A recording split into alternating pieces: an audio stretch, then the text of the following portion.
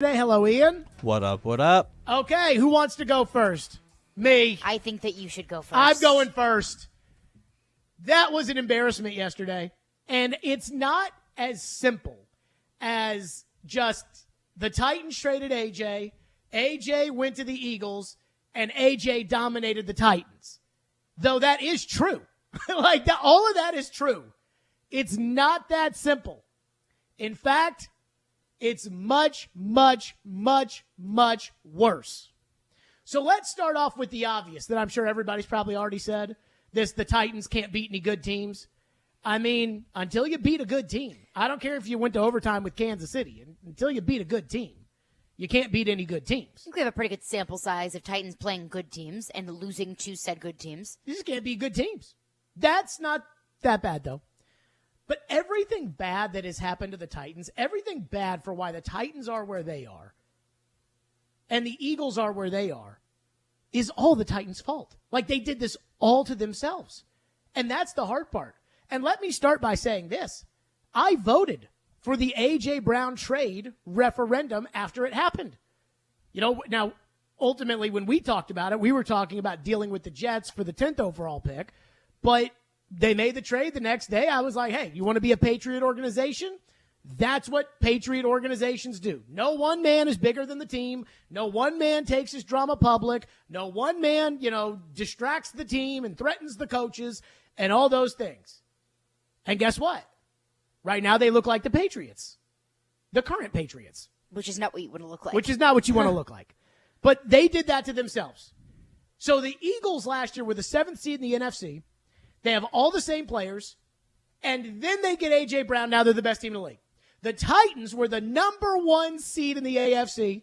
They trade away A.J. Brown, and now they're going to be the 4 seed, but honestly probably the 6th best team in the conference. That's not an accident. They did that to themselves. Secondly, the coaching. We knew they had a bad special teams coach. We've been talking about that for forever. It's obvious. Special teams was bad last year. Special teams was bad the year before that. Special teams has been horrible, and it was horrible yesterday. I mean, even Vrabel banging on the punter today and Vrabel banging on the field goal block unit, which again screwed up once again. But they knew that. We all knew they didn't have a good special teams coach. Well, they've never done anything about that. So who did that to themselves? They did. Then offensive coordinator. And the offense, honestly, coordinator was not the biggest problem I had yesterday with the Titans. But offensive coordinator.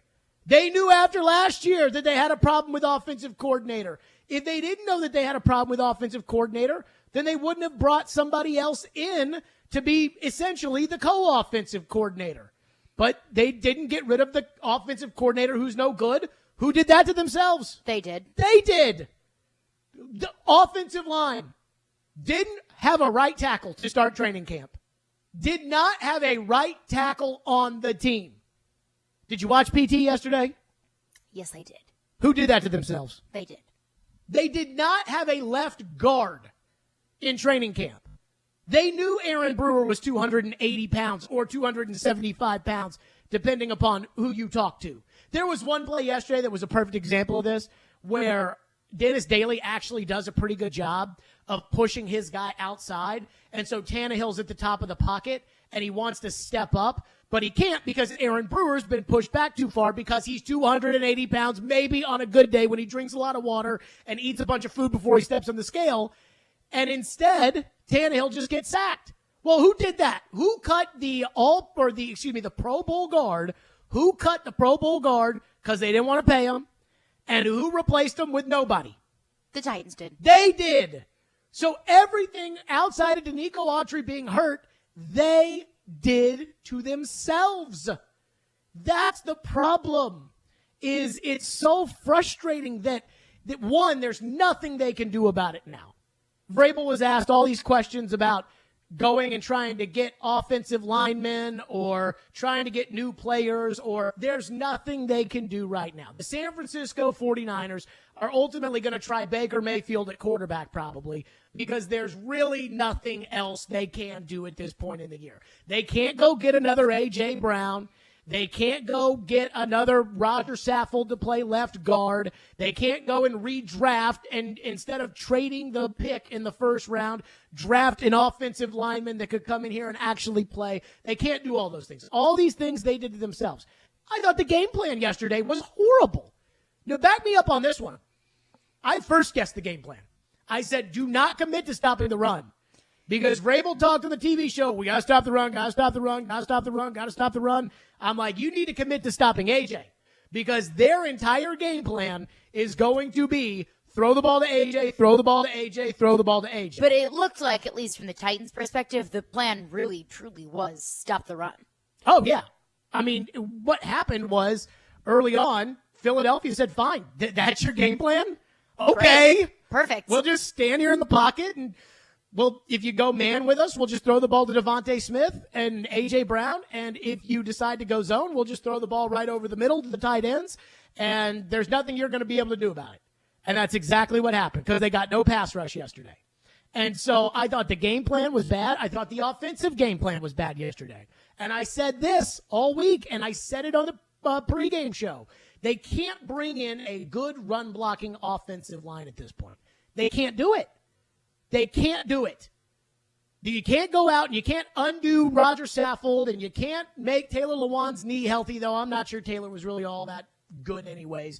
You can't go out and get a right tackle. You can't do all those things. You can't go back to free agency and sign Morgan Moses for $15 million over 3 years who started for the Ravens.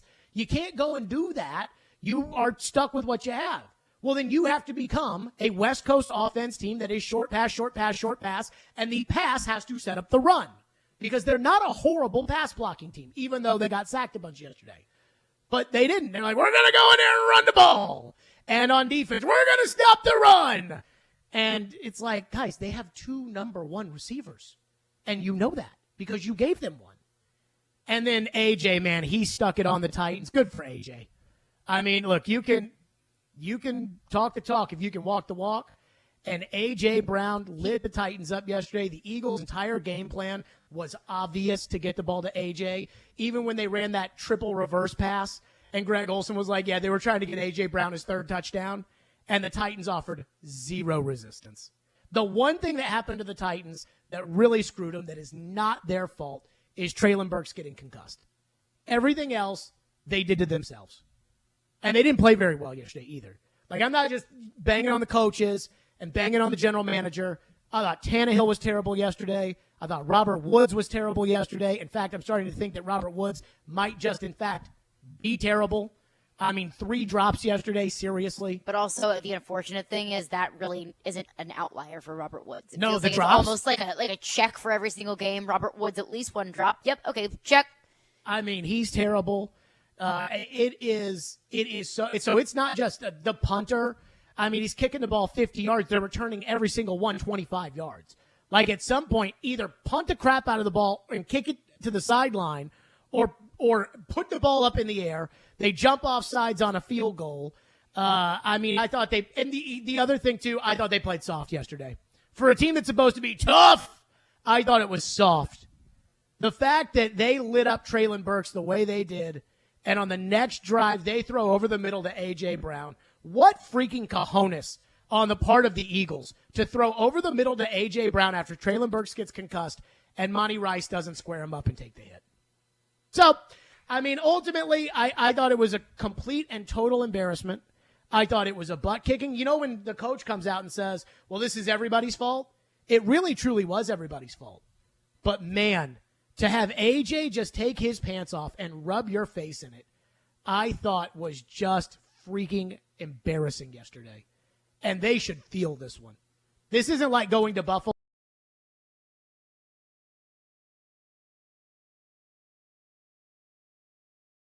Gave them the reason why they're better. And that's frustrating. And that's embarrassing. And they use that against you. Oh, yeah. I spent all week telling you all, Sirianni is going to build the game plan around A.J. Brown. That they are going to make sure that they get the ball to A.J. Brown. That A.J. doesn't have to go to Sirianni and tell Sirianni, hey, I want the ball. And Sirianni doesn't necessarily have to tell Jalen Hurts, hey, we're getting A.J. the ball. Even though they probably all did communicate that. Mm-hmm. You knew that's what they were going to do. That's why I said in Jared versus Joe on Wednesday, I'm like, yeah, if I'm Vrabel, the game plan, I'm not letting A.J. Brown embarrass me. And that takes me back to the other point, which is, how mad do you think everybody would be if it was Devontae Smith that went off as opposed to A.J.? I mean, still mad, but it's a different kind of mad. It's you just the better team went out there and won that day. Yep. It was just, a really good player beat you. But in this case, it was a really good player beat you. And oh, by the way, you just traded him a few months ago. Yep. And you haven't been able to find a way to replace him. So it's bad with an extra layer of just bitterness about that decision. And that's why when you asked last week, do you think that they regret the trade or not? I said, yes, I think that they regret it on Friday. And how much more do you think they regret it today? Oh, I mean, again, I think the Titans will stand by the idea that, no one man is going to negotiate with us in the public, and that Treylon Burks, the one thing I think the Titans are going to hold on to. But give me the behind closed doors thought. Well, I think the Titans right now are going to hold on to hey, if Treylon hadn't gotten concussed on a dirty hit, which, by the way, was a dirty hit. Dirty. They should have tossed the guy from the game. But I think the thing they're saying is if Treylon Burks didn't get hit, and if our pass rush had been a little bit better, and if. And the officiating yesterday was horrendous. It truly was. I mean, it was probably worse than Jerome Boger. And all those, those are probably the things they're saying. I mean, Tannehill missed wide open guys. And I'm not talking about, had the guy wide open and saw it and delivered it, but the ball was high. I mean, there were certain plays where he got sacked, where he tried to roll out of the pocket. Chikakonko was running wide open down the middle of the field, just waving his hand in the air. I mean, and that happened multiple times. I thought Tannehill was awful yesterday. And that's going to be buried as, number 19 on the list. Mm-hmm. But those are the things behind closed doors they're saying. That's what I can venture to guess. But here's the real question. And we will get to your phones, your reaction to A.J. Brown just rubbing the Titans' faces in it. And again, A.J.'s not the only reason they lost, but it is the number one reason. And that game was personal, and it was the Titans totally collapsed yesterday. Soft. And that's the most damning thing I can say about a Mike Vrabel team is the way that they just didn't compete yesterday. The way they didn't punch back at all in any regard other than Andrew Adams twisting A.J. Brown's ankle, which I don't have a problem with. 615-737-1025 is our phone number, 615-737-1025. You bring up the interesting question about what do you think they're actually saying behind closed doors. I do wonder, how do you think Amy Adams-Strunk feels about this? How do you think Amy Adams-Strunk should feel? Do you think that they can just talk to her and just tell her, hey, offensive line, we lose our left tackle, and they rushed us, and, our game plan was to stop their run because Hurts, there's questions about, and they delivered the ball, and the officiating, and Treylon Burks, and all that, or what do you think they really said?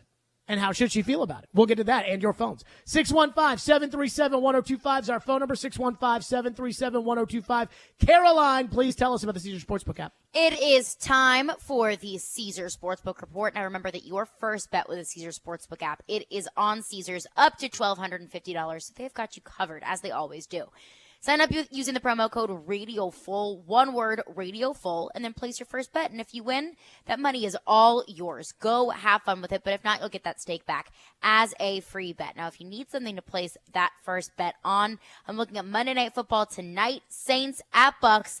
The Caesars Sportsbook app has an odds boost going on tonight. The Saints win and Alvin Kamara over 99.5 rushing and receiving yards total tonight at plus 400 odds. I'd be looking at that one, but if you don't like that parlay, you can make your own. Just do it with the Caesars Sportsbook app. Open to New Year's in Tennessee who are 21 or older. If qualifying bet loses, bet amount returned as a credit. Must use within 14 days. See Caesars.com/promos for full terms. Gambling problem? Call or text the Tennessee Red Line at 1-800-889-9789. Caesars Sportsbook. You bet, you get. College football. Touchdown, Georgia. Nice catch and move by Holton. Touchdown.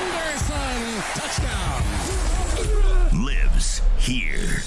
Don't miss every exciting play each Saturday. Into the end zone. Touchdown to the freshman, Dane Key. It's all presented by Twin Peaks, your home of 20-degree drafts and wall-to-wall sports, and by Superbook Sports on 102.5 and 106.3 The Game and the Game Nashville app.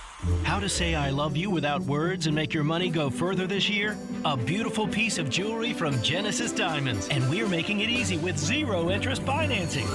That's right. While interest rates are on the rise everywhere else, at Genesis Diamonds, we're lowering rates all the way down to 0% with zero down. This is in addition to Genesis' amazing, unbeatable value prices. How about a 5-carat diamond bracelet for only $85 a month? Or a luxury pre-owned Rolex Submariner or Datejust? Pay nothing down and spread the cost over 5 years. Everything's included in this amazing holiday offer, but this is only through December 12th, so shop early. Unique designer jewelry, colored gemstones, classic diamond studs, handcrafted engagement rings starting as low as $35 a month with zero down. Even our GIA certified diamonds are included. Let Genesis help you find that remarkable gift for the season and enjoy low payments and 0% financing for 5 years with no money down. Merry Christmas from Genesis Diamonds, Green Hills and Cool Springs on approved credit. Open Sundays till Christmas.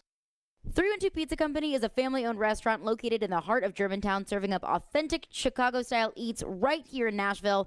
312 Pizza Company only uses the best all-natural ingredients and makes everything in-house from scratch every single day. And trust me, you can taste the difference. They've got deep dish pizza, thin crust pizza, their Italian beef. You'll taste the freshness. Stop in for a pint of local beer and a slice of pizza, or order online at 312pizzaco.com. 312 Pizza Company, Nashville's authentic Chicago pizzeria.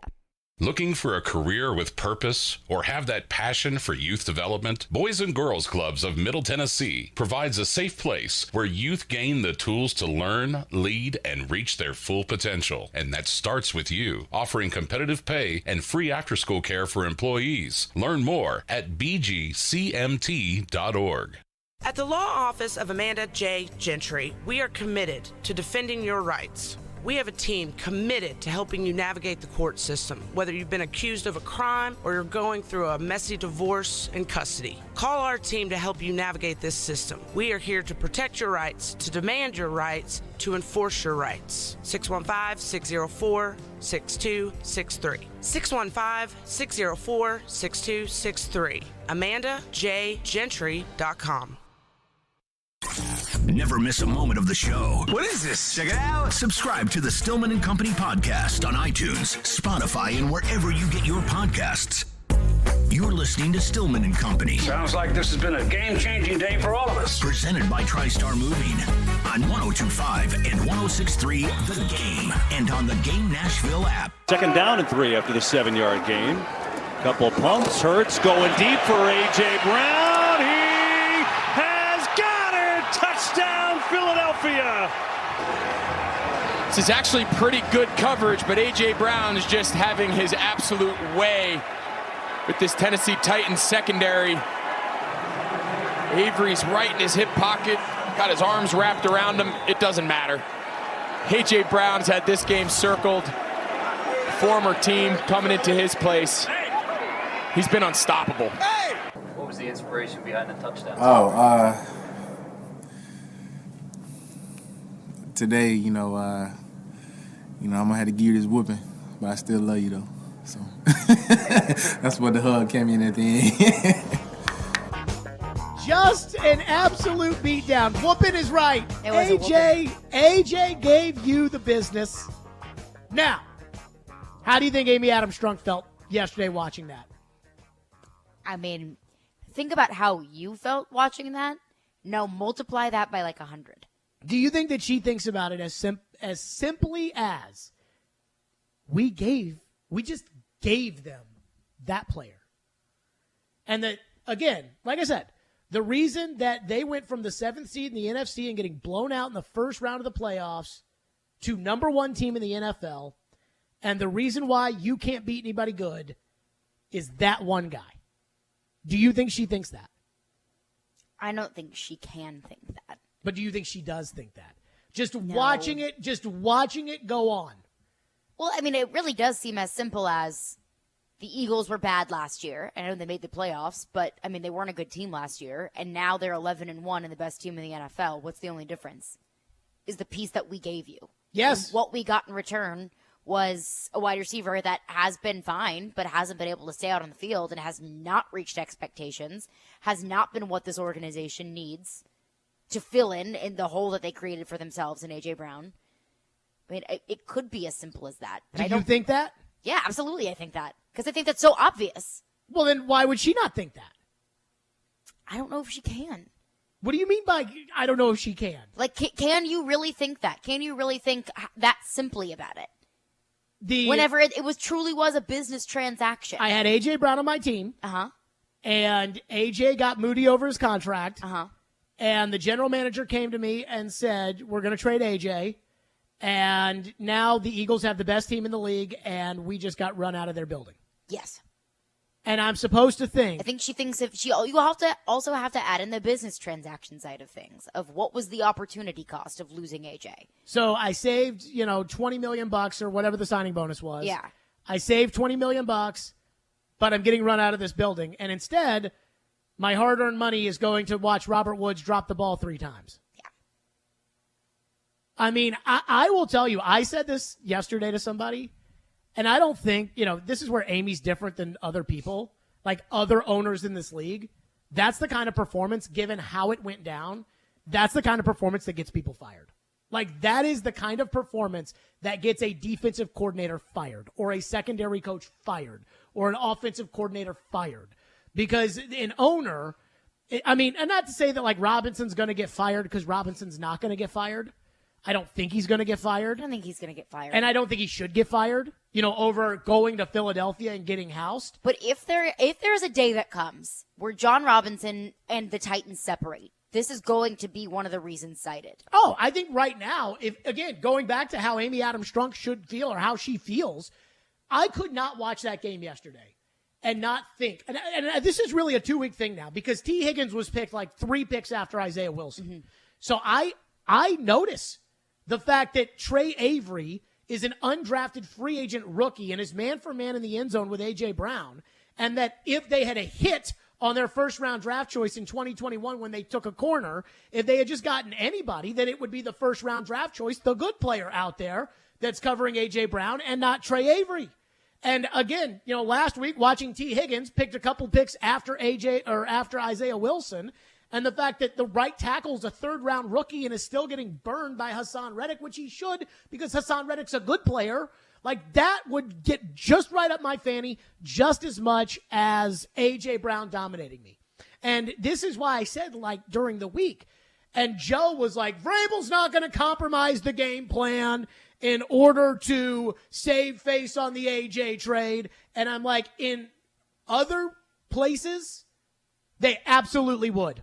They would have realized very early on after the first drive where Philadelphia made it obvious that the Titans could not stop them if they were going to throw the ball, that the entire defensive coaching staff and the head coach would have said, we're selling out to not let A.J. embarrass. We're going to lose. We're selling out so that A.J. doesn't embarrass us, because if you had a more reactive owner that takes things more personally, there's a chance that we could get fired over this. And, this is, again, if Devontae Smith went off yesterday, and he kind of did, and nobody talks about it, Devontae Smith went off yesterday. He's a really good player. And yet nobody talks about it, and yet you turn on the TV, any sports channel you put on yesterday was talking about A.J. embarrassed the Titans. It's like, they didn't want to pay A.J. Well, because that's the drama. That's the point. That's why you don't let it happen if you're the coach. You have to understand outside the bubble. You have to know that. And Vrabel didn't. If I didn't know better, I would say that Vrabel's game plan, which I first guessed and kind of knew, this was what was going to happen, the game plan was to make Robinson look bad. Because that's what happened. You want to explain how else? A.J.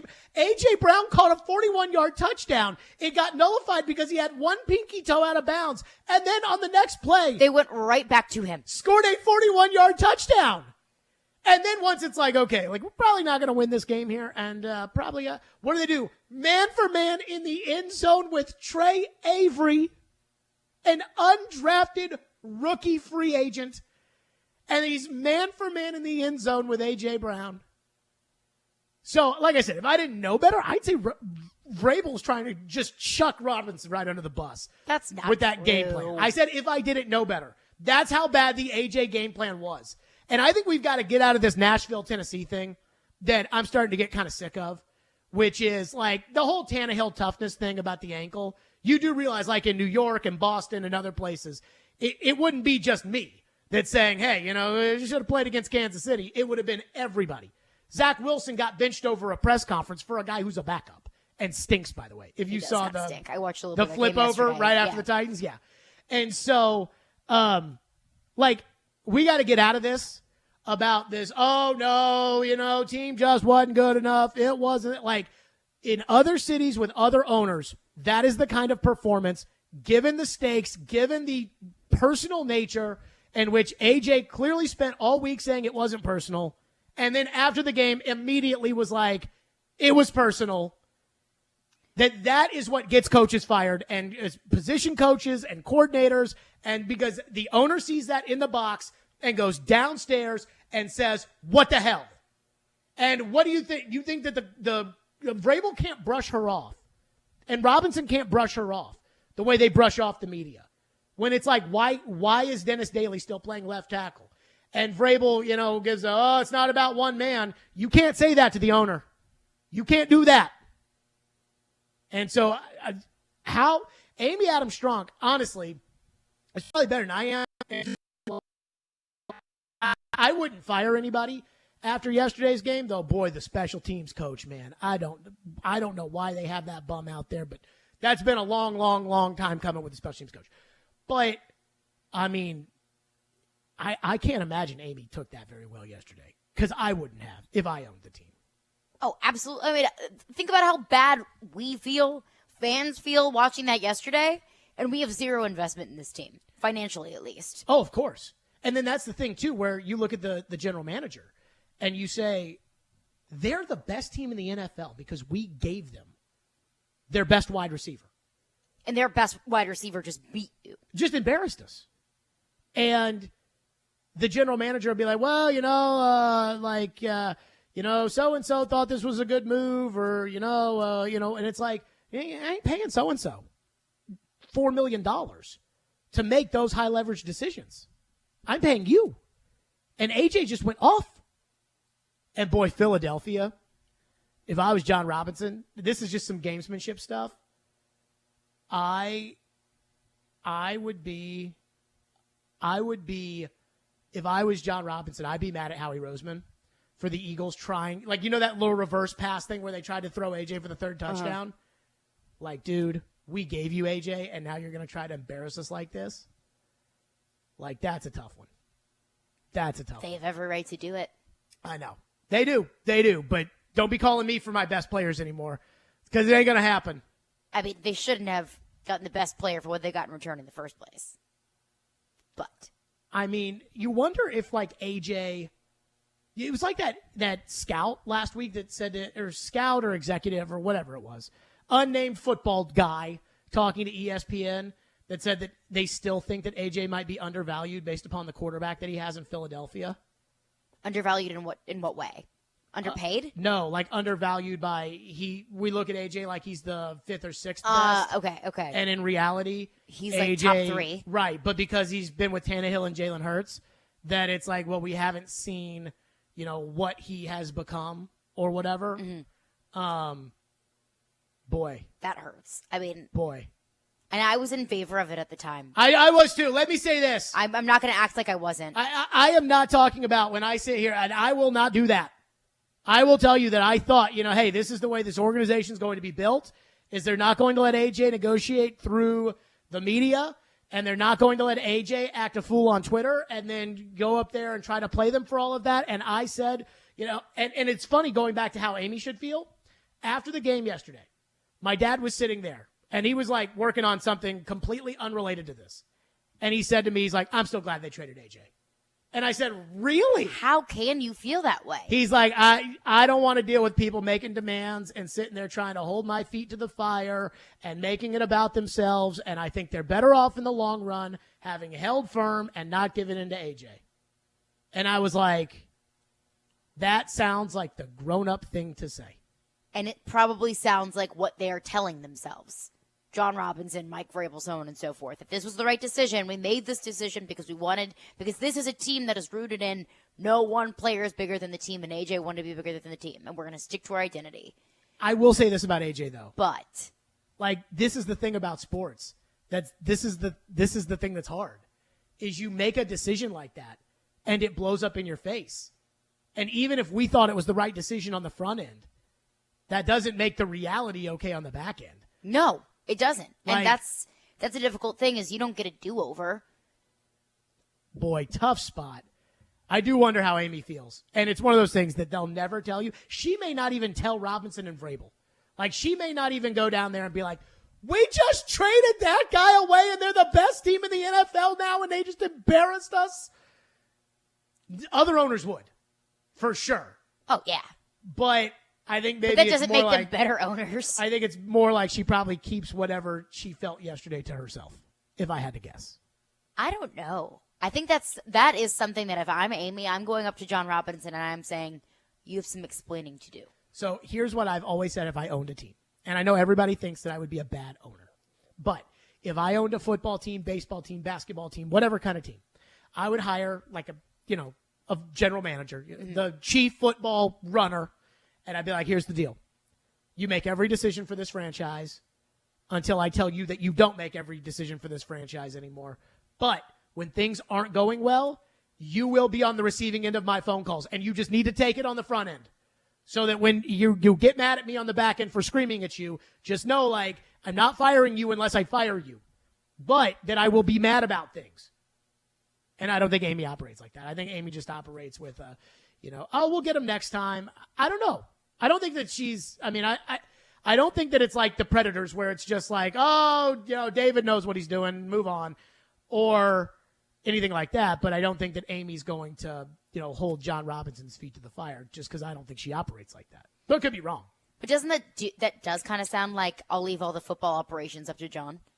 If she's more hands off. Well, she has to be. Right. That's how I would feel. But don't you have to go to at a certain point, at a crossroads like this, when you made a massive decision to trade one of your best players, and then you turn around a few months later and he beats you? Isn't that a circumstance in which you have some explaining to do? Oh, I think there's some explaining that needs to be done. But there won't. But there won't be publicly, maybe privately. I don't know. It won't be publicly. No. Let's get to your phones on this next. 615-737-1025 is our phone number. 615-737-1025 if you want to weigh in here on the program. Stillman and Company. Again, it is a Titans Monday, and it's a tough one today. That was a tough one. 615-737. By the way, AJ, boy, he didn't hold back after the game. Catch the Eddie George Show featuring Jonathan Hutton on 102.5, 106.3 tonight at 6 o'clock. Live from 6th and Peabody, the Eddie George Show is brought to you by Low T Centers and Xander Insurance. Xander gives you more options. More options means more savings for you. Free quote at xanderinsurance.com. ESPN Titans NFL Nation reporter Teron Davenport brings knowledge. 3 touchdowns. He was processing, getting rid of the ball quickly. Passion. Make no mistake about it. He absolutely has to hit the ground running. And expertise on the two-tone blue and the NFL. Join TD every Monday at 11, Thursdays at 3, and Friday morning at 8 for all the latest on your favorite team. Teron Davenport is presented by Craneworks on 102.5 and 106.3 The Game and the Game Nashville app. Christmas shopping is in full swing at Electronic Express. Come into our convenient locations for great deals on all of your favorite brands like Samsung, Microsoft, LG, Sony, Apple, and more. Electronic Express has huge savings in every department. 4K TVs, computers, appliances, smart home, headphones, gaming, and more. Save up to 40% with up to 48 months free financing. Shop in-store or online at electronicexpress.com and get free express delivery on most items. Electronic Express, we make Christmas happen.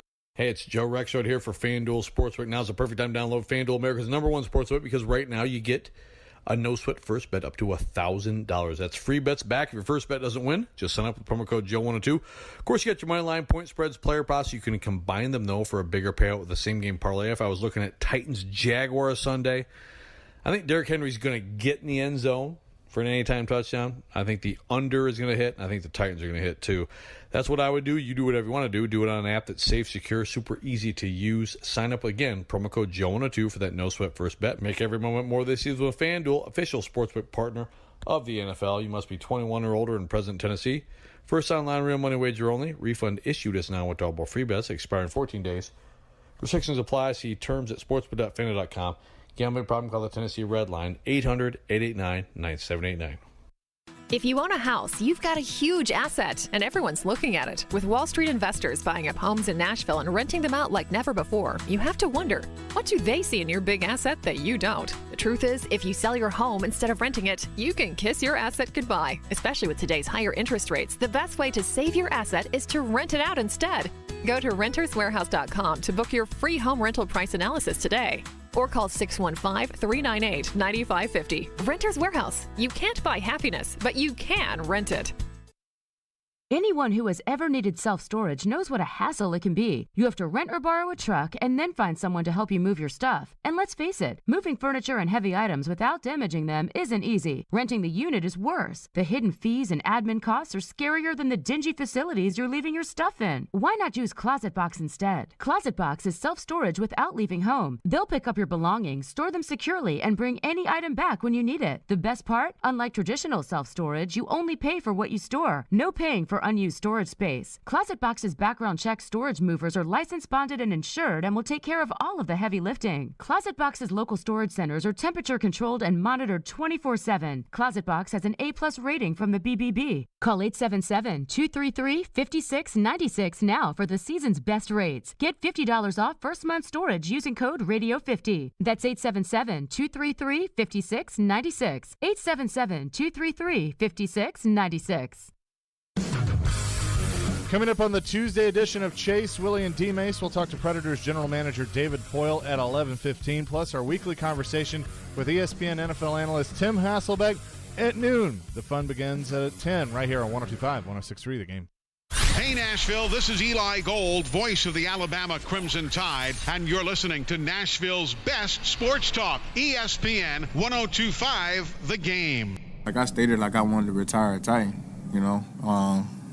and I tried to do everything in my power to remain a Titan, but, it's a business once again, and in that situation I had to grow up, First of all, I need to stop saying that, it's a business, but of course, like I told him I wanted to retire there and end up getting traded, and, I just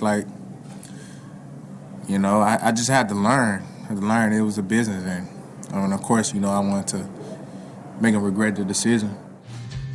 AJ yesterday. Boy, AJ was on one after the game yesterday, and there's no way, even though they didn't just lose because of AJ, there's no way to not make the story be about AJ. I mean, also you could make the argument, no, they didn't just lose because of AJ, but AJ had a monster day. AJ did. The whole game plan for Philadelphia, in my opinion, was, put together for AJ. You remember how the Titans spent all week saying we're going to take away the run? And take away the run, take away the run, take away the run. Do you know how many times Miles Sanders touched it in the first half? How many? 3. 3 runs for Miles Sanders. The Eagles weren't trying to run the ball. If they were trying to run the ball and then adjusted off of it, they would have run it at least 5 times on the first drive and then said, well, we can't do this anymore. But to your phones, phone lines are driven by WilsonCountyHyundai.com on Titans Monday. Steven has been waiting patiently and is up next. Thank you for calling. Go ahead, Steven. Hey, good afternoon, Jared. I am not angry at yesterday's game. I'm indifferent. I don't care. This Titans team is the same as the Stanley Cup Preds team. They think they're smarter than everybody else, so they're going to do something different. Then they're going to continuously, year after year after year, overachieve in the regular season, disappoint in the postseason, to now, as the Preds. No confidence in Hines, no confidence in Poyle. Same thing with the Titans. The Titans are going to have to get 20 to 30% new O-linemen this offseason. Zero confidence J-Rob will be able to do it. They need new wide receivers. Zero confidence J-Rob can find them. This offense is broken. Zero confidence Todd Downing can fix it. So why do you have zero confidence that the Titans can do things, that John Robinson can do things that he's already done? He found one O-lineman. He's found one wide receiver in 6 years. That's why. Why? I don't believe that. I mean, I hear you, but I don't believe that. He signed Ben Jones, who's been a good offensive lineman for a while here. He drafted Jack Conklin in the first round, who was an All-Pro. He signed Roger Saffold. He drafted Nate Davis. He was gone after 4 years. That doesn't mean that he wasn't a good player, though. Like, I mean, and I know what you're saying. Like, I hear your frustrations. I just don't think that they're fair. You know, if you want to sit there and say that David Poile can't develop forwards, there is legitimate 25 years worth of proof for that. But John Robinson is literally he's missed on offensive linemen, but he's hit on them. He's hit on receivers. Thank you for your call, Steven. I mean, the one thing that we can't do with John Robinson, and everybody, in my opinion, is entitled to be mad at John Robinson today. In fact, John Robinson probably expects everybody to be mad at him today. And they should be mad at him today. Yeah. I mean, I hate to break it to you, but at the same time, you can't say things like, oh, he can't find offensive linemen, because he has found them before. He didn't find them this year, but he has found them. And PT's probably going to be a fine right tackle for the next 4 years after this year. Like, not to say that he's good, but he'll probably be okay. But you say, like, oh, I have no faith he's going to find them. He's done it before. You say, oh, I have no faith he's going to find wide receivers. The wide receiver that just went bananas yesterday, he drafted in the second round. Like, he drafted after the New England Patriots drafted N'Keal Harry. He drafted AJ. So he can do it. It's just yesterday, man, boy. I don't think the Titans and Predators comparison is fair. The Titans overachieved going to the AFC Championship game. And the Titans, that Ravens game was probably a toss-up, and then Tannehill cost them the game last year. And also, to your points, I think that fans are getting frustrated because it comes to a point where John Robinson needs to start hitting in the draft now and not talking about the hits that he did make a few years ago or going to the AFC Championship game a few years ago. But see, I those kind things of need think to start coming into fruition year after year after year. So, I kind of think that John Robinson actually did a pretty good job drafting this year. Burks, it looks like he might be pretty good. But the AJ trade eclipses all of that. The Burks trade looks like it will be pretty good. I mean, I think Burks is a great player. It's great, just might be a stretch, but he's got the potential. Not helping them this year. Well, I mean, it is. It's just, what they need is they need Burks and AJ together is what they really need. Ed is up next on John Robinson. Thank you for calling. What you got, Ed? I mean, where do I start?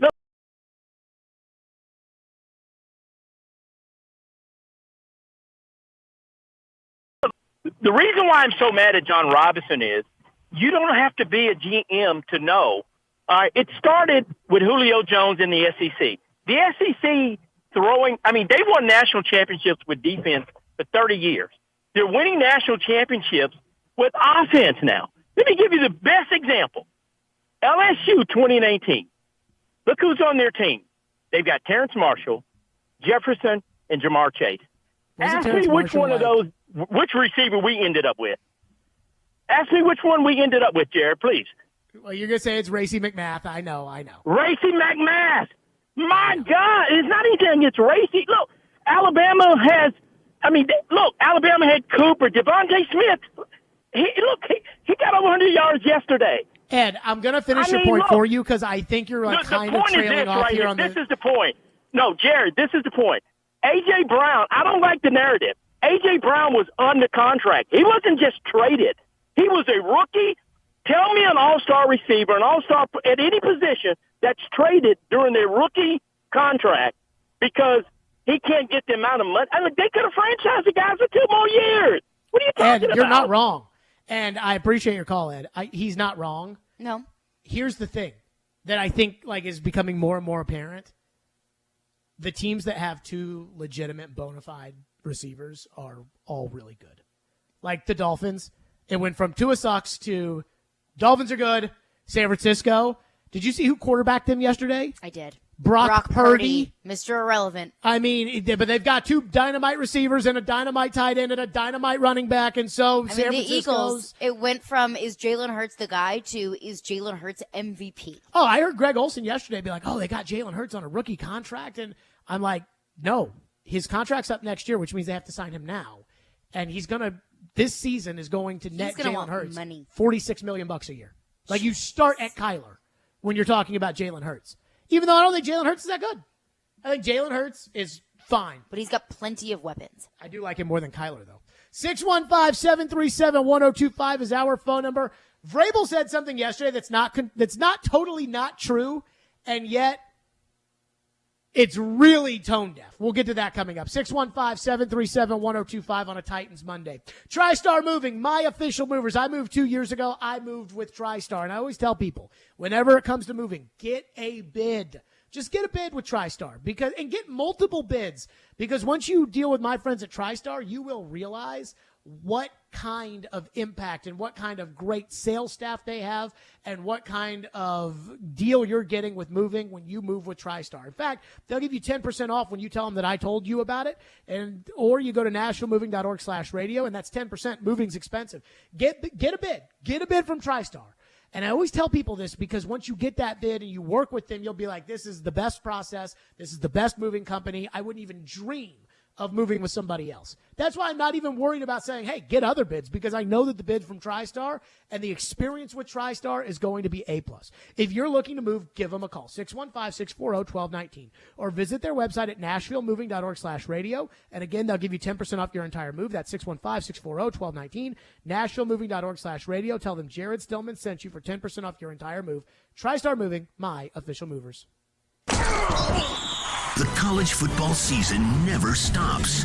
ESPN college football analyst Trevor Manich joins Stillman and Company every Tuesday at 4:30. They've got to do what Nick Saban in Alabama has done so successfully over the last 10 years. Presented by Houston Clinic Orthopedics on Nashville's best sports talk, 102.5 and 106.3 The Game and the Game Nashville app. From the Fox 17 News Code Red Weather Center.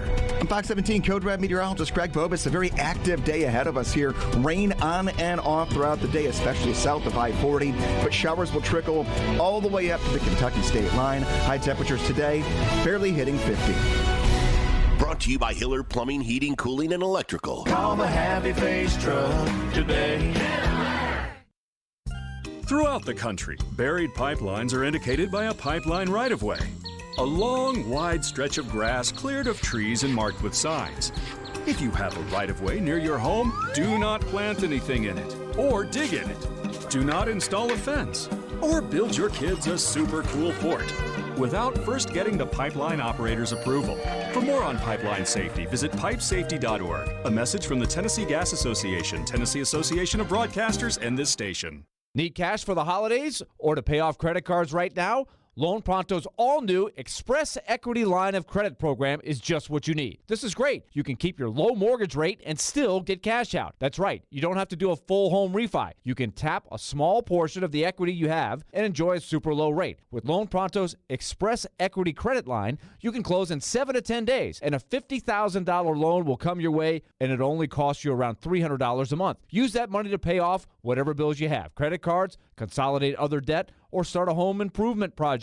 With Loan Pronto, you can access up to 95% of your home's equity, and 9 out of 10 homeowners won't even need the appraisal. Even if you did a total refi recently or just bought your home, you can tap the equity with this fast, easy program. Do it now before the holidays. Call Loan Pronto, 615-499-5780. That's 615-499-5780, or go to loanpronto.com. Equal housing lender, NMLS 166-1781, subject to lender approval. Robbie Stanley. To avoid non-contact injuries and not repeat last year. Joe Rexroad. Just wait until next year's national TV schedule comes out. Robbie and Rexroad. Mornings from 6 to 10 on Nashville's best sports talk. ESPN 102.5 and 106.3 The Game, and on the Game Nashville app. You're listening to Stillman and Company. Presented by TriStar Moving. 102.5 and 106.3 The Game, and on the Game Nashville app. Well, it's not about AJ. AJ had a good game. We can't give up big plays on defense. We tried to make them earn it coming into the game, and we clearly weren't able to.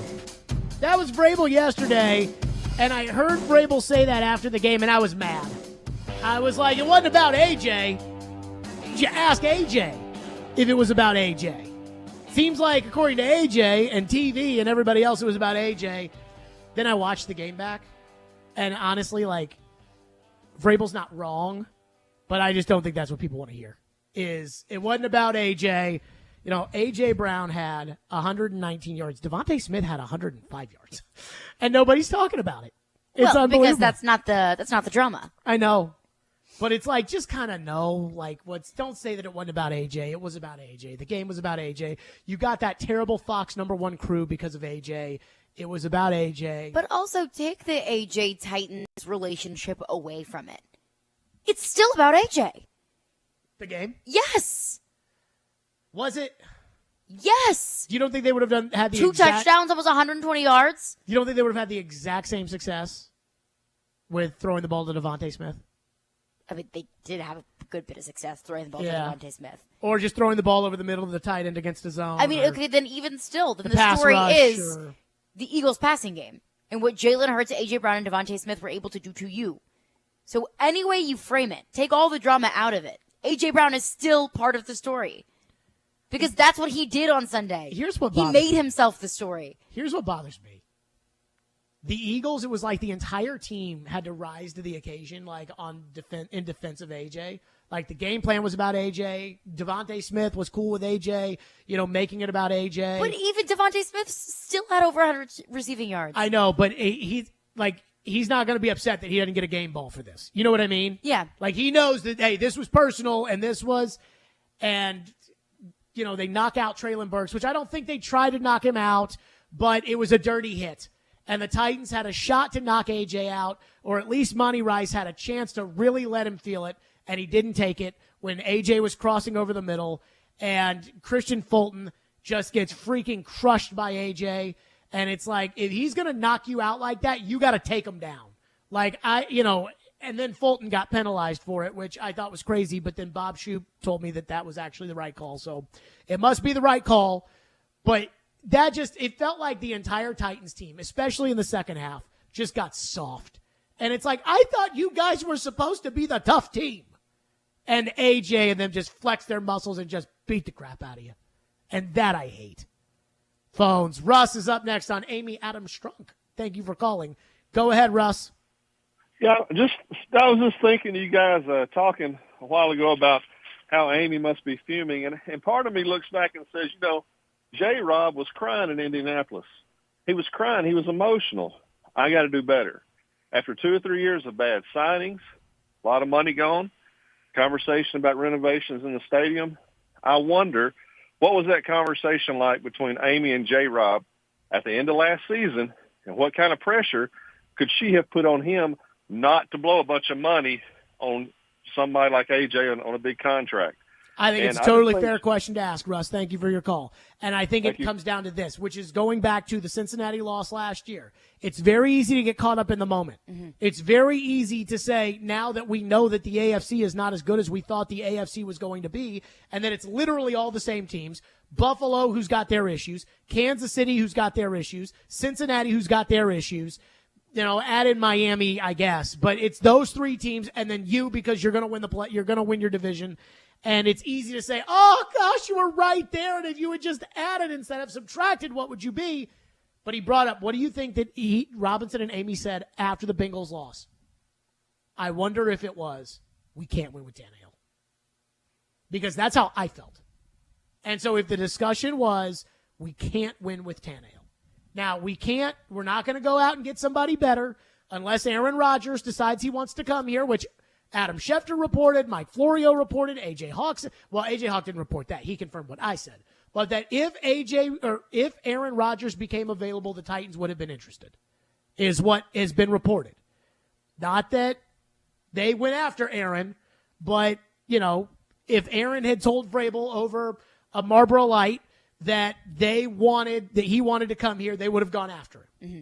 So if you're Amy and you say, well, what do we do? And the general manager says, I love Tannehill, but I can't win with him, which is exactly how I felt at that time, then what are you going to say? Like, is it worth it to spend all this money on receivers and offensive linemen and all these other things when in reality, at the end of the day, we know that they can't get over, and I'm talking about, from their perspective, that they can't get over the hump when it comes to Joe Burrow, Patrick Mahomes, Josh Allen. And if that was the decision that was made in February or March, then it makes sense. But they did try to sign AJ, so. But also, at what point do you have to start collecting pieces around what will be your future quarterback? Right. That's a very fair point. Because even though, let's say the Titans get out of the Tannehill deal after this year, and I don't think they will because I don't think they can do better than Tannehill or, do better enough than Tannehill. And they're not going to be in a position to draft a quarterback. No. So you're kind of stuck there with Tannehill. If you had tried to, you try to put pieces around the next quarterback, then you could find somebody that I guess could come in. I don't know. Michael's up next here on A.J. Brown. Thank you for calling. Go ahead, Michael. Hey, guys. Thanks for taking my call. I remember at the end of last week, y'all were talking about how A.J. versus Treylon, and in accordance to, being able to get some pull with the refs on getting calls. I think that was on full display with the hit that knocked Treylon out, because if you switch the positions and put, say, Andrew Adams does the exact same thing to A.J. and knocks him out, he's getting ejected. He might even face a suspension for the next game. And I thought that was on full So display. I thought that it was an ejectable hit. Thank you for your call, Michael. I thought it was an ejectable hit. I don't think that it was Epps got dirty. I don't think that there was any star or non-star treatment there. I think that was a freaking bozo crew yesterday is what I thought it was. I thought it was a freaking bozo officiating crew all around. Did you see the hold they called on Jason Kelce yesterday, where he just had his hands on the guy's back and the guy fell down? I forget who it was. The guy fell down and they fired off a flag. Or the roughing the passer call that was so on stupid. Mario Edwards yesterday. Or even the one on Bud Dupree. I thought Bud hit him in the chest and not in the head. But they called the hit to the head, and then that just sets Philadelphia up for a touchdown. I mean, the false starts and stuff, that was Philadelphia and the Titans' fault. That wasn't bad officiating. And there's a pass interference call in there that I was like, what? The one on Fulton on the AJ touchdown? No. I'll have to go back and see which one it was. There was one that I thought was pretty weak. I can't remember what you're talking about, but I just thought, so to sit there and say hey, that bozo, or that they would have thrown, I don't think they would have thrown out Andrew Adams if he had hit A.J. Brown in the head like that, because I think that bozo crew was so bad that there's no telling what they would or would not have done. That crew yesterday, boy, I'll tell you, they were awful. It was bad. They were awful. And I don't know, Vrabel said after the game yesterday that they had just put this crew together, and then was asked why they had just put this crew together, and then did the whole go ask the pool reporter to talk to the referee kind of thing, which I did think that we needed a pool report after yesterday's game about why they did not eject Epps for hitting Burks in the head. 615-737-1025. I see your phones. We're back to them. 615-737-1025 on a Titans Monday, a reaction Monday, and I feel like it might be too early to say this, but I'm worried. And I'll tell you what I mean by what's too early. I still think it might be too early. You all are saying it, but I think it might be too early. We'll get to that next. Stillman & Company, 102.5, 106.3 The Game. You love the game. The doors on the board. Touchdown at TSU. We live the game. Going up against that defense, he can make some plays and take that next step. We are. Score by Matt A gunny performance. Do your job. And the Tigers regain the lead. The Game. Nashville's best sports talk, 102.5 and 106.3 The Game, and the Game Nashville app. ElectronicExpress.com. We make it happen. When Smashville wants to rock.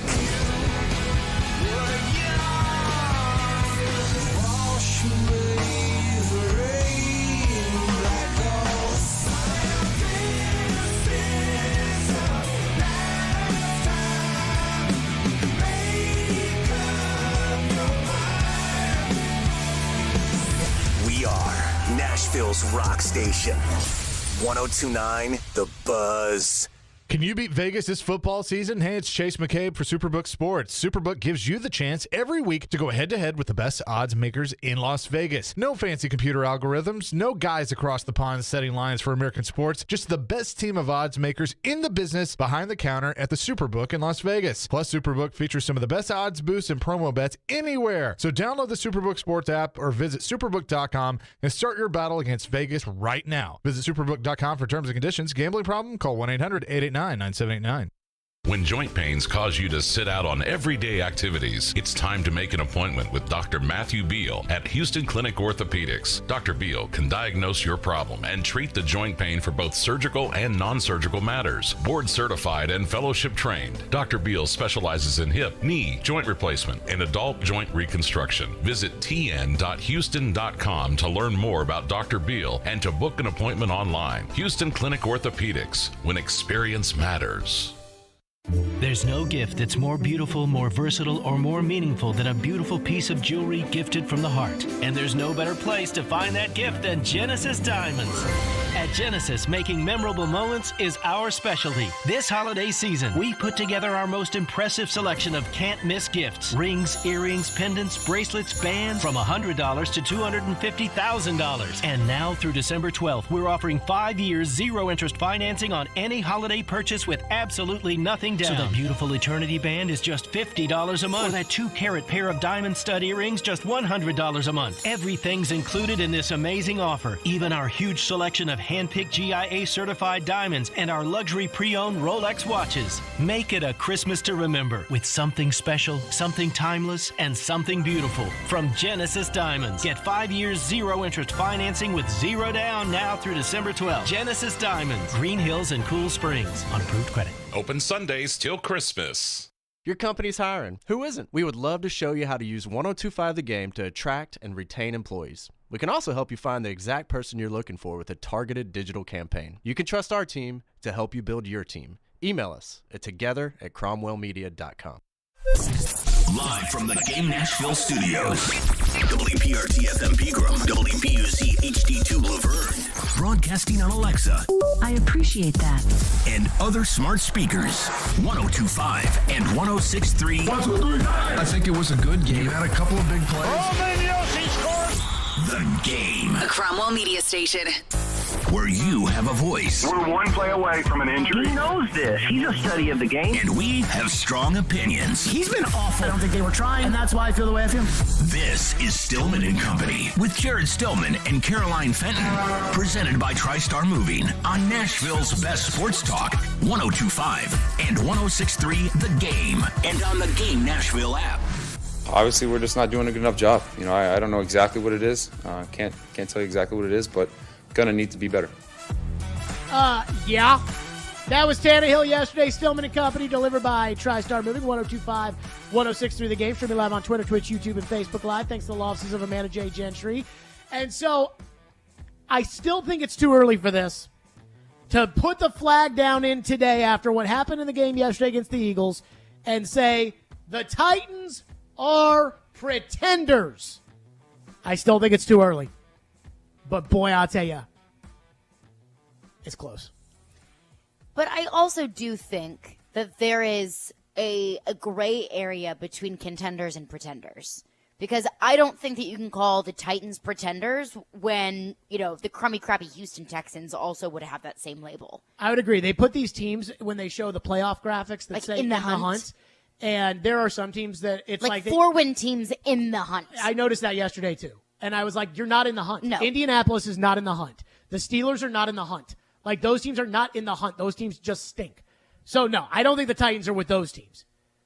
But they're also not with the Eagles and the Bills and the Bengals. Legitimate contenders. Even though they contended right down to the wire last week with the Bengals.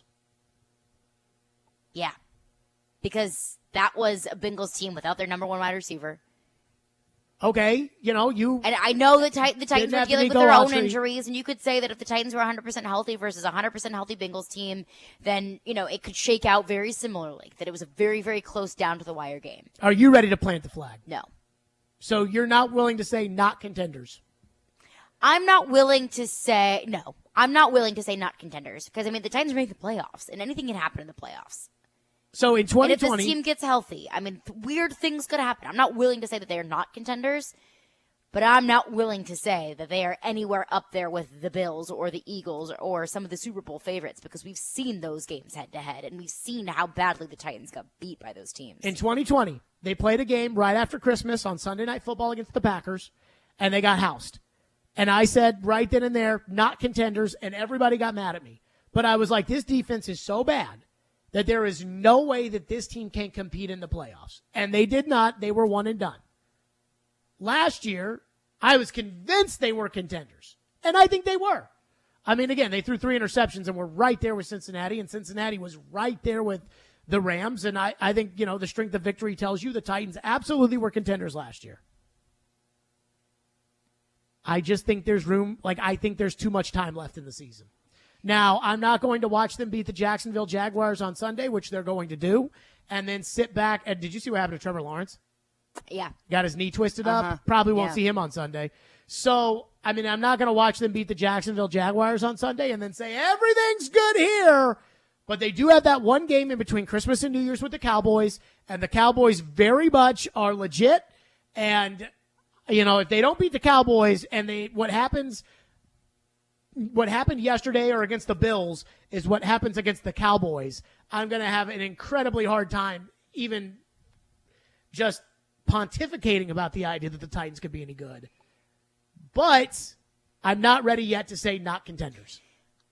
I don't think I'll be able to say not contenders until the Titans play every quote-unquote contender on their schedule.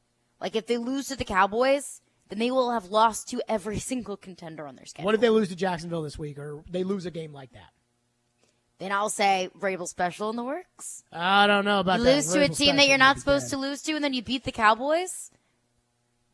You're still on schedule. Phones, 615-737-1025. Add that in there because I do think it's fair to say, hey, they haven't beaten a single good team this year. And Washington does not count. You played Carson Wentz, and even then you had to win by the hair on your tush. And it was only because Carson Wentz did. If you put that ball at the 1 yard line for Taylor Heineke, it is a touchdown and you lose. And so you do not have a good win on your schedule. Not one. You are the Ohio State Buckeyes of the AFC right now. You do not have a good win. Do not pretend that Notre Dame is a good win. You don't. You're not that good, but you're going to get in the playoff. Tony, phone lines are driven by WilsonCountyHyundai.com. Back to him, 615-737-1025. Tony on A.J. Brown. Thank you for calling. What's up, Tony? Hey, what's going on? Everybody doing all right? Great. Good. Look, it's one thing that really bothers me. Everybody keeps saying, well, these kids, they're bigger than the game. It's all about themselves. Who else you think it's going to be about? This is a business. Those kids are trying to get paid for what they are worth. Evidently, they thought Malcolm Butler was worth what they gave him, and he couldn't cover his head with a hat. Evidently, they thought Tannehill was worth what they gave him, and look at him. He ain't worth 2 dead flies in the fly squad to kill him with. Then you turn around and what was his name? Deion Lewis. Oh, now I know you're just trying to get me all worked up, Tony. You go into the Deion Lewis well. Total bum. Yeah. Thank you for the call, Tony. Because Tony brings up a great point. I was talking about this with somebody yesterday. I cannot remember who. I do a lot of talking. I don't know if you guys know this. And we're talking about AJ. And again, the word on the street is that the day before the draft, AJ's agent called and said he wanted $2 million more per season, the end. And that's when Robinson hung up on the phone and said, we are going with Treylon Burks. And that was that. That Robinson basically felt on principle that he was not going to give in to AJ. And I say this because it makes sense. The market rate for AJ was $20 million a season before Tyreek Hill signed and before Devontae Adams signed. But then Tyreek Hill and Devontae Adams did sign. And so now the going rate is not $20 million anymore. And AJ told TD he would have taken 22. He ultimately got 26 or whatever from the Eagles, but it wasn't like $26 million pure cash, whatever. And so it's not wrong for AJ's camp to say, hey, the price went up. It is not wrong for AJ's camp to say that. That's why these quarterback deals, that's why the Buffalo Bills rushed to the altar to sign that Josh Allen contract at $43 million a year because everybody and their grandma knows that Kyler Murray is not as good as Josh Allen, and yet Kyler Murray makes more money. Why do you think the Rams signed Cooper Kupp and Aaron Donald? Yes. Well, Donald was going to retire, and Kupp was probably to get ahead of it, to your point. Yes, because the wide receiver market was only going to go up. So let's just do it for now. An elite receiver like Cooper Kupp. Yes. And so at that point, I understand AJ's camp being like, hey, the price has gone up. And I just found this out 2 weeks ago that, again, what I was told, and I trust it, was that the day before the draft, AJ's agent called and said, we want $2 million more extra per year. And that Robinson hung up the phone and it was on to Treylon Burks. And then that lines up with the timeline of, we don't foresee trading AJ Brown. And then Philadelphia saying, yeah, we worked out the deal around noon. Mm-hmm. That makes sense. And I just, at the end of the day, if the Titans really loved AJ that much and they wanted to sign him, the Titans said, and you know what else I thought about too, with the idea of the price going up? Mm-hmm. Remember what Simmons said about they told me they don't know where the money's going to come from and they don't know if they can afford to pay me the money and all that kind of stuff. Uh-huh. And we were like, what the hell does that mean? From Simmons. What does that mean? And I wonder if AJ heard the same thing and he freaked out, because he clearly freaked out with the social media stuff and everything else. I mean, it's was that out of character for AJ? Yeah. I mean, AJ had said things on social media, but he had never gone crazy like he did. Did he go crazy? He went crazy, I believe. I don't know. I'm not willing to go there. I say crazy. But I can understand maybe a certain level of panic that he may have felt. Disrespect. That's what I think AJ felt. And so it's like all the talk AJ had after the game yesterday about I wanted to retire a Titan and all of that. And, the whiny babies are like, AJ didn't answer text messages from Vrabel. And it's like, I can tell you this right now. I don't know what's what. I just know what I've been told, and a lot of it got to filter out and say, okay, that probably isn't true that he was offered $16 million a year with money incentives that would take it to 20. It's probably not true. So I filter that out and say, okay, don't believe in that. My gut tells me that AJ believes the things AJ says. Even though AJ might be kind of, bordering on pathological when it comes to some of the things that have come out of his mouth, I think AJ believes that he was completely and utterly disrespected by the Titans. I would say that's completely fair. And I think his play yesterday proved it. 615-737-1025. We're back to your phones on this. 615-737-1025. Stillman and Company, Titans Monday. Apparently the Titans have added an outside linebacker named Terrell Basham. Love him. Any idea? Oh, love him. Cody Hollister goes to IR. No! What are we going to do? Hey, CJ Board yesterday out there at wide receiver. Holy crap. 615-737-1025. Stillman and Company, 1025, 106 through the game. At some point, it's a combination of who did you play and what does your skill set look like. Get the best analysis of the big stories in the sports world with ESPN's Jason Fitz. If you reach for a quarterback in the draft because you need one, you're going to set your franchise back 5 years. Join Fitzy every Wednesday at 4:30. Presented by Blood Assurance. Jason Fitz. I am 5'9.5" on ESPN 1025 and 1063 The Game and the Game Nashville app. Blood Assurance, this community's local blood centers, is hiring for several open positions in the Nashville area. Be a part of a company that helps save lives by providing the local hospitals with the much-needed life source of blood. They offer competitive pay, great benefits, paid time off, and retirement benefits. Blood Assurance has a family-friendly environment. Go to bloodassurance.org/careers. Again, that's bloodassurance.org/careers to apply. This holiday season, tee it up at Edwin Watts Golf Shops for the hottest gifts from TaylorMade and Bushnell. Featuring the TaylorMade Stealth Carbon Woods with 60 layers of carbon for faster ball speeds. And while you're there, grab a dozen TP5 golf balls. And from Bushnell, save up to $75 on the Tour V5 and Tour V5 Shift rangefinders. There's also gift cards for those favorite golfers on your list. Don't miss these holiday gifts and more happening now at Edwin Watts Golf Shops, home of the 90-day satisfaction guarantee. Hey, it's Hutton. Interest rates are rising, but not at Spring Hill Heating and Cooling. Replace your old unit fast before new regulations increase prices up to 20%. Get a new unit today at today's price and receive up to $1,500 off, or get 18 months of no payments. So the first payment is not until spring of 2024. At Spring Hill Heating and Cooling, all new systems come with a 10-year parts and labor warranty. Schedule your appointment now at springhillac.com. That's springhillac.com. Achieve hero status this year. The woman in your life will love this unique and thoughtful gift. Always in style, always fits, always appreciated. Choose your budget, and whether you spend a little or go lavish, she can choose from 10 different services, all under one roof at a Moment's Peace Salon and Day Spa. Gift cards can be printed directly from the website, or they can be beautifully wrapped for a stunning presentation and even paired with other gifts like robes, candles, and all sorts of fun finds from the Gift Boutique. Learn more about this at amomentspeace.com/Christmas.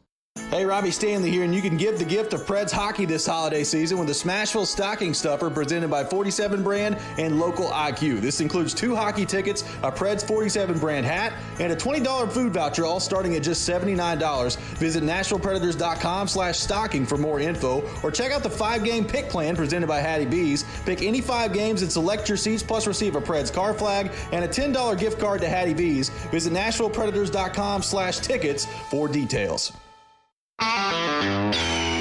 This is for the men who never settle, the ones who believe only quitters end a game in a tie, the type of guys who choose the bar with the biggest TVs to overcompensate for theirs at home. This is the Lodge mentality. This is Twin Peaks. The countdown to Christmas is on. Take a break at Twin Peaks and bring the crew for a holiday celebration. Need some last-minute gifts? Grab a Twin Peaks gift card in store through December 24th and score a bonus card for yourself, valid in January.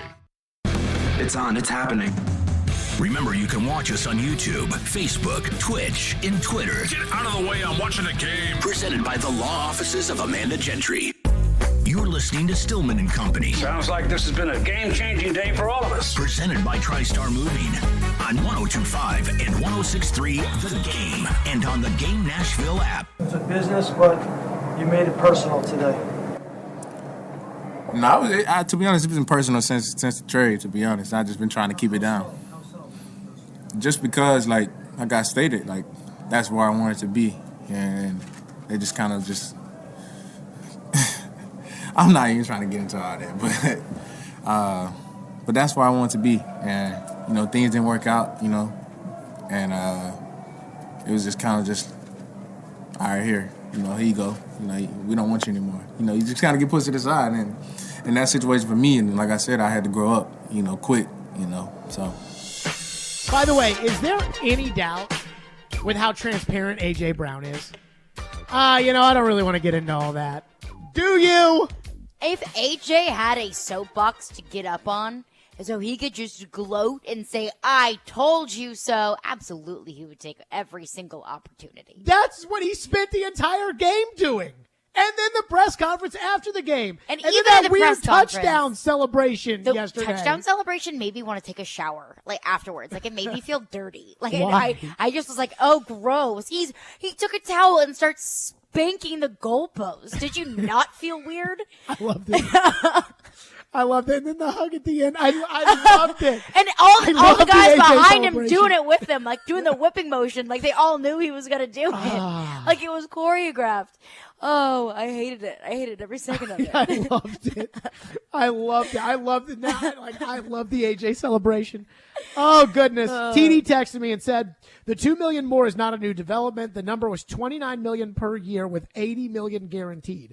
That's when the Titans made up their mind that the deal wasn't getting done, and a trade was demanded and contact was cut off.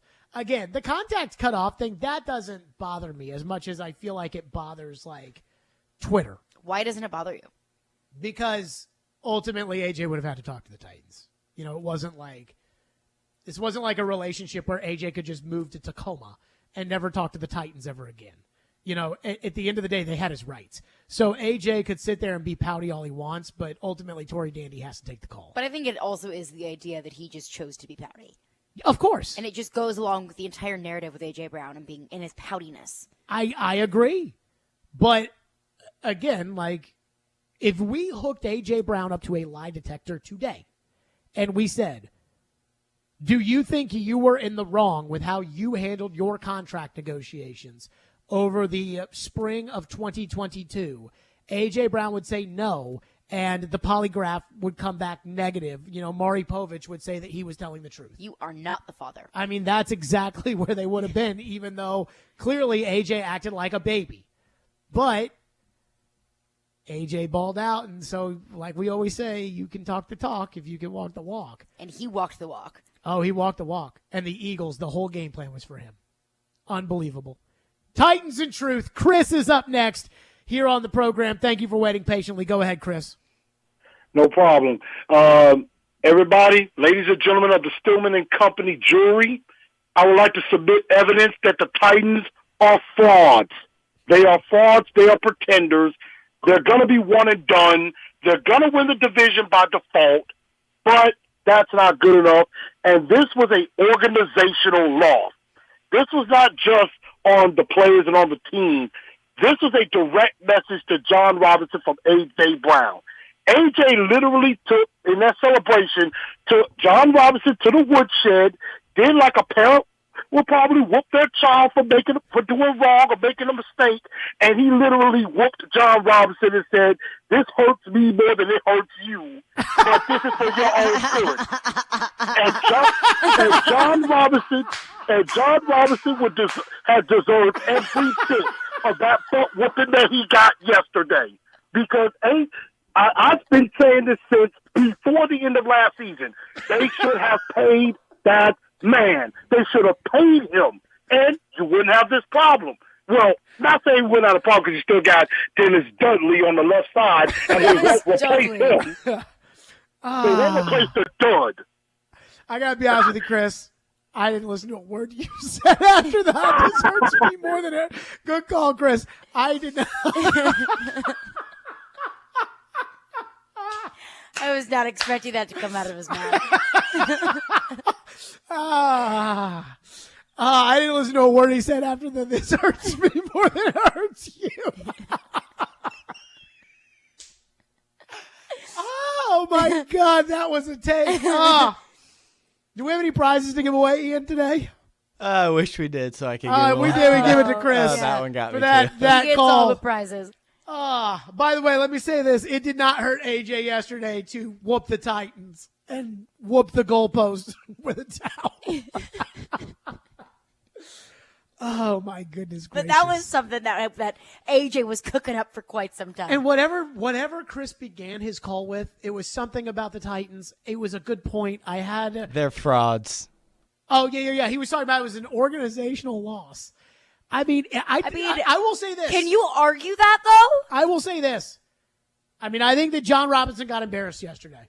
Regardless of whether or not, the offensive line's a mess and A.J. Brown, the trade, everything else. It's unfair, though, that what he acquired for A.J. made a 25-yard catch, got concussed in the end zone, and somehow managed to hang on to the ball, even though I think they put him to sleep in the end zone. Like, I think he was unconscious in the end zone. That was scary. And so, it's not like Robinson's, toy was able to go out there and play because they took him out of the game. But the point about it being an organizational loss, I think the coaching was very good yesterday. I thought Tannehill was terrible.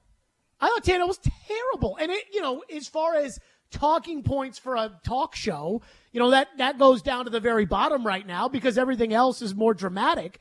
But, Tannehill missing wide open receivers waving their hands in the air, that is important. And I understand the defense for Tannehill is, what do you expect him to do with that offensive line when the Eagles' pass rush was coming after him all game long? And pass protection in the first half was good. But I think that is a part of the story is the poor pass protection, at least in the second half. Sure. But also, it's not when you have time, when Tannehill was able to drop back in the pocket and he had time and he was still missing receivers, that's where Tannehill comes into play. They're both true. But, the players played poorly and soft. And I put some of that on the coaching staff. But soft. It was soft yesterday. Gave up. It really did. It felt like the Eagles bowed up and that the Titans just were like, well, can't play with this team. And that is incredibly disheartening. Scott is up next here on Stillman and Company. Thank you for calling. What you got, Scott? Scotty. Okay, the number. It says J-Rob Cheap in the comment box. Do you really think it's that simple? Because I don't think the Titans are a cheap organization. I really don't. But I do feel like the way John Robinson negotiates is the way that he was taught in New England, which is 100% cheap. Well, my take on the AJ thing is it wasn't about the $2 million. If the Titans were willing to pay AJ $20 a year and he wanted $22, I don't think the $2 million was the point where it was like, oh, we can't afford it. Mm-hmm. I think it was the principle of it and the idea of we're working out a deal and now you want more. And now you're hanging up the phone on us? Yes. And you want this to be about you rather than about the team. I think it was the principle of it more than it was the money. Do you think that's a Robinson thing? Do you think that's an Amy thing? Do you think, like I said, the money is Amy. My dad yesterday. But I think the idea, the principle of it, if that is true, then that is about John Robinson. My dad yesterday, after the game, still in favor of the AJ trade. And I said, what do you, I mean, like, really? And he was like, yeah. He's like, I don't want to deal with that. I mean, that's a sentiment that a lot of texters in the text line have shared the past week. But through all of our conversation about A.J. Brown, even today? No. 615-737-1025 is our phone number, 615-737-1025. If you want to get a thought in, 615-737-1025. Mike Vrabel yesterday, he used a term that I've never heard him use. And honestly, it kind of depressed me. We'll get to that coming up next. FanDuel Sportsbook is my official sportsbook app. Great Monday night football game. That's right. Monday night football tonight. We get Tom Brady on Monday Night Football. And because I believe in the finality of life, and the idea that, you know, we only get one life to live and you got to live it right. You can only get so many more opportunities to watch Tom Brady play football. And tonight on Monday Night Football, we get that. And right now is the perfect time to download FanDuel Sportsbook app because new customers can get a no-sweat first bet up to $1,000. That's free bets back if your first bet doesn't win. Just sign up with the promo code JGM. FanDuel has all your favorite bets from the money line to point spreads to player props. And you can combine your bets for a chance at a bigger payout with the same game parlay. With live betting, you'll get updated odds on games that have already started. All on an app that's safe, secure, and super easy to use. So sign up today with the promo code JGM for your no-sweat first bet. That's promo code JGM. And make every moment more this season with FanDuel, an official sportsbook partner of the NFL. 21 and older and present in Tennessee. First online real money wager only. Refund issued as non-withdrawable free bets that expire in 14 days. Restrictions apply. See terms at sportsbook.fanduel.com. Gambling problem? Call the Tennessee Red Line 1-800-889-9789. Want a chance to win tickets to an upcoming Preds game? Yes. Tune in to Robbie and Rexroad every weekday Preds game day at 8:45 for Preds Pick to Click. Guess a goal scorer and win. I will take Roman Yost. Matt Buchanan. Pick to Click is brought to you by TJ Anderson Homes of Benchmark Realty. Visit tjandersonhomes.com to see why they are referred so often. And by Superbook Sports, voted #1 sportsbook in Vegas. Download their app today. Preds Pick to Click. We are 102.5 and 106.3 The Game. Attention all fire and safety line experts. Middle Tennessee's fastest growing fire protection company is looking for experienced service technicians, designers, and sprinkler system experts like you. Tired of working for a large corporate employer? Work for a company where you're more than just a number. Jarrett Fire Protection is owned and operated by Nashville natives and wants to invite you to grow with their amazing team. Hi, I'm Jason Jarrett, owner of Jarrett Companies. I'm looking to hire experienced sprinkler experts and will offer a sign-on bonus of up to $5,000 for certified professionals. In addition to our great benefits that include a 401k match, PTO, and top pay with annual bonuses, we will also provide you with the top-of-the-line tools, trucks, and equipment that you need to grow your career. Our customer base is large and business is booming with many opportunities for advancement. Give us a call or go online to jarrettfire.com and apply today to become a member of our family and protect our community. That's JARRETT fire.com. Jarrett Companies, where we are above and beyond industry standards. How to say I love you without words and make your money go further this year? A beautiful piece of jewelry from Genesis Diamonds, and we're making it easy with zero interest financing. That's right. While interest rates are on the rise everywhere else, at Genesis Diamonds, we're lowering rates all the way down to 0% with zero down. This is in addition to Genesis' amazing, unbeatable value prices. How about a 5-carat diamond bracelet for only $85 a month? Or a luxury pre-owned Rolex Submariner or Datejust? Pay nothing down and spread the cost cost over 5 years. Everything's included in this amazing holiday offer, but this is only through December 12th, so shop early. Unique designer jewelry, colored gemstones, classic diamond studs, handcrafted engagement rings starting as low as $35 a month with 0 down. Even our GIA certified diamonds are included. Let Genesis help you find that remarkable gift for the season and enjoy low payments and 0% financing for 5 years with no money down. Merry Christmas from Genesis Diamonds, Green Hills and Cool Springs on approved credit. Open Sundays till Christmas. Jonathan Hutton. You have to put the ball in his hands in that moment. And Chad Withrow. My kicker's making no decisions on a football team. Are in the game. Join them for NFL postgame after every Titans home game. Live from Landshark Bar and Grill in Margaritaville on Broadway. They'll break down that day's game and look ahead to the next one. NFL postgame is presented by Two Rivers Ford, Renter's Warehouse, and Superbook Sports on 102.5 and 106.3 The Game and the Game Nashville app. Hey Nashville, this is Paul Feinbaum and you're listening to Nashville's best sports talk, ESPN 102.5 The Game. Second down and 3 after the 7-yard gain. Couple pumps. Hurts going deep for A.J. Brown. He has got it. Touchdown, Philadelphia. This is actually pretty good coverage, but A.J. Brown is just having his absolute way with this Tennessee Titans secondary. Avery's right in his hip pocket, got his arms wrapped around him. It doesn't matter. A.J. Brown's had this game circled. Former team coming into his place. He's been unstoppable. What was the inspiration behind the touchdown? Today, I'm gonna have to give you this whooping, but I still love you though. So that's what the hug came in at the end. He gave him the whooping. He's not wrong. And the only thing that was missing is what the caller Chris said.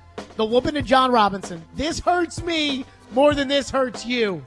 Clearly it did not. I don't think that's the case. So yesterday after the game, I mean, again, I'm not ready to call the Titan season dead. I'm not willing to say pretenders, but Mike Vrabel said something yesterday. This honestly depressed me. Yesterday, Vrabel was asked about, the team kind of peeling itself back up off the mat, and I think Jim Wyatt was asking the question, and Vrabel just kind of, sees where the question's going and then just decides to say what he wants to say. This is what Vrabel said yesterday. I mean, I think we're at a crossroads. I told the team I think we're at a crossroads and kind of how we, want to continue down this season. And, we can't point fingers. We have to assume that each and every one of us didn't do a good enough job because we didn't. We have to come to work with greater energy and greater resolve to prepare to win a football game against a division opponent. And, it sucks losing. It sucks getting beat the way we did. But we have to, we got to make a decision. How much are we willing to invest and trust in what the coaches are doing, trust in what each and other players are doing. So I think it's a critical time for us. That is some real cracks in the foundation stuff. The idea of, is everybody trusting what the coaches are doing? Is everybody trusting what the players are doing? We're at a crossroads in our season where everybody has to look in the mirror and we can't point fingers and we can't. And I'm like, dude, that's like some media talk right there from Vrabel. Like, that's not football talk from Vrabel. That's what I call media talk. And very uncharacteristic to come from Vrabel in the middle of the season. Yes. Like, there's plenty of football left to be played. I mean, the way that football people operate as opposed to, like, the way that we operate is in media land, it's, the season is at a crossroads, and this is the moment of truth for the Titans, and the way football people operate is, okay, well, lost that game, now on to Jacksonville this week, and then you beat Jacksonville, and then you go to the Chargers, and then you play the Chargers, and if you lose to the Chargers, then you prepare for the next game, and if you beat the Chargers, then you prepare for the next game. And, like, once Wednesday comes around, getting ready for the Charger game, you don't think anything more about the Jacksonville game. It's over.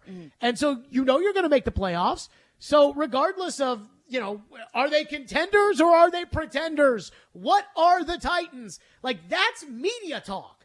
The season on the brink, they're at the crossroads. That is media talk. That is drama. That is bullcrap. That is So when Vrabel says their season is at a crossroads, that makes me think that inside that locker room, that like everybody is hanging their head, that there's a lack of belief. The idea that Vrabel has to say that everybody needs to trust in the coaches and everybody needs to trust in the players, like, holy crap. Is it really that bad? That's my reaction to that. It's even like, I don't know if this was on the air or off the air, but you and I were talking about the Titans. And I'm like, they lost a one-possession game to the Bengals where they did everything wrong. And sure, there's a lot of things that happened in the Cincinnati game that were Cincinnati being a good team and making good plays. But, I mean, Cincinnati didn't make a play for them to hit the snapper in the head. They just screwed that up. Cincinnati didn't screw up the clock at the end of the first half, and they didn't push a 35-yard field goal wide right. Titans did that to themselves. So, like, your season's at a crossroad when you're in a one-possession game with Cincinnati? Really? Like, again, that's media talk. And it's not like the Titans are like New England or the Jets where if they lose a couple more games, like they're out. There's no way for them to make the playoffs. The Titans are 100% making the playoffs. So what was he talking about yesterday by saying crossroads? What? Like, again, Ian, can we get that cut one more time?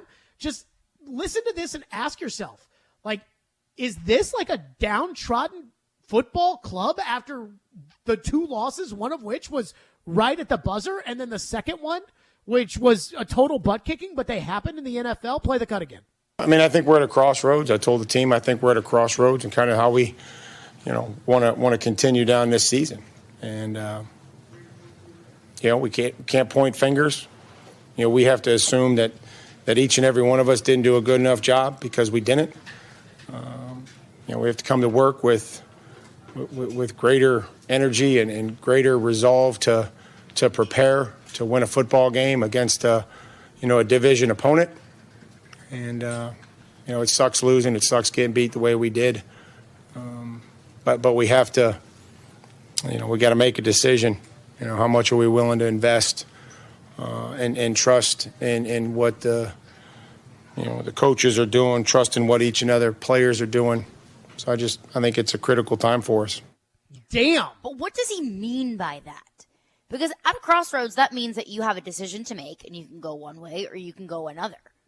What's the decision? I think the decision is to not show up and trust the coaches, or not show up with energy, or which leads me to ask this. Did you not show up to work with energy this week? That's what I was going to say. Is what more motivation and what more energy do you need than you're about to play A.J. Brown and the best team in the NFL this weekend? Does that not make you fired up? Does that not make you want to come to work ready to just get going and to beat a good football team? I don't know. And whose job is it to get that team energized? The coach. And then, but the fact that Vrabel didn't stop, like if Vrabel said, hey, first of all, again, the whole talk about crossroads of the season, I cannot stress to you enough that is not what football people say. That is not how football people operate. The way football people operate is that game's over. Like I'm not worried about the Philadelphia game. Have to do the things that we didn't do well against, in practice. And then we got to get ready for Jacksonville. The season's not over after you lose to the Eagles, everybody. Jacksonville this week. And then you talk about all the other games. Like we talked about the Cowboy game. And if they don't lose that, then they won't have beaten a good team all season. They shouldn't be worried about the Cowboy game. The Cowboy game's in a month. They should not be paying attention to the Dallas Cowboy game. Forget about that. We are not going to spend time breaking down a Jacksonville Jaguars football team that is unwatchable. They should be spending their entire week breaking down a Jacksonville Jaguars football team that is unwatchable. Instead, the coach is talking about how everybody needs to believe in the coaches. Like, that's like one of those ones where a coach walks in after, like, not that Vrabel's going to get fired, but that's where, like, a coach walks in there and is like, we don't believe, we try to tell the players to do something and they don't do it because they don't trust us. So I don't even know what to tell the players anymore. And then 4 days later, coach fired. That's why that thing was so eye-opening to me from Vrabel, that it didn't just stop at, hey, we don't need to point fingers. We don't need losing sucks. Oh, that's all fine. We don't need to point fingers. We really got to focus this week on Jacksonville, and we got to get ready to go against a Jacksonville team. And if that was what he had said, which is what he normally says, then I would have been like, okay. But instead, Crossroads? Yeah. Like, if you lose to Jacksonville, the season's over? No. What? But isn't that what Crossroads means? I mean, Crossroads to me is we are unsure of how to proceed. Like, it's not fun to say on the radio when we talk about contenders for the Super Bowl and things like that. Here's the reality of it. The Titans are going to make the playoffs, and they're going to get a home playoff game. As bad as yesterday was, and it was bad, the Titans are going to win their division, so they cannot finish anywhere lower than 4th, which means that if they finish 4th or 3rd, and it looks like the Ravens might suck too, but their schedule is incredibly easy, and the Bengals' schedule is incredibly hard, so there's a legitimate possibility that the Titans could make the playoffs and host the Miami Dolphins in the first round of the playoffs, or host the Cincinnati Bengals again in the first round of the playoffs. Guess what? They can win that game. Like, the Titans can win that one game right then and there. They can have a better game plan. They can have Danico Autry healthy. They can, all of those things. And it has nothing to do with the fact that they traded away A.J. Brown, and none of that matters. When they play the Dolphins in that one game, when they play the Bengals, when they play the Bills, when they play the Ravens, whoever, it doesn't, like, that's all that matters is that one football game. And then if they win that, then they play, you know, either they go on the road and they play Kansas City, or they go on the road and they play Buffalo, and they're probably not going to win that game, but all they have to do is come up with a game plan in order to just win that one game. That's it. Just like when they went to the Ravens and they were 9-7 and the Ravens were 14-2 and Lamar Jackson was the league MVP, and the Titans took out their towel and smacked the goalpost with it like A.J. Brown to the Ravens in 2019. And then it's right to the AFC Championship game, and that's how that one game. That's really how football works, and that the football people know that. Like, those things that matter about, hey, how will our offensive line hold up against the twist game of what Miami is doing, which is totally different than what the Eagles are doing. Whatever. That's football guy talk. Media guy talk is season on the brink. Like, that's media guy talk. And so what was Vrabel doing yesterday? I mean, clearly he meant it. What do you always say? Got to get him after the game. The most authentic Mike Vrabel sound that you will hear is right after a game. So he means that. And I don't think that this is just a product of just the Eagles game. I mean, if you're at a crossroads, that doesn't come just after you lose a game. I feel like that's time over time and weeks over weeks of some sort of dysfunction happening somewhere. We need to trust the coaches? Are they not trusting the coaches? That was a hot take. And what coach? I have an idea. Well, don't get me started on the special teams coach. Special teams yesterday. How many 25-yard punt returns are they going to allow? Jumping off sides on a field goal. Unbelievable. 615-737-1025. Add that in there. We'll get to your phones. That Vrabel thing yesterday, it was like, wow. So apparently Vrabel did today, and he was asked this first by Teresa Walker, Vrabel did clarify his crossroads, what he meant by that. I'm sure he did. We'll get to that in your phones next. Stillman and Company, 615-737-1025 is our phone number. Let me roll through these liners so that I don't forget and then have to put 7 of them together in one segment. Let me be sure to tell all the fine people this Sunday following the Titans game, tune into the post-game show. Jonathan Hutton and Chad Withrow live from the Superbook Lounge and Landshark Bar and Grill, Margaritaville on Broadway. The post-game show is brought to you by Renters Warehouse, Two Rivers Ford, now with a huge inventory of in-stock vehicles to choose from, and Superbook Sports, voted the #1 sportsbook in Vegas. Download their app today. By the way, do you think Chad doesn't like it that Hutton gets mentioned first on that? I think he'll live. It was a good post-game show yesterday. 615-737-1025, Stillman and Company, 102.5-106 the game. The Sports Talk doesn't end on Friday. Join Michelle Knezovic and Junie Riddle for Michelle and Junie. Have they truly been tested yet? I really want this to be a good game. Michelle and Junie, every Saturday morning at 9. Presented by Superbook Sports and the Nashville Jam Company. I think Junie and I are going to go hit breakfast/brunch there after the show. On 102.5 and 106.3, The Game and the Game Nashville app. from the Fox 17 News Code Red Weather Center. I'm Fox 17 Code Red meteorologist Greg Bobus. A very active day ahead of us here. Rain on and off throughout the day, especially south of I-40, but showers will trickle all the way up to the Kentucky state line. High temperatures today barely hitting 50. Brought to you by Hiller Plumbing, Heating, Cooling, and Electrical. Call the Happy Face Truck today. If you've got a yard, you may plan on digging in it. Like to build an addition, put in a pool, or bury your pirate booty. But you should know that throughout the country, there may be pipelines buried underground. And if you hit one, you've got trouble. Sorry. So before you dig, call 811 to have any buried pipelines located and marked at no charge. For more tips on pipeline safety, visit pipesafety.org. A message from the Tennessee Gas Association, Tennessee Association of Broadcasters, and this station. I love it. OMG. I had no idea. Oil Fire Whiskey is finally here.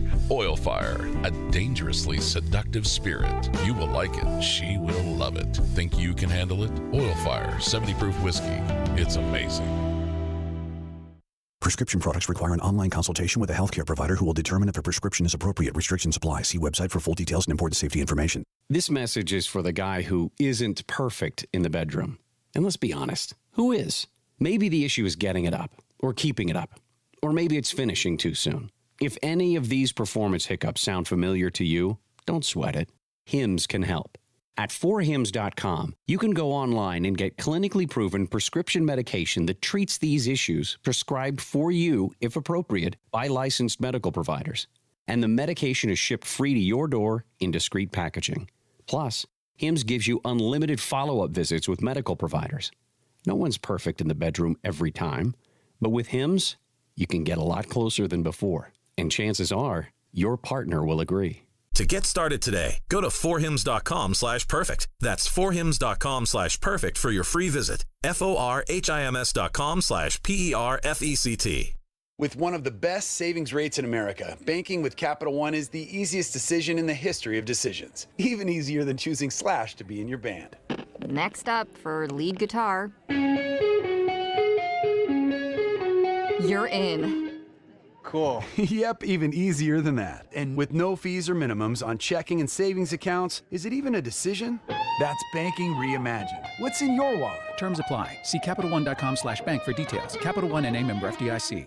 Robbie Stanley. It really doesn't matter until the pads come on and you have to hit each other, you have to block. Joe Rexrode. Reliable, go out and make some plays for you. Solid player. Get your morning started with Robbie and Rexrode every weekday from 6 to 10 on Nashville's best sports talk, 102.5 and 106.3 The Game and the Game Nashville app.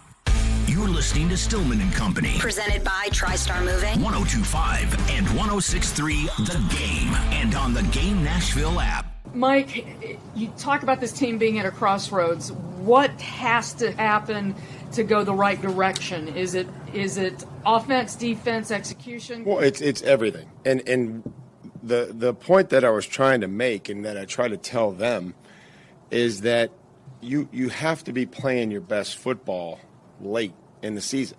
And that's just what happens in the National Football League. There's all this jockeying for position.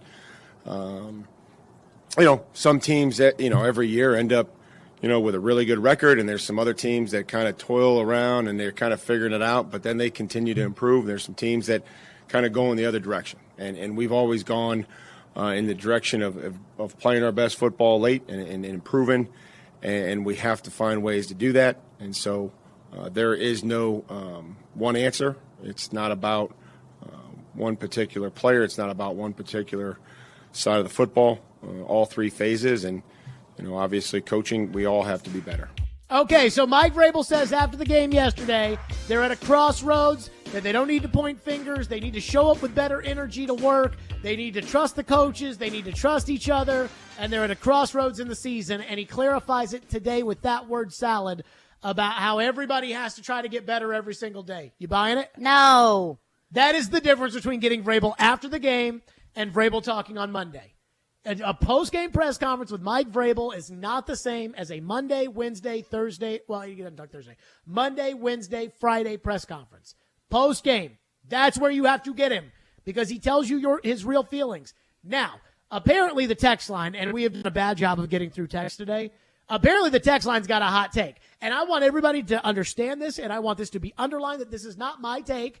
And just because Caroline is the one to tell us, to facilitate to us what the text line is saying, it is not necessarily her take either, though I don't know if it is or isn't. What is the general consensus about Mike Vrabel's Crossroads comments in the text line? General consensus is Vrabel's losing the team. Okay. Do we think that? No. I don't. Why does the text line think it? This text, for example, I'll read this one. It says, sounds like Vrabel's losing the team. By the way the last year ended, the contract situation going against the players and Downing's DUI might be killing the team. The players aren't feeling the vibe and they have no confidence. And there have been several texts in the text line talking about how Downing's DUI, ever since then, this team has just had zero pizzazz or sparkle to it. Do you think Downing's DUI has to do with anything that's happened over the last 2 weeks? I really don't. But the timing is suspect. That they had, an exciting big win on the road at Lambeau on Thursday Night Football. I think we were all feeling good about this team after then. And then ever since then, it's felt like this team doesn't play with a lot of passion. And I don't know if it's you didn't the think DUI the Cincinnati or not. game was passion? I didn't really feel it. Really? I felt like the team lost a lot of steam yesterday, specifically. I mean, I think the team... I'm not ready to go on board with any of that. And I'm not saying your take, just the losing the team, the Downing DUI, I'm not ready to jump in. The Downing DUI, I don't think that the players really care about. I do think, though, the bigger issue with Downing, if I were to circle an issue, I think the bigger issue is the players feeling like the coaches are not being held accountable. That would bother me. And I use A.J. as an example here. The fact that A.J. Brown was a good receiver here, but then he goes to the Eagles and he's a great receiver because they throw the ball down the field and that they have a scheme offensively that is, hey, they're going to take the run away from us. Okay, we'll throw it. And here it's like, you can't run the ball. Well, what are we going to do? Run it. And it's like, the players, we think it's stupid, and the players pick up on that. The Titans have to change who they are as a team. I hate to break it to everybody. The identity of the Titans about running the football, they can't be that right now. They have to be a pure West Coast offense, throw the ball short, and, tight ends, running backs out of the backfield, Traylon Burks, Chigakonkwo, that's what they have to be. Because their personnel and their run blocking personnel does not allow them to run the ball effectively against any team that can block it. And every team's realized if we just bring a bunch of guys down, then we'll be able to stop the run, and it's predictable who they put in. And I know that, and if I know that, the Titan players know that. Now, Downing wasn't the only problem yesterday. In fact, Downing was way far down on the list, though I thought his play calling early in the game was terrible. I can't get there with the idea that the players have lost the team, or that Vrabel's lost the team. I don't think Vrabel's lost the team, no. But they did feel awfully uninspired yesterday. I don't think this is the same as, when the Predators, when their window was shut and a lot of people were trying to pretend that it wasn't. And it was obvious that the Ryan Ellises of the world had gotten fat and happy and that everybody had their money and their contracts and that you were never getting back that same level of gritty play that got them to the Cup final and won them the President's Trophy. You were never getting that again from that group. I don't feel that way with this team. I think this team is just run into two good teams in the last couple of weeks. Clearly, Danico Autry is a much better player than he gets credit for because the entire defensive line stinks with him out. And at the same time, the Titans have made a handful of mistakes, and Philadelphia was just better than them. And the Titans went soft yesterday. That bothers me about the team, but I cannot get on board with the losing the team. That is too far. The Downing DUI is interesting, though. Not the idea of, how dare this man have a couple of cocktails and get on the road and get pulled over, but more so the idea of the coaches are never held accountable. And I agree. I do not think Mike Vrabel holds his coaching staff accountable. I think he yells at them. I think he gets mad at them, but I don't think he holds them accountable. What accountability did you want to see from Vrabel in that instance? Me personally, or the Downing thing? Downing thing. Well, I think the Downing thing's above Vrabel's head, but that's not going to change how the players feel. The players just look at it all as one group. The organization is the organization. Vrabel, Robinson, it's all the organization. Adam in Portland's up next. Thank you for calling. Go ahead, Adam. Jared, I've been listening to you forever. I don't think in the past 2 weeks that you've had a better 2 weeks. Like you have had a good 2 weeks, and I couldn't agree more with you. I will say, man, I don't know. Is it John Robinson? Is it Mike Vrabel? I don't know who needs to look at offensive coordinator and go, hey, something has to change now, or who overrides them. I know when Bud was the owner, he would jump in. You know, people hated it, but he would jump in and go, hey, I'm looking at everybody now. Things are about to change. Yeah, but how did that work out? Like, in all fairness, though, how did that work out for everybody? I thought we had our best seasons ever under Bud. I know the middle finger thing was fun for the fans, but just, you know what I'm saying, man? Like, I want somebody to at least. You want them to be as mad as you are. That's what you want. Well, exactly. I want somebody to feel it like I'm feeling it right now. They own the team, so they're the highest level of investor. But I'm an investor too because I'm a season ticket holder. Somebody at least say that Todd Downing is not doing good. I haven't even heard that. Like, I want somebody to come out and go, our special team sucks too. Boards or whatever the hell his name is, he's not good at returning punts. And our one asset, our weapon, our punter, was crap yesterday. Like, it's just wild to me that nobody's stepping out and going, yeah, you know, we're evaluating these people. The Ackerman thing bothers me. Good call, Adam. The Ackerman thing bothers me. Downing, they're not going to say, unless they've decided to fire the coach, they're not going to say the coach is doing a bad job. They do not. This is not the stock market. There are not daily updates on what they think of the coaching staff. If they don't like the coach, they will fire him at the end of the year, and then you will know that they did not like the job he did. They will not come out and say, you know, Todd's got to call a good game this week against Jacksonville or else we're firing him. By the way, special teams, which was another unmitigated disaster, and there is no accountability with Ackerman. Did you hear what Vrabel said when Corey Curtis asked him about the field goal team screwing it up again this week? I didn't know. Ian, do we have that? And do we have it edited? Okay, that's okay. But Vrabel, Corey asked him about how they jumped off sides on the field goal, and Vrabel was just like, ridiculous. And he just said 2 weeks in a row they've been in safe field goal protect. And the first time they hit the snapper in the head. The second time they jump off sides. And I could sense Vrabel's frustration. And I heard it. And I thought to myself, but are you frustrated with the guy coaching special teams yet? Or are you just frustrated with the players on special teams? Because he's mad at the punter. Because Vrabel was all over the punter today in the press conference. Made sure everybody knew that he was mad at the punter. And honestly, the punter is the least of my worries in special teams. No, the punter sucked yesterday. The punter's decided he's just going to bang the crap out of the ball every time, and so he's hitting low line drives, and they're setting up for these massive gains, it's ridiculous. You could take an average punter, have him angle it to the sidelines, and not give up a 26-yard return. I mean, how good's a 54-yard punt if you allow a 20-yard return? I hear you. So Vrabel's furious with the punter. He's mad at the punt return team, or he's mad at the field goal block team. I'm sure he's mad at the kicker last week for missing the 35-yarder. As he should be. I mean, they never get anything on a punt return or a kickoff return, so I don't know what to like.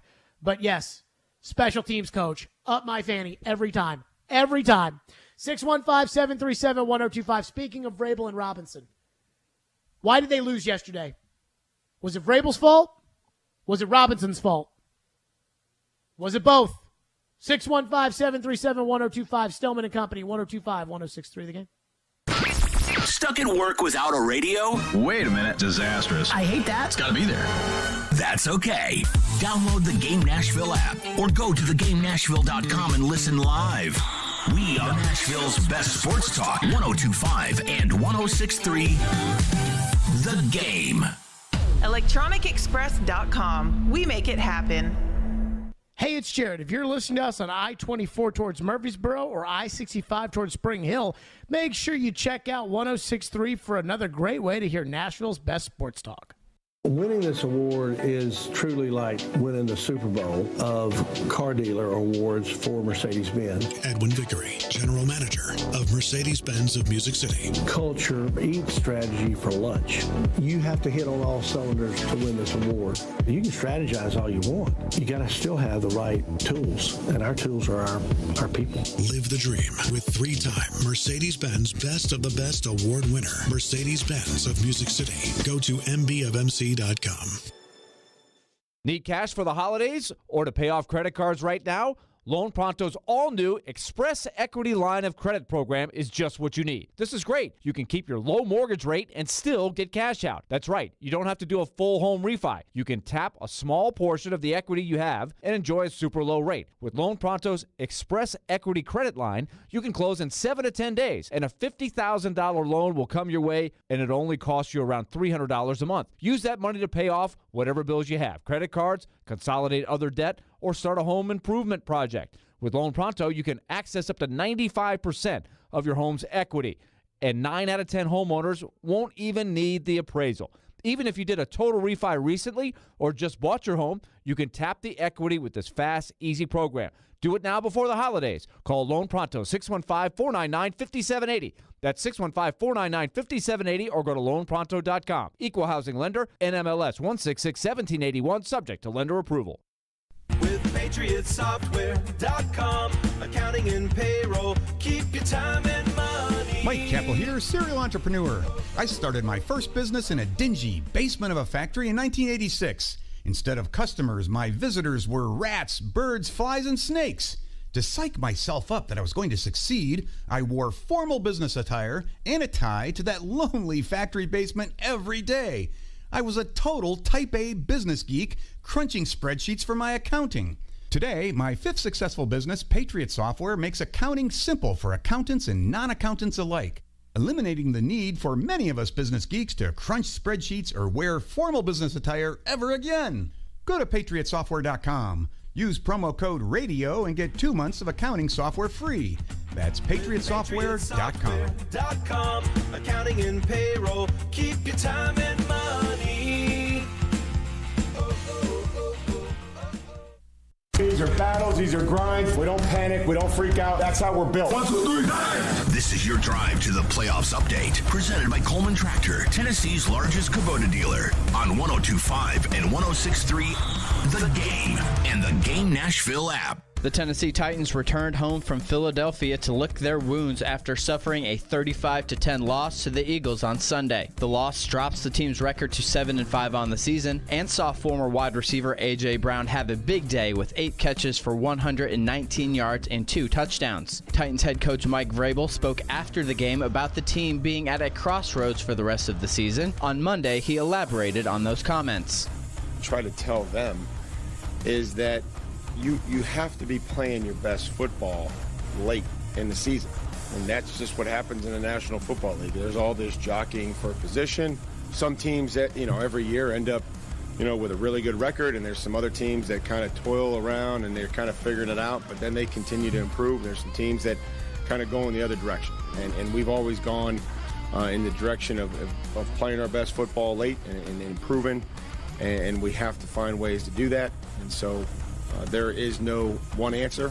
The Titans will get back on the practice field Wednesday as they begin preparations to host Jacksonville with kickoff set for noon on Sunday. This report is presented by Coleman Tractor. I'm Ian Safar for 102.5 and 106.3 The Game. Live from the WPRT FM Pegram, WPUC HD2 Laverne.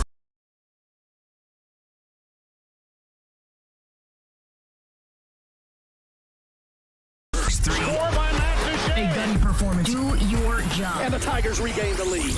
The Game. A Cromwell media station. Where you have a voice. We're one play away from an injury. He knows this. He's a study of the game. And we have strong opinions. He's been awful. I don't think they were trying, and that's why I feel the way I feel. This is Stillman and Company with Karen Stillman and Caroline Fenton. Presented by TriStar Moving on Nashville's best sports talk, 102.5 and 106.3 The Game, and on the Game Nashville app. So after all that, it's 2nd and 15. Hurts Lofting deep again. Brown is wide open, and he catches. He's going to walk in backwards. There's a penalty on the play and an injured Titan. It's Christian Fulton, so let's see on this one. It's got to be on the defense, right? Yeah. Defense, number 26. That penalty applied. The play results in a touchdown. That might be the first 41-yard touchdown called off. Next play, 41-yard touchdown in the history of the league. Yeah, and A.J. Brown's letting these guys know he's no joke. So after all that. Right up the keister of the Tennessee Titans yesterday by A.J. Brown. He had every right to do it. A 41-yard touchdown and then a 41-yard touchdown, back-to-back plays. At which point, don't you have to, not let them do the exact same thing on the next play? That's exactly what I said. It was, they're going to go to AJ, and then you're going to gift of that being called back, and then you're going to leave AJ literally right by himself, alone, Fulton so he's able to turn around and walk backwards into the end zone? He kept getting burned on those double moves. I don't know. Yeah. I don't know if that was something that AJ knew going in. Like, hey, he's going to bite on these double moves is something that they saw, or if Fulton was just super jacked for that game too, just as AJ was. So here's the question. Who gets more blame for yesterday, John Robinson or Mike Vrabel? And here's why I ask. Here's the separating factor between the two. A John Robinson mistake is bad players, bad depth, bad trades, bad signings, bad this, that. So Dennis Daly at left tackle is Robinson's fault. Or Aaron Brewer at left guard is Robinson's fault. A.J. Brown on their team is Robinson's fault. The fact that Christian Fulton clearly can't cover A.J. Brown man for man, or that Trey Avery ends up man for man in the end zone with A.J. freaking Brown, that's mainly Mike Vrabel's fault. That's also a little bit of J-Rob. Trey Avery's on the team is John Robinson's fault. So there's a very fine line between the two. Who gets more blame? You see, asked this question after the Bengals game, and I leaned more toward the Titans lost that game on Sunday rather than the Titans just weren't good enough to compete with the Bengals, because I thought there were just enough costly mistakes the Titans made against the Bengals that it was that day. Had the horses ran a poor race. This is a John Robinson loss. And I think it's a John Robinson loss for a few different layers. The most obvious one is A.J. Brown. You gave the Eagles A.J. Brown, and A.J. Brown burned you twice yesterday. I mean, the Titans secondary was consistently getting burned, and that is because John Robinson tried to build up the secondary and whiffed on a first-round pick in 2021. The offensive line could not protect Tannehill to save his life. He was sacked 6 times yesterday. That's on John I Robinson. thought some of those were Tannehill's fault, though. But, I mean, the protection wasn't there yesterday. I mean, the Eagles have a great pass rush, and, credit to Philadelphia for that. I think yesterday what I saw was, yes, there could have been some coaching decisions that were better, but overall, the Titans just weren't good enough to compete with the Eagles, and that's on John Robinson. So I'm a little torn here. I am a little torn because I thought Vrabel's game plan freaking sucked. I mean, I first guessed it all week, and I was like, do not think you're going to go in there, take the run away, and all of a sudden Jalen Hurts is going to look like Zach Wilson. Like, that's not going to happen. Not when they have 2 number 1 receivers, and not when we know what their game plan is going to be. We knew it. We talked about it all week. I said, this is going to be their game plan. Sirianni knows we have to get AJ the ball.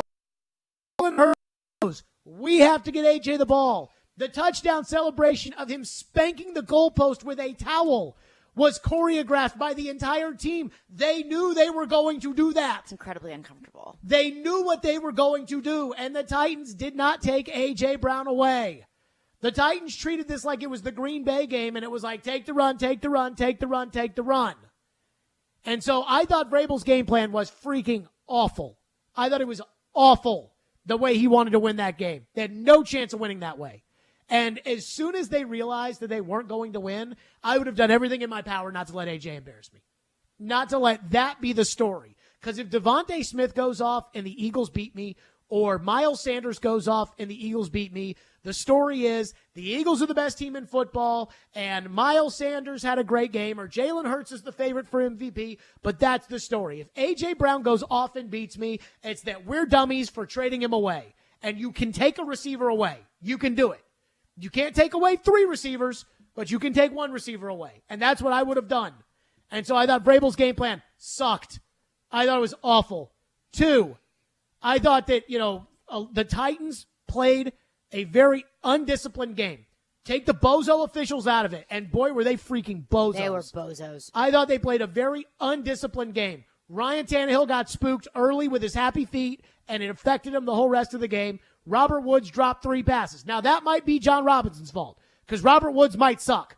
Like, I was a huge Robert Woods fan when they made this trade. I really thought Woods was going to bring them consistency, and he freaking stinks.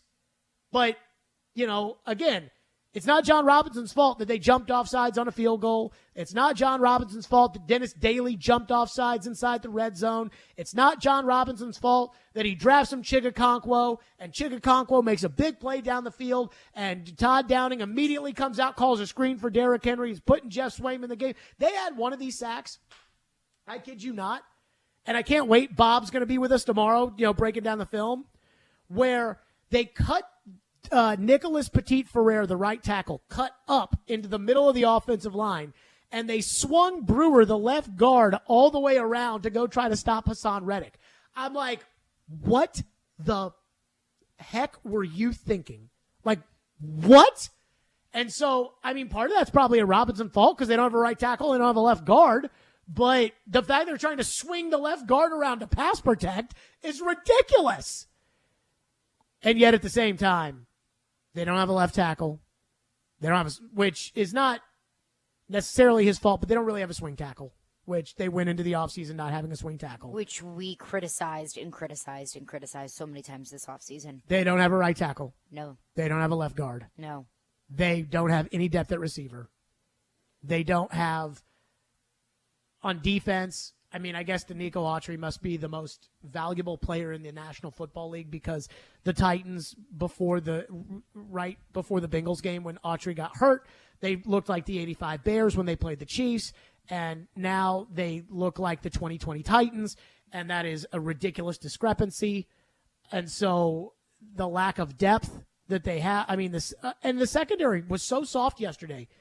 Tissue paper soft. Whether it was Fulton getting run over, whether it was the coverage that they played off the receivers. And so now McCreary is just letting Devontae Smith have 8 yards of bubble room. That's not necessarily Robinson's fault. I think they both share in this one. I thought the trade right now looks horrible, and it's not fair to Robinson that his part of the trade got concussed right after making a great catch for a touchdown. But at the same time, I thought Vrabel's game plan yesterday was terrible. I thought it was terrible. I thought Tannehill was awful. I thought the Titans shot themselves in the foot numerous times. And then, the bozo official, I don't think that's Robinson's fault either. So I think you can make an argument either way. I'm going to go 55% Robinson, 45% Vrabel. You don't have a lot to work with. How much can you really expect from Mike Vrabel? So Vrabel even brought this up today. He thought the pass protection in the first half was good. And when I went back and watched it, if I hadn't watched the game again, I would agree that, line sucks. I would agree. But, there are plenty of times where I felt like Tannehill had good protection. And it wasn't until the second half where there was blood in the water and the Titans were down by so many points that running the ball wasn't even really an option anyways. But, I thought Todd Downing called a great series. Here you go. This is a 3-and-out. And I wrote, this is a well-called series by Todd Downing. Tannehill incomplete for Woods. He dropped it. Tannehill also had Westbrook Akine wide open over the middle and didn't throw it to him. Tannehill complete to Hilliard for 4 yards. That's using the short passing game when you can't run, using the short passing game to basically be your running game. 3rd down and 6. Tannehill sacked. I wrote, 17 panicked. 85 wide open early. Okonkwo's raising his hands in the middle of the field. Tannehill doesn't see him. It's like little things like that in which that's not John Robinson's fault. And I even give credit to Downing on that series, and it was a 3-and-out. The punter hitting, I think Vrabel said today that they hit 7 punts yesterday and 5 of them were bad. That's not Robinson's fault. So I'm a little torn, but I thought Vrabel's game plan stunk. 615-737-1025. I first guessed it to be horrible, and boy, it was even worse. You could tell after the first defensive drive that Philadelphia was like, that's your game plan? Because our game plan is actually the opposite of your game plan. 615-737-1025. We'll get to your phones. Plus, AJ talked all the talk yesterday. AJ is subtly continuing that today. Of course, we'll get to that next. Stillman and Company, 102.5-106.3 The Game. Your home for the MTSU Blue Raiders is 102.5 and 106.3 The Game. Every touchdown. Yes, touchdown. Every three. Free ball, yes, sir. It all lives here. Middle Tennessee. You can also hear the Blue Raiders in the Borough on 97.5. Middle Tennessee Athletics on 102.5 and 106.3 The Game and the Game Nashville app. Your company's hiring. Who isn't? We would love to show you how to use 102.5 The Game to attract and retain employees. We can also help you find the exact person you're looking for with a targeted digital campaign. You can trust our team to help you build your team. Email us at together@cromwellmedia.com. When it comes to sports, it's all happening right now. Hey, it's Chase McCabe. Football, basketball, hockey, and soon enough, the World Cup. And there's no better place to wager on all of that than Superbook Sports. When you sign up, deposit, and wager in the same day, Superbook will give you a bonus up to $1,000. When the sports world is busy, it's time to get busy winning some money. So download the Superbook Sports app or visit superbook.com to wager and win today, just like me. Visit superbook.com for terms and conditions. Gambling problem? Call 1-800-889-9789.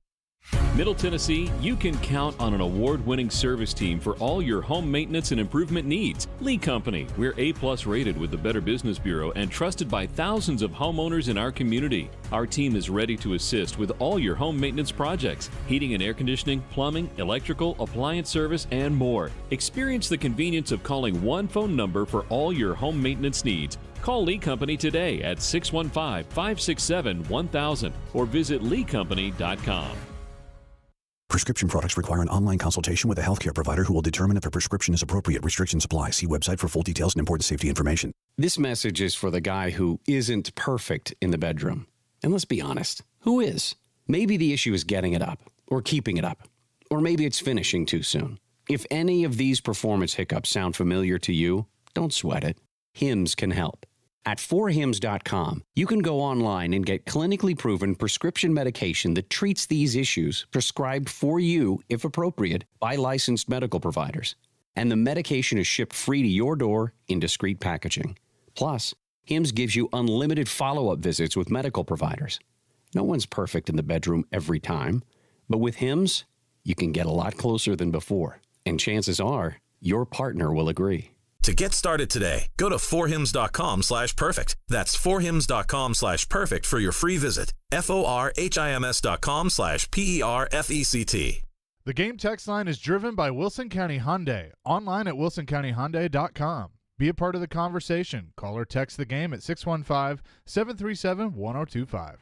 Sheet Metal Workers Local 177 is looking for the next great skilled construction tradesman out there to join their apprenticeship program. If you're interested in commercial fabrication, ventilation systems, metal roofing, welding, and more, Smart Local 177 is the place for you. Get the extra training you need to excel in the career you've been waiting for. They offer great benefits, tuition-free, debt-free education, and job opportunities you can earn while you learn. Happy holidays from everyone at Smart Local 177, an equal opportunity employer. We want to hear from you. Thanks for taking the call. Join the conversation. Call or text at 615-737-1025. Driven by WilsonCountyHyundai.com.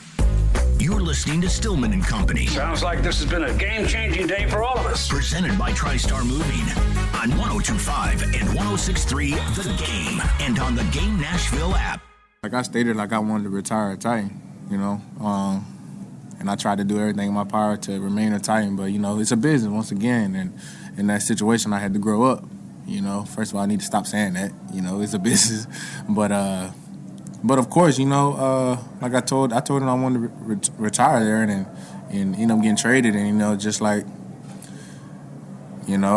had to learn. It was a business.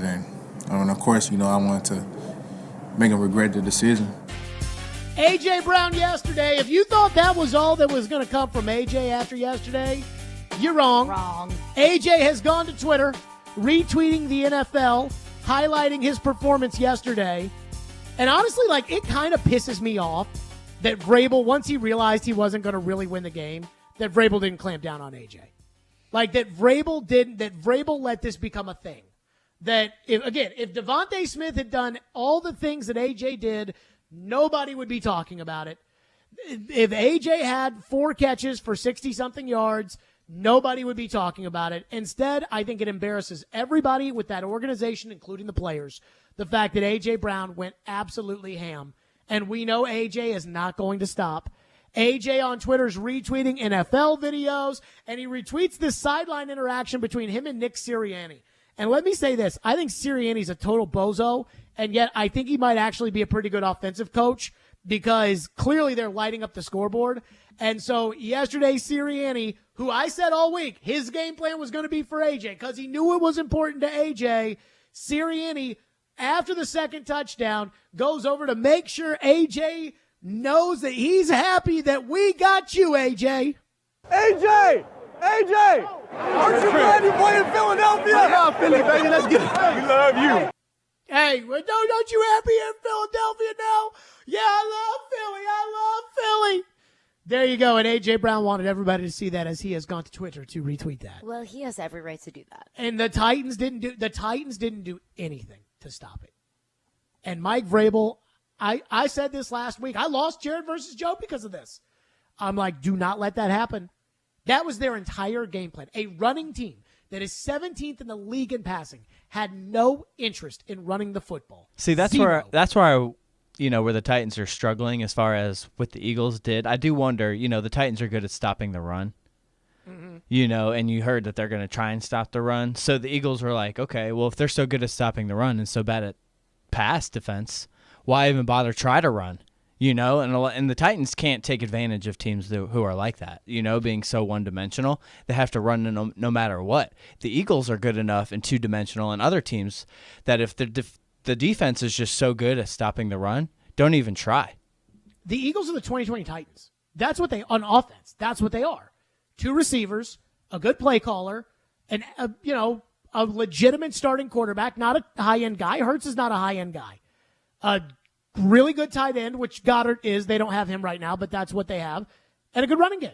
They're the 2020 Titans with a defense, which is why they're an elite team, and the 2020 Titans were an 11-5 team. But that's what they are on offense. And the same way that Ryan Tannehill was looked at as an elite quarterback with that group of players and that play caller is exactly what's happening to Jalen Hurts. But the Titans spent all week saying, we got to stop the run, stop the run, stop the run, stop the run. Philly's like, fine, we won't run it. Guess how many times Miles Sanders ran the ball in the first half? Over under 5. 3 times. Oh. Guess how many times Gainwell, the backup, ran it? 1. Once for 13 up the middle. So if that's going to be your game plan, you at least have to execute it when they do run the ball. I mean, here's their first drive where they scored a touchdown. Miles Sanders runs the ball on the first play. Hurts complete to A.J. Brown. Hurts complete to Devontae Smith. Hurts complete to Devontae Smith. Hurts complete to Gainwell. Hurts incomplete for Watkins. Hurts complete to Devontae Smith. Their game plan, their script was to throw. And so that's why when, again, we make this about Vrabel and Robinson, the truth is the Eagles' game plan was to embarrass the Titans. And Vrabel's game plan didn't even factor that in there. And so now the Eagles have A.J. Brown on cloud 9. Those coaches, he could ask those coaches to go 10 games without receiving a pass, and he'd be okay with it after what happened yesterday. And the entire organization is embarrassed. The Titans, that is embarrassed about what happened yesterday. I guarantee you the owner doesn't like it. I guarantee you the general manager doesn't like it. I guarantee you the players don't like it. You think Kevin Byard liked being asked questions in front of his locker yesterday about, AJ went off, and what'd you think about AJ? Of course not. Of course he didn't. And that's the head coach. I don't know. I mean, I don't think Vrabel and Robinson have beef, though they don't look to be all that chummy. I mean, if Vrabel was trying to get Robinson thrown under the bus, that game plan would be a perfect way to do it. Just hang Robinson out to dry. That's what it looked like yesterday. And well, to your point about Jared versus Joe, my whole thing was it would be dumb for the Titans to just say we're going to stop A.J. Brown, period, because so they could get some sort of satisfaction out of stopping A.J. Brown. Where I thought that they might do that, but if they do that, it should be because taking A.J. Brown out of the game is the best way to win that football game. And if that's not the case, if they don't think that, then fine. But don't tell me that the game plan is going to be stop the run, stop the run, stop the run, and then you don't adjust the game plan at all when they're absolutely torching you in the passing And then you game. single up A.J. with Trey Avery in the end zone. Where, I mean, I wasn't on board for completely take A.J. Brown out of the game just to prove a point, but I'm also not on board for act like A.J. Brown and Devontae Smith are non-factors in this offense, when very clearly they are the bread and butter of how this team, the heartbeat of this team. If I had to choose between Devontae Smith beating me, Miles Sanders beating me, or A.J. Brown beating me, I don't care if it's Devontae Smith or Miles Sanders. And the Titans thought that they were not going to let Jalen Hurts' legs and Miles Sanders beat them. And the Eagles are like, that's your game plan? That's your game? Because our game plan is, in fact, the exact opposite. One of the top offenses in the league, and your game plan is to stop the run. Unbelievable. Daryl is up next. Phone lines driven by WilsonCountyHunter.com. That's why I say, like, when we talk about Robinson and Vrabel, like, don't leave Vrabel unscathed in this. Go ahead, Daryl. Thank you for calling. Well, I'm not going to castigate Vrabel. 2 out of 8, the 8 first-round draft choices that John Robinson has made have had a net positive impact on this team, and that's Conklin and Jeffrey Simmons. Every other one besides this year's, which that remains. Corey Davis didn't have a net positive on the Titans? No, he did. Well, he had a net positive, but you want a first-round draft choice to have a significant impact on your team. And Corey Davis is no longer on the team. Adoree Jackson is no longer on the team. He's had 4 absolute busts by any definition. So you can't draft if you don't draft playmakers in the first round, whether it's on defense or if it's playmakers as receivers. Who are the 4? Who are the 4? Wilson, Farley. Evans. I mean, Rashaan Evans is starting for the Atlanta Falcons. That's not a complete bust. Okay. It's not a great pick, but it's not a bust. That's my chop on that one. But the point is, he has not drafted playmakers that are still on the team besides Jeffrey Simmons. Out of 8 draft picks, you're not going to build up anything if you squander first-round draft choices like he has. I think people get this in their mind. Daryl, thank you for your call. I think people get this in their mind with Robinson, that he's just this terrible drafter and doesn't draft any good players. I mean, the reality is he drafted Kevin Byard, he drafted David Long Jr., he drafted Amani Hooker, he drafted both your starting corners, he drafted your starting right guard, he drafted your running back, who's the best running back in the NFL, he drafted your tight end, Chigakonkwo, who actually looks like a pretty good player, as does Treylon Burks.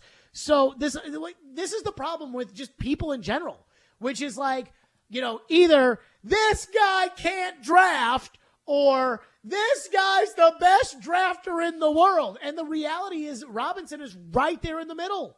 Robinson has whiffed on picks and not gotten good enough value for certain picks. And then he had one draft that was Jeffrey Simmons, A.J. Brown, Nate Davis, Amani Hooker, and David Long. By the way, Hooker stinks right now. We got to talk about it. I mean, it's like Tannehill's performance yesterday, abysmal and way down on the list. But 2 weeks Hooker's been back. He has freaking sucked. I mean, last week misses a tackle with great field position, misses a tackle on P. Ryan out of the backfield. This week, freaking doesn't set the edge on the Jalen Hurts touchdown right before the half, doesn't make any tackles, can't cover. What the hell's wrong with Amani Hooker? But I digress from this. You all talk about Robinson like he's Rustin Webster, and he's not. Like, he's not that bad. You have to be fair. And that's what I say with this stuff about, if you want to be mad about the AJ trade, you are entitled to be mad about the AJ trade. That is fair. But to sit there and act like yesterday's game was a referendum on Robinson for not being able to draft, I also don't think is completely fair. Farley, unmitigated disaster. And that's worse than Wilson, because you knew Farley was an injury risk coming into this. But, I mean, not every general manager is going to hit every pick in the first round. And when the Titans miss in the 2020 draft, they turn around and sign Tier Tart as an undrafted free agent. So it's not like they don't have any young players. And I guess it's just I don't know why I'm defending Robinson as much as I feel like I am, because he's made some really bad moves. But I just think that the way that the tone about all the Robinson takes are just not fair, in my opinion. Well, I do think it goes along with the fact that this is a what have you done for me lately league. And I think a lot of fans look at what John Robinson has done lately, specifically in the first round, but even just drafting in general in the past couple of years. And they think they look to all the deficiencies on this team and all the areas that need improvement. And those are areas in which John Robinson has whiffed in the draft or has not addressed in the draft. So how do you think Amy feels about it? 615-737-1025 is our phone number. 615-737-1025. Stillman and Company, 1025-1063 The Game. Hey, I'm Ryan Johansson, and this is Smashville. Back to Johansson, and Johansson tips it in with one hand on the stick. You're listening to the flagship of the Nashville Predators radio network, ESPN 1025 The Game. At the law office of Amanda J. Gentry, we are committed to defending your rights. Being arrested doesn't have to be the worst day of your life. Being served with custody paperwork doesn't have to be the worst day of your life. It may feel that way. But if you have Amanda J. Gentry representing you, you can feel confident that you're going to have the best quality representation in all of Middle Tennessee. Amanda J. Gentry goes wherever justice demands. 615-604-6263. AmandaJGentry.com. There's no gift that's more beautiful, more versatile, or more meaningful than a beautiful piece of jewelry gifted from the heart. And there's no better place to find that gift than Genesis Diamonds. At Genesis, making memorable moments is our specialty. This holiday season, we put together our most impressive selection of can't-miss gifts. Rings, earrings, pendants, bracelets, bands from $100 to $250,000. And now through December 12th, we're offering 5 years, zero-interest financing on any holiday purchase with absolutely nothing down. So the beautiful Eternity Band is just $50 a month. Or that 2-carat pair of diamond stud earrings, just $100 a month. Everything's included in this amazing offer. Even our huge selection of hand-picked GIA-certified diamonds and our luxury pre-owned Rolex watches. Make it a Christmas to remember with something special, something timeless, and something beautiful from Genesis Diamonds. Get 5 years, zero-interest financing with zero down now through December 12th. Genesis Diamonds, Green Hills and Cool Springs on approved credit. Open Sundays till Christmas. Happy holiday from Houston Clinic Orthopedics, conveniently located where you live and work with various locations in and around the Nashville area. Houston's physicians specialize in spine, joint replacement, knee, hip, upper extremity, and many other orthopedic conditions. At Houston Clinic Orthopedics, they strictly adhere to all CDC guidelines for the patient's and staff's safety. To experience world-class orthopedic care and see a list of all Houston physicians and specialties, visit their website at tn.houston.com and book your appointment online today. With PatriotSoftware.com, accounting and payroll, keep your time and money. Mike Capel here, serial entrepreneur. I began paying employees in 1988. I would handwrite checks and say, here you go, don't cash it until Tuesday. But a teenage employee said his dad wanted to see his pay stub. Pay stub? We don't have pay stubs. Get back to work. He said, Dad works for the government, and state law requires that I receive a pay stub. Crud! Now I'm supposed to be an expert on withholding payroll taxes and create pay stubs? That's why I created Patriot Software, to help employers with 1 to 100 employees do their payroll correctly with pay stubs. Go to PatriotSoftware.com. Use promo code RADIO and get 2 months of payroll free.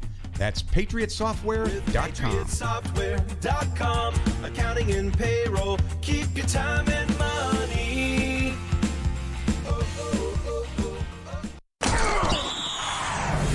The Sports Talk doesn't end on Friday. Join Michelle Knezovic and Junie Riddle for Michelle and Junie. Have they truly been tested yet? I really want this to be a good game. Michelle and Junie, every Saturday morning at 9. Presented by Superbook Sports and the Nashville Jam Company. I think Junie and I are going to go hit breakfast/brunch there after the show. On 102.5 and 106.3 The Game and the Game Nashville app. Hey Nashville, this is Penny Hardaway, University of Memphis coach. You're listening to Nashville's best sports talk, ESPN 102.5 The Game. Second down and 3 after the 7-yard gain. Couple pumps. Hurts going deep for A.J. Brown. He has got it. Touchdown, Philadelphia. This is actually pretty good coverage, but A.J. Brown is just having his absolute way with this Tennessee Titans secondary. Avery's right in his hip pocket, got his arms wrapped around him. It doesn't matter. A.J. Brown's had this game circled. Former team coming into his place. He's been unstoppable. What was the inspiration behind the touchdown? Today, I'm gonna have to give you this whooping, but I still love you though. So that's what the hug came in at the end. A.J. Brown spanked the goalpost with a towel, gave you this whooping, but I still love you. And hugged the goalpost. A nice little hug at the end of that. So what do you think Amy Adams Strunk, what do you think the conversation was like with her yesterday? Because let me say this, if I owned the team, and her and I are very different people, and I appreciate that we're very different people, and I do really, really, really like Amy Adams Strunk. I think she's a great owner. I'd want people fired after that. Now, I wouldn't be demanding it.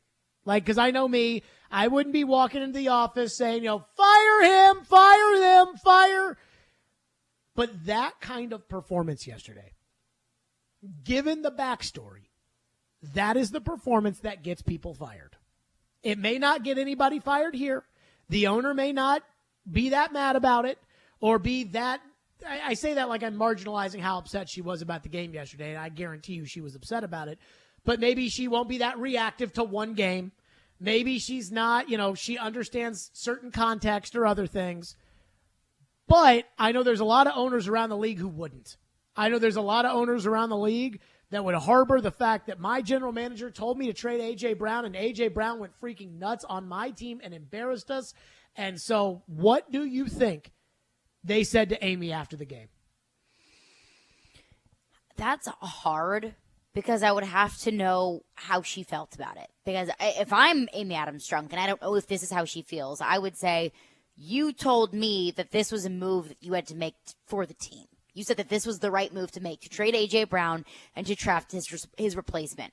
Well, last night we saw those two teams head-to-head, and we saw very plain and simple that wasn't a good decision, or at least where it stands right now. Again, last year Philadelphia was the 7th seed in the NFC. They got blown out in the one playoff game they played against Tampa Bay. The Titans were the number 1 seed in the AFC.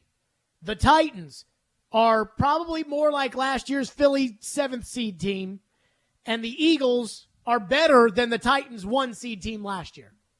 And the big difference is A.J. Brown. A.J. Brown is on one team, and A.J. Brown is not on the other team. That's the big difference. And I know Amy's has got to look at that, right? I think so. But also, how much can you really dwell on that? Like, the baby's already been born, so what are we gonna... And how much can you really let one game dictate that? Because I don't believe that this was a move that was made, the trade for A.J. Brown and drafting Treylon Burks.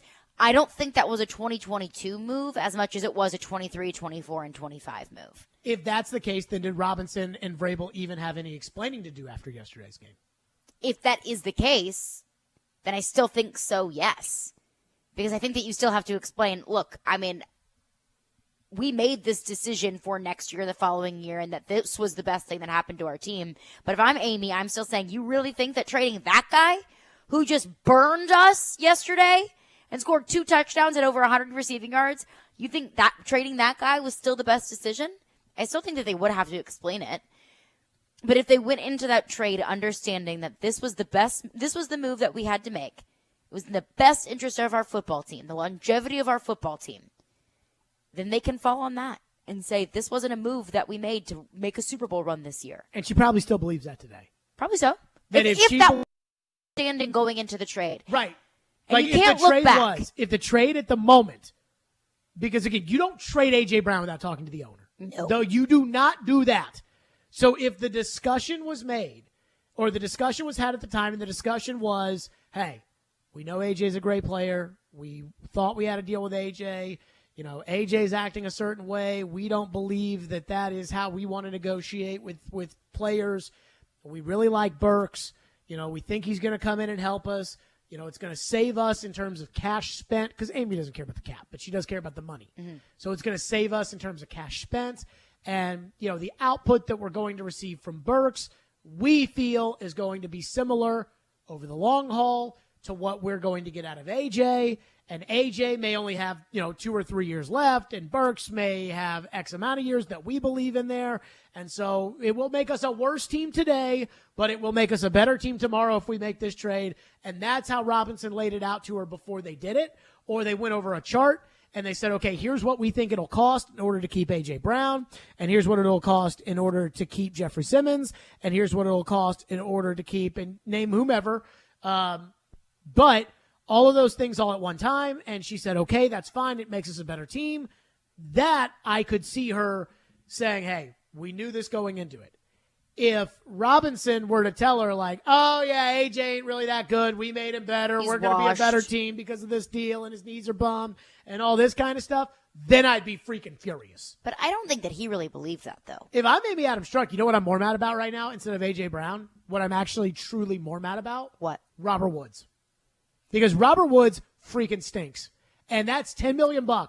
So your answer, and this is what bothers me about the Titans offseason as a whole, and I thought it was represented in yesterday's game, which is, okay, you cut the left guard because he's kind of injury prone, and he was going to make $12 million, and left guard is not a premium position. You can draft that in the 3rd round, and it can start for you right away, or you can sign a left guard who is kind of a backup-ish kind of guy, but whatever. You can find a guard. It's a guard.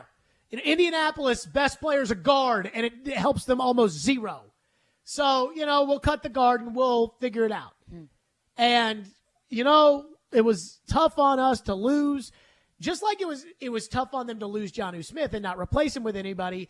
This year they went out and they got a replacement for Jonnu Smith, which was Austin Hooper. Well, they went out and got their replacement for Corey Davis, which was Robert Woods.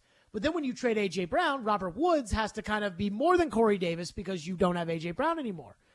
But Robert Woods freaking sucks. I mean, I was the biggest Robert Woods fan. When they made that trade, I was like, a professional receiver. He'll be a chain mover. Tannehill will be able to trust him. Not only does he and Tannehill are not on the same page. He throws the ball. He anticipates throws for Hooper. He does not anticipate throws for Woods. So he doesn't trust him. He doesn't catch it. Robert Woods freaking sucks. And so I'm spending $10 million. So I couldn't pay AJ 20. So I could pay Robert Woods 10? That would piss me off more than the fact that, I basically traded A.J. Brown for Treylon Burks. That would make me mad. I mean, you're paying him half of what you would have paid A.J. and you're getting less than half of the production. Yes, my $10 million for Robert Woods is right down the drain. And so, that again, I can find $10 million. If it were, hey, it's all about $10 million, well, then don't acquire Robert Woods and cut Lewan, and now I've got my $10 million and then some. But it wasn't about the money. With AJ? Yeah. I don't know that. I don't know. I'm making an assumption, but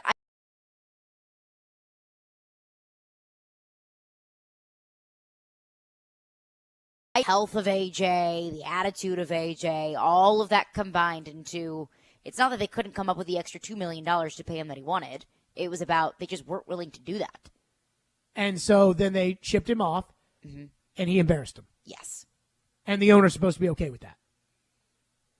I'm not saying she has to be okay with that. That's just the reality. I mean, if she's not okay with that, then somebody's getting fired. Let me tell you who would have been mad about this. Floyd? Well, no, he wouldn't.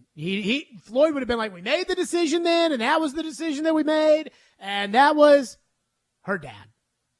I'm telling you right now, her dad, and I'm not saying that she should be more like her dad, because Adam brought up, when Bud was here and he would get mad, and, Jim Wyatt, when he was at the Tennessean, had this, and this is from me from afar, but just when I was at my maddest, somehow, as a fan, somehow, some way, Jim Wyatt found his way to Bud Adams.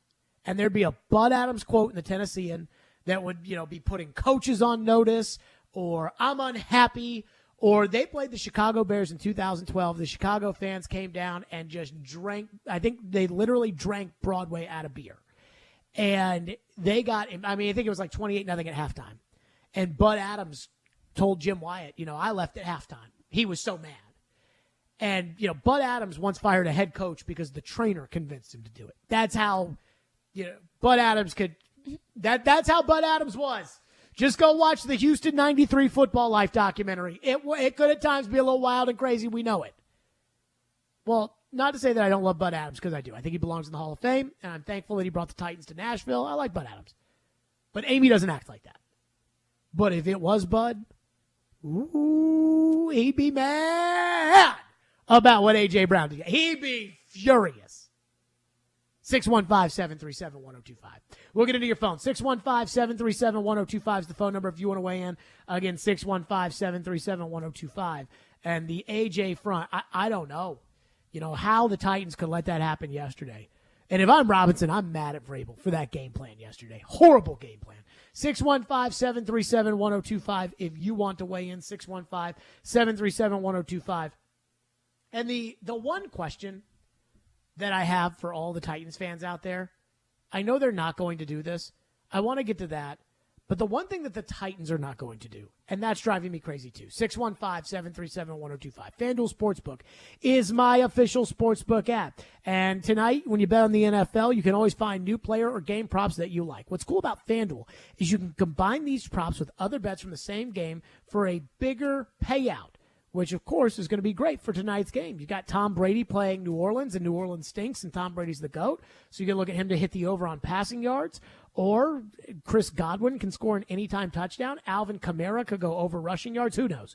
FanDuel is easy to use, easy to register, easy to deposit, and easy to find your bet. Plus, they've got live betting so you can bet in the middle of the game, and they've got fast withdrawals. So when you win, FanDuel pays you your winnings quickly. There's no feeling like nailing a same-game parlay, so lock in your bet today on FanDuel Sportsbook. If you're new to FanDuel, sign up with the promo code JGM for your no-sweat first bet up to $1,000. That's promo code JGM and make every moment more with FanDuel, an official sportsbook partner of the NFL. 21 and older and present in Tennessee. First online real money wager, only $10 first deposit required. Bonus issued is non-withdrawable free bets that expire 14 days after receipt. Restrictions apply. See terms at sportsbook.fanduel.com. Gambling problem? Call the Tennessee Red Line 1-800-889-9789. Want the latest on college football and Nashville sports? He looks like 1,000 quarterbacks I've seen in a college game. Join Outkick 360's Chad Withrow every Friday at 5 with Stillman and company. The coaching staff kept him and got rid of the other guys. He'll bring opinions and charisma for a full half hour every week. If he's so great in the locker room, then give him a coaching gig. Chad Withrow is presented by Two Rivers Ford. Custom order your new Ford from Two Rivers Ford on 102.5 and 106.3 The Game and the Game Nashville app. From the Fox 17 News Code Red Weather Center. Soggy days ahead, looking at cloudy skies and rounds of rain through Friday at least. We'll look at 2 to 5 inches possible by the end of the week. Temperatures will range from the 60s to 70s. For Fox 17, I'm Chief Meteorologist Katie Morgan. This weather report brought to you by Hiller Plumbing, Heating, Cooling, and Electrical. Call the Happy Face Truck today.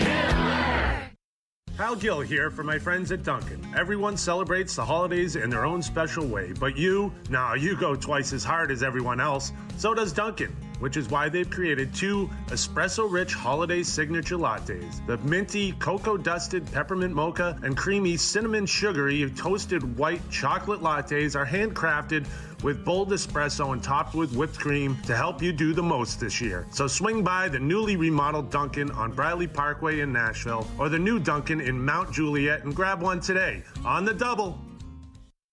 Hey, this is Edwin Vickery at Mercedes-Benz of Music City in Nashville, Tennessee. We have a lot to be thankful for this year, and I want to say thank you to our customers in Nashville and Middle Tennessee. I hope everybody has a safe and happy holiday season. Hey, it's Jared. If you're listening to us on I-24 towards Murfreesboro or I-65 towards Spring Hill, make sure you check out 106.3 for another great way to hear Nashville's best sports talk. Could you please pass the potatoes? Uncle Bob, why are you singing? With all the rewards we are getting, with the Navy Federal Credit Union's cash rewards card, I hired a singing coach for caroling. But it's summer. Since we get up to 1.75% cash back on all our holiday purchases, there is cheer to last all year. Please stop. These potatoes are delicious, by the way. Get cheer to last all year with Navy Federal Credit Union. Our members are the mission. Insured by NCUA. Chase McCabe. The best way to figure that out is to watch Twitter. Willie Donick. Trying to move down the field for the winning field goal. And Derek Mason. I'm putting in my hours and I'm out of here. Chase, Willie, and D-Mace. Weekdays from 10 to 2 on Nashville's best sports talk, 102.5 and 106.3 The Game and the Game Nashville app. You're listening to Stillman and Company. Presented by TriStar Moving. 102.5 and 106.3 The Game and on the Game Nashville app. You had the field goal penalty against the Bengals, and then you get another one this last week. Is that just guys trying to do too much? No, I think it's ridiculous. I think it's ridiculous. So to go out there and call safe block 2 weeks in a row and knock the out of the center and then jump off sides, I guess safe punt's going to mean line up a yard off behind the line of scrimmage and have 4 guys up there. I don't know, but we'll have to do something that's so utterly ridiculous to not get a penalty on a safe block. I feel that. That struck a nerve with him just there. So I thought it was a very important question for Corey Curtis to ask. I thought it was a great question by Corey, and I thought, imagine if you asked Vrabel about that after the game. If that's how Vrabel answered today, and we know that the Vrabel after the game and the Vrabel on a Monday are two totally different people. You'd ask Vrabel that after the game, Vrabel might have killed somebody. I mean, with as mad as he still was about it today. So, I think that is anger that's been culminating over a few weeks, too. Think about this. Vrabel went after the punter today, like in the press conference, talking about how he didn't punt the ball well enough, and the coverage wasn't good enough, and the hang time and the punts wasn't good enough, which I actually know something about because I've heard Pat McAfee talk about it. Like the hang times were 5-something or 4-something or whatever, and that McAfee says you have to hit the hang time like 5.2. He's like, you can hit a great punt, bang the crap out of the ball at 4.6, and they're going to get a big return. If you can hang it just a little bit higher, you're going to have no return, and it'll be a better punt. And so Vrabel's all over Stonehouse about that. We know the kicking game has been an unmitigated disaster. We know punt return stinks and kickoff return stinks. And now 2 weeks in a row, they absolutely blow it on the field goal block, which Vrabel says is ridiculous because they're running a safe block. They're running a safe block and they jump off sides. They're not trying to block the kick. How do you jump off sides on a field goal? How do you hit the snapper if you're not trying to block the kick? And Vrabel doesn't know. He thinks it's ridiculous. Because it is ridiculous. Which leads me to one question. What are you going to do about it? Who's coaching the field goal block team? Craig Aukerman. Who's coaching the punter? Craig Aukerman. Who's coaching the punt return team? Craig Aukerman. Who's coaching the kickers? Same guy. I mean, seriously. Vrabel can say it's ridiculous all he wants. It's his fault. He's had every year, Craig Aukerman has proven that he's a bad special teams coach. Every year. And every year, they blow games because of special teams. And every year, JohnnyJoeSports.com comes up with some kind of special teams rankings, and the Titans aren't at the bottom. So then they'll say, well, Johnny Joe Sports ranks the Titans 13th in special teams. So they can't be that bad, Jared. And yet it's always something new. And special teams is never good. It's just sometimes they don't lose games because of special teams. Yesterday they didn't lose because of special teams. That's a 4-point freaking swing. 2 plays. Simmons line up in the neutral zone on the field goal, and Dennis Daly jumping off sides. That's 8 points. That's 8 points the Titans either didn't score or just gave to the Eagles yesterday. And it's ridiculous. It is, and it won't change. It will not change. As long as Aukerman is the special teams coach, it will not change. So I'm not even mad at Aukerman anymore. I'm mad at Vrabel, and he can say it's ridiculous all he wants, and I had to get that off my chest. Is that the Crossroads? The Crossroads. Whether they would like to forward with the special teams coach or not? Terrible special teams coordinator and a terrible offensive coordinator, and I won't do anything about it. That's the Crossroads. Clearly. Oh, my God. It's just so ridiculous. It's the same. They hit the punter in the head, or they hit the snapper in the head last week. It's bad. I mean, that's like high school level kind of blunder. They lined up in the neutral zone on a field goal. I mean, it's little gimmies like that where it's easy to get those points, and it's really easy to not give those points away on special teams. But for this Titans team, I mean, it's just they make it so much more difficult on themselves with dumb special teams plays. What do we have in the text line? 615-737-1025. I wanted to get that off my chest. Joe Texan says what the owner should do is after this year going after not only a dynamic offensive coordinator, but also make sure they draft or sign wide receivers and offensive linemen. Then tell Vrabel if he lets go another player that has had a huge impact on this football team, then he can go with them along with Robinson. Well, wasn't it Vrabel that said that they wouldn't trade A.J. Brown as long as he's coach? So we know where Vrabel was on that. Yes. I think the bigger thing is if the owner tells the general manager what to do, then you might as well just fire the general manager. And you know me, I am not a pro firing John Robinson guy. I think John Robinson has done a good job. But if you, as that texter says, if you're going to tell the general manager, I want new receivers, I want new tight ends, if you start telling the general manager that, you're basically telling the general manager that you don't trust the general manager to do his job. And if you give that sense to the general manager, then you might as well just fire him because he's not going to feel comfortable in doing his job. That's what's really hard about this. This is not like working at a convenience store and it's like, hey, the way that you scan the bag of chips, actually when you scan it like this. The way we do inventory on the colas is by doing this. We want you to do inventory like this. It is, I've hired you to do this job that I believe that you can do. And anything short of that would lead that person to believe that the owner doesn't believe in me, and now it can cause some problems. Now, that doesn't mean that I don't believe in accountability. But there's a really good chance that if Vrabel doesn't want to fire the offensive coordinator, you can't make him. The owner cannot tell Mike Vrabel, you have to fire the offensive coordinator, because we've already seen how that works when you go to the head coach and you tell the head coach he's got to fire Terry Robisky, and the head coach is like, well, then you're going to have to fire me, which with Mike Mularkey, everybody in town was like, okay, but you're not going to do that with Mike Vrabel. So what do you do? And that is the tough part. What's next? Matt in Mount Juliet has a conspiracy theory. Okay. Says maybe Vrabel planned a horrible game plan just to throw it in J-Rob's face how much he was against the AJ trade. It was very clear during the draft that Vrabel was not pleased with the trade. I told you, if I didn't know better, I would say that that's what that game plan was.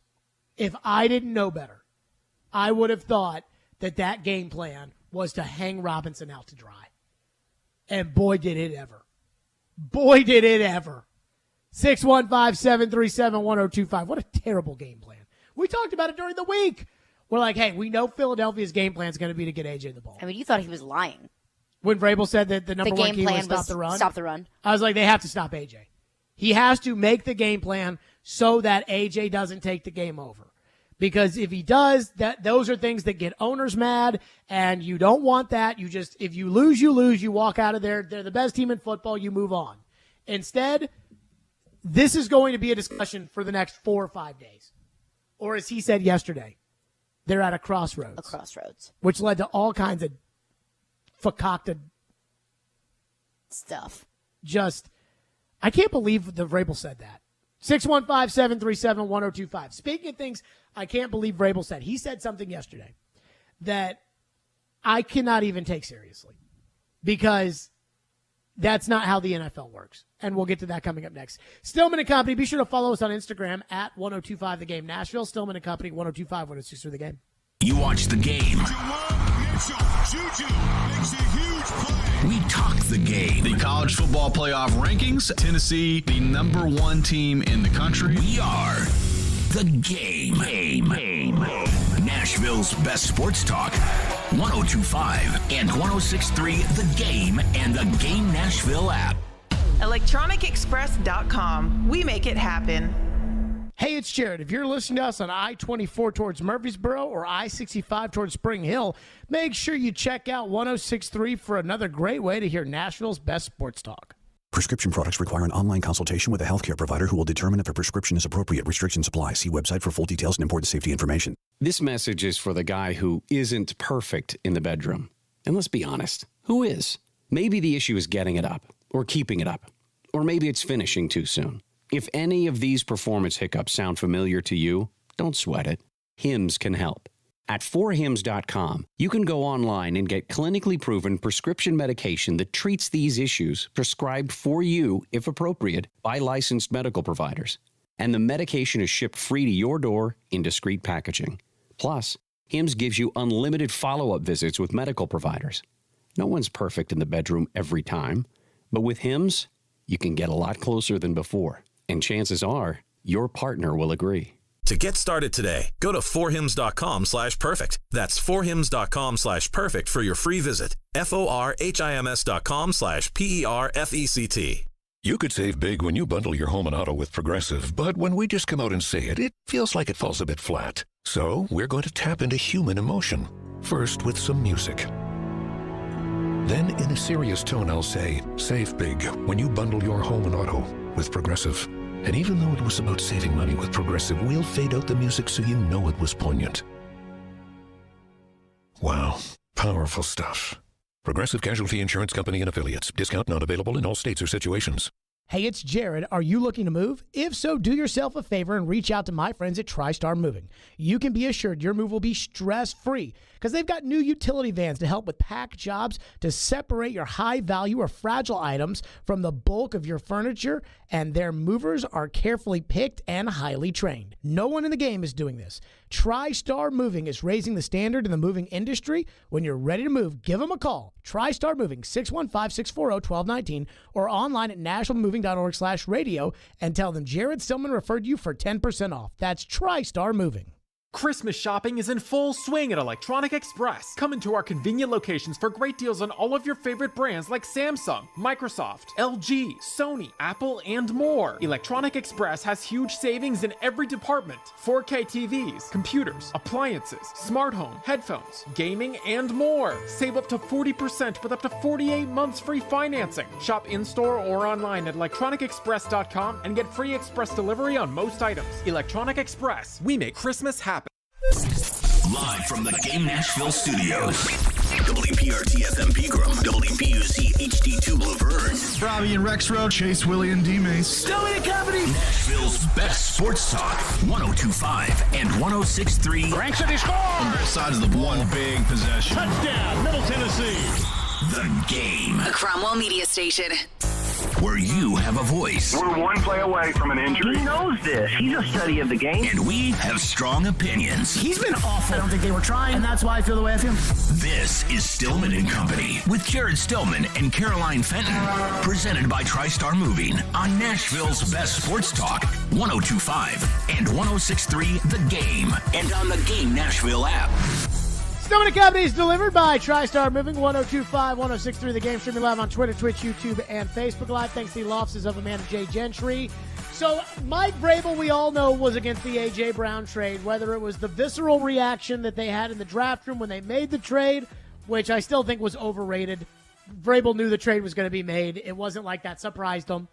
And whether it was his interview with Rich Eisen, where he said that they won't do it as long as I'm the coach, or everything else, Mike Vrabel didn't want to trade A.J. Brown. We know that. The Titans traded A.J. Brown. So if there's anybody who shouldn't be in trouble for A.J. Brown dominating the Titans yesterday, in theory, it should be Mike Vrabel, right? In theory. Yesterday, though, after the game, Mike Vrabel said something that is partially true. But it really was the wrong tone to take after the game, in a game in which they talked about on NBC's Football Night in America. They talked about it at halftime. They're going to talk about it tonight on Monday Night Countdown. They're going to talk about A.J. Brown's game against the Titans, his revenge game. They're going to talk about it all week. Mike Vrabel was asked about the A.J. trade in hindsight yesterday. Here's what A.J. said, or here's what Mike Vrabel said after the game. Well, it's not about A.J. A.J. had a good game. We can't give up big plays on defense.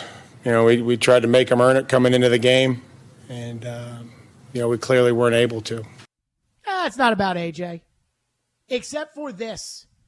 It is 100% about A.J. A.J. scored a touchdown, and he celebrated with his entire team spanking the goalpost with him in a choreographed fashion There are videos of the coach over there hugging AJ and celebrating with AJ about how glad he is to be in Philly now, and they're already up from NFL Films. The fact that AJ after the game, AJ was asked if it was personal yesterday after the game as he took his victory tour. Again, Mike Vrabel says, this wasn't about AJ. AJ says, yes, it was personal. It's a business, but you made it personal today. No, to be honest, it's been personal since the trade, to be honest. I've just been trying to keep it down. Just because, like I got stated, like, that's where I wanted to be. And they just kind of just... I'm not even trying to get into all that, but that's where I want to be. And, you know, things didn't work out, you know, and it was just kind of just, all right, here, you know, here you go. You know, we don't want you anymore. You know, you just kind of get pushed to the side. And in that situation for me, and like I said, I had to grow up, you know, quick, you know, so. Okay. So why would Vrabel say it's not about AJ? It's 100% about AJ. And it looks like Vrabel doesn't want it to be about AJ. He can't control that. But the only way he could control that is with a game plan that would have stopped AJ. But if he says it's not about AJ, then that makes him feel like he is in control over the situation of it not being about AJ, when it absolutely 100% is about AJ. Does anybody, do those players believe him? No. Does the owner believe him? No. Does anybody believe him? No. So then what's the point of saying that? And that's what goes back to this frustration that I think may be seeping through when Vrabel starts saying things like, we're at a crossroads right now and everybody has to believe in everybody and everybody. Then you need to not say things like that. This was A.J. Brown's Sweet 16. It was A.J. Brown's bar mitzvah. That's what it was. And once he scored the second touchdown, they tried for a third. They tried a reverse pass to throw down the field to get a wide open touchdown for AJ, and the Titans actually defended it. But after the second touchdown, they might as well have put him in a chair and lifted it up, and all the Eagles players had gotten around and done the hora like they do at Jewish weddings and bar mitzvah, because that's what it was for AJ Brown yesterday. And for Mike Vrabel to say that it wasn't about AJ Brown, it absolutely was about AJ Brown. And I think that Vrabel's got to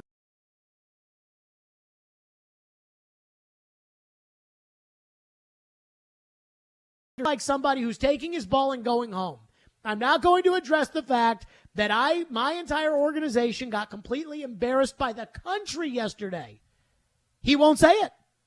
He won't say it. He won't admit to it. He doesn't want to admit it. And it's like the idea of admitting the fact that A.J. Brown could be the story is unfathomable for him, and he shouldn't do it, and I can't believe Vrabel's talking like that. And it really, I don't think that Vrabel's lost the team. I don't think Vrabel's in jeopardy of losing the team, but it certainly probably strikes down his credibility a little bit when he says things like that. When the players are the ones who have to hear it. The players are the ones that have to see the videos of A.J. Brown celebrating on the sidelines. They're the ones that have to do it. And Mike Vrabel's just like, yeah, this game wasn't about A.J. Really? It wasn't about A.J.?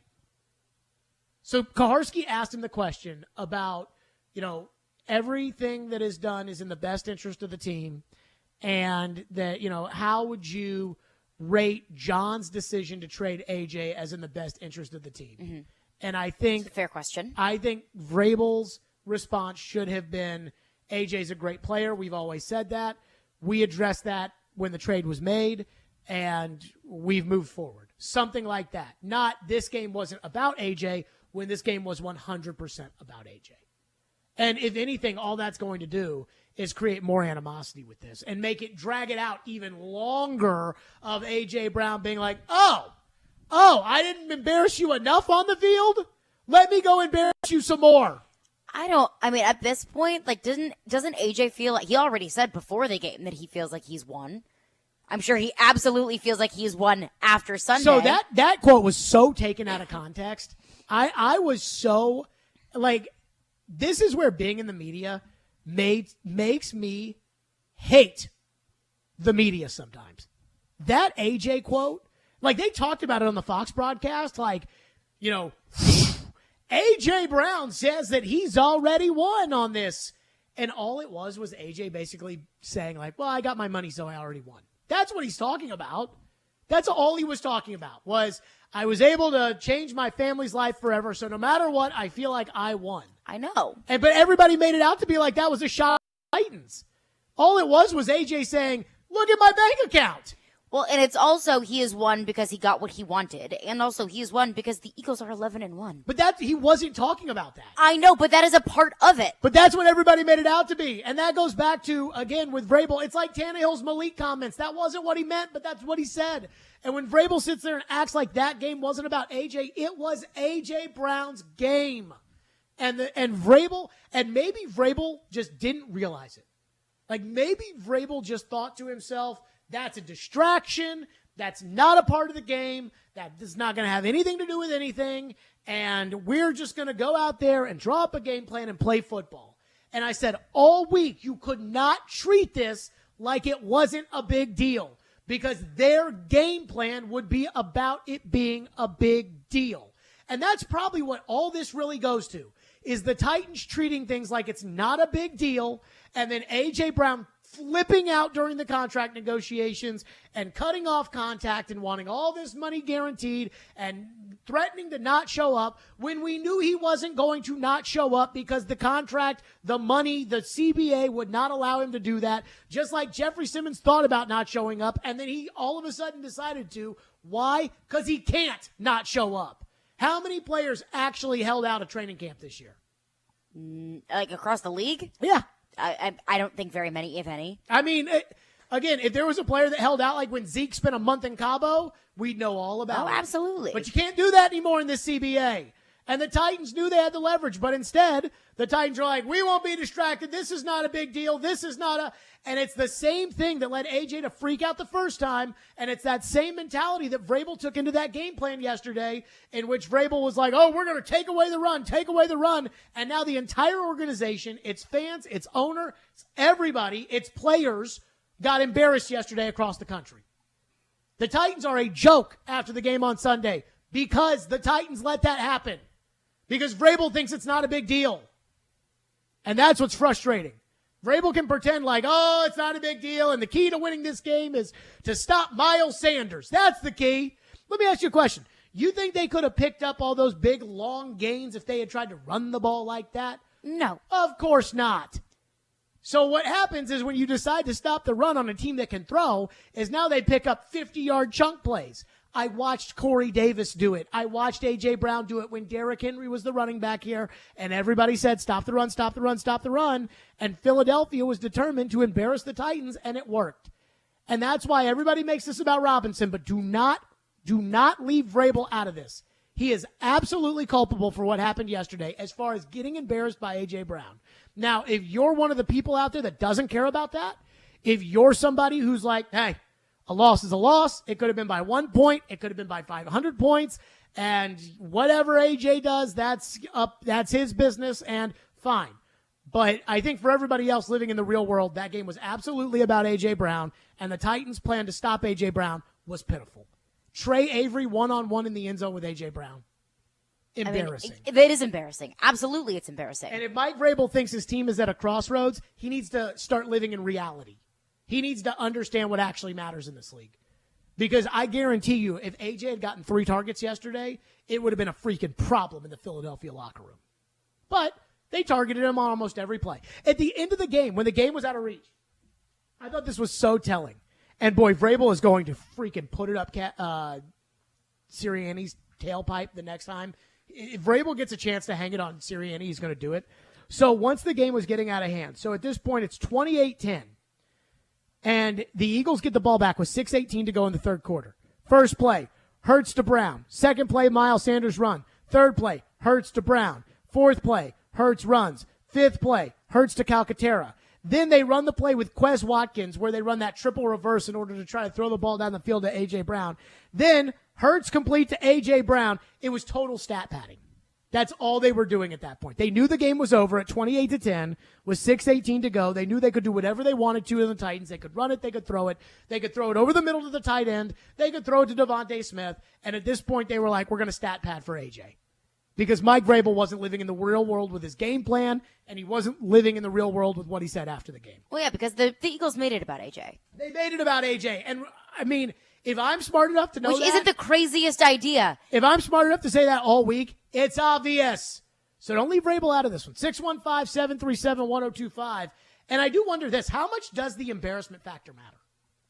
Like, what happened yesterday was embarrassing. Yes. And we've seen the Titans lose games, and we've seen the Titans lose, and nobody talks about it. And this will not be that. So how much is the embarrassment factor of what AJ did to the Titans yesterday, how much of that is a tangible thing? 615-737-1025 is our phone number. Plus, AJ did all the talking yesterday after the game, what he had to say. Edley's Barbecue, Edley's Barbecue's been voted Nashville's best barbecue 4 years in a row. That's right, it's a winning pick. It's one of my favorites. I love Edley's Barbecue. So hand off the tailgate prep if you're going to the game this weekend, or if you're going to any kind of game, hand off the tailgate prep to Edley's. Get your smoked wings in easy 25 and 50 count platters, and easily take smoked pulled pork, brisket, turkey, and scratch-made sides family style. Edley's is perfect for game day at home, or if you're going to the stadium. Call your neighborhood Edley's or order online at edleysbbq.com. Of course, they've got catering as well, and we catered for my dad's big birthday party a couple years ago, and it was fabulous with Edley's. That's Edley's Barbecue, edleysbbq.com. Every Wednesday at 8:45.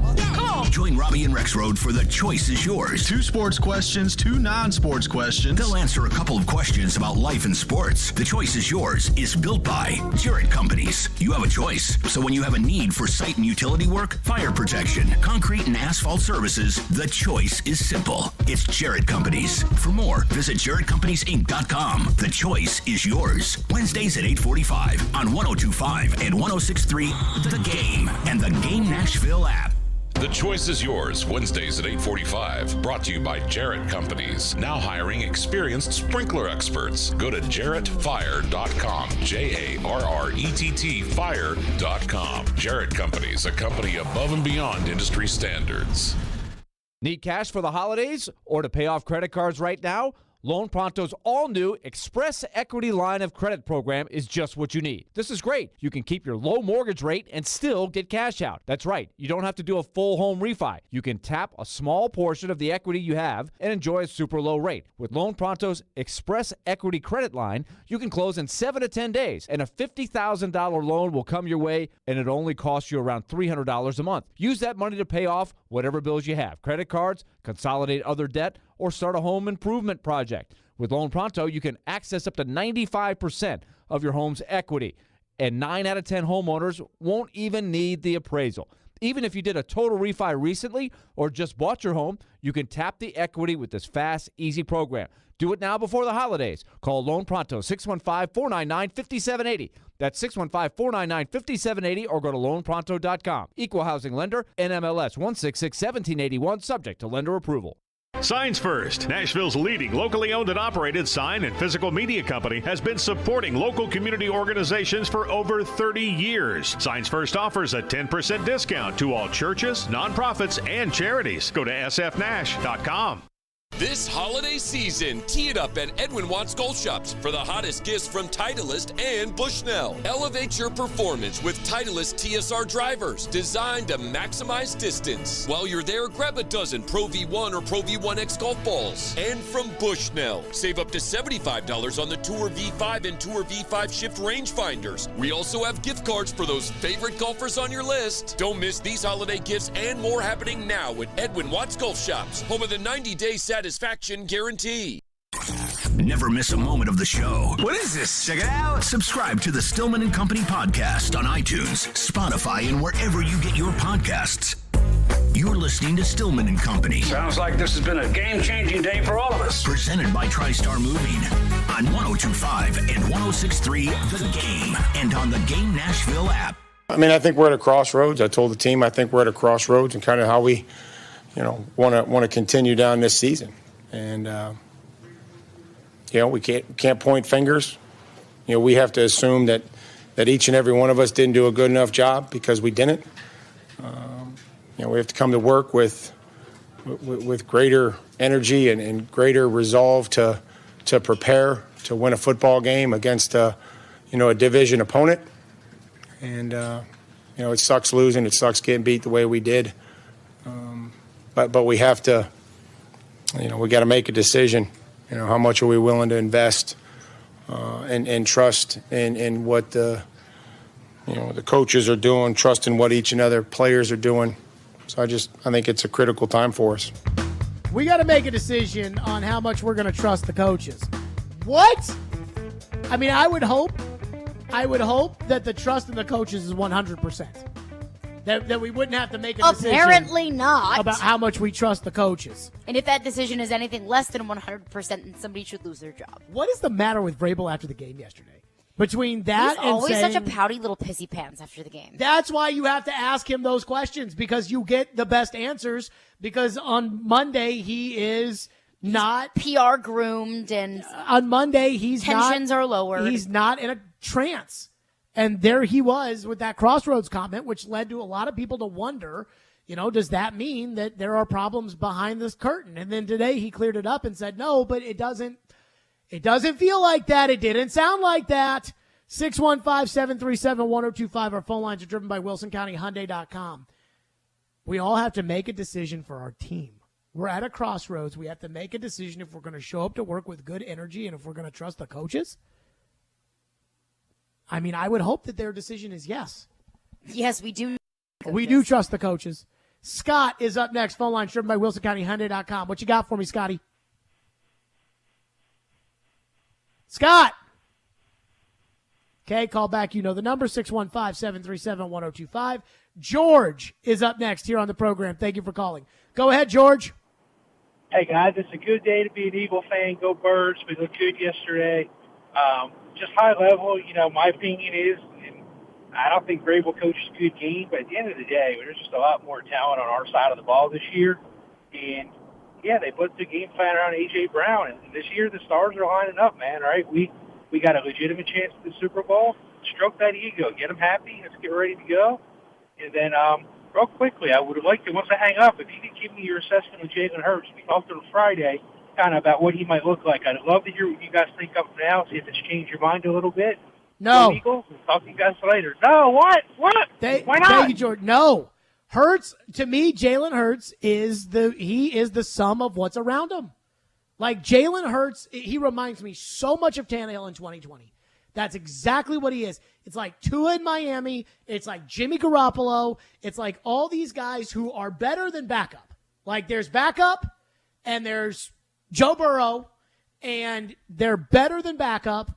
Carson Wentz was better than backup. Now he's backup. He's backup. He's a bum. Jared Goff, better than backup. Hell, let's give Jared Goff a good play caller, A.J. Brown, Devontae Smith, and one of the best running games in the league. Jared Goff took a team to the Super Bowl with that. Like, Jared Goff could do it. Tannehill's done it. All these guys have done it. Jalen Hurts is no different. How hard is it for Jalen Hurts when he's got all day just standing there in the pocket with tons of protection just to loft the ball over the middle to the tight end, Stoll or Calcaterra, and just drop it off for a gain of 26? How hard is that? How hard is it to just throw the ball into the end zone? It's like Greg Olsen. By the way, that Fox crew, freaking awful. Greg Burkhardt is bad, but I can be okay with it. The fact that Greg Olsen is calling the Super Bowl this season is criminal. Like, if I'm the NFL, I'm stepping in and saying, no, we're not doing that.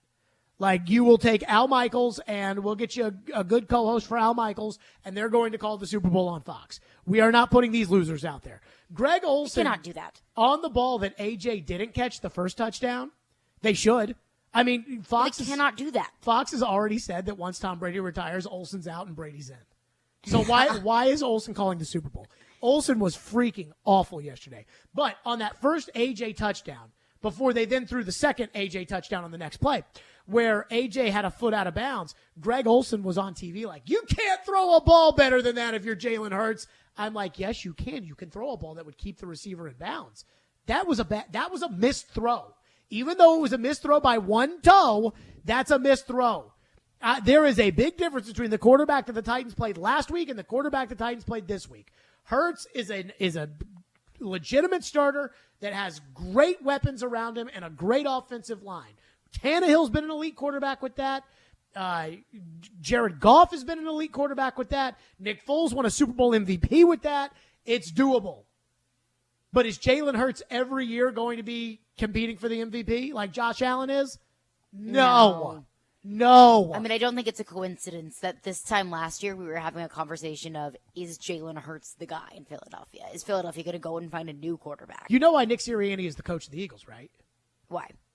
Because they wanted to try to keep Carson Wentz.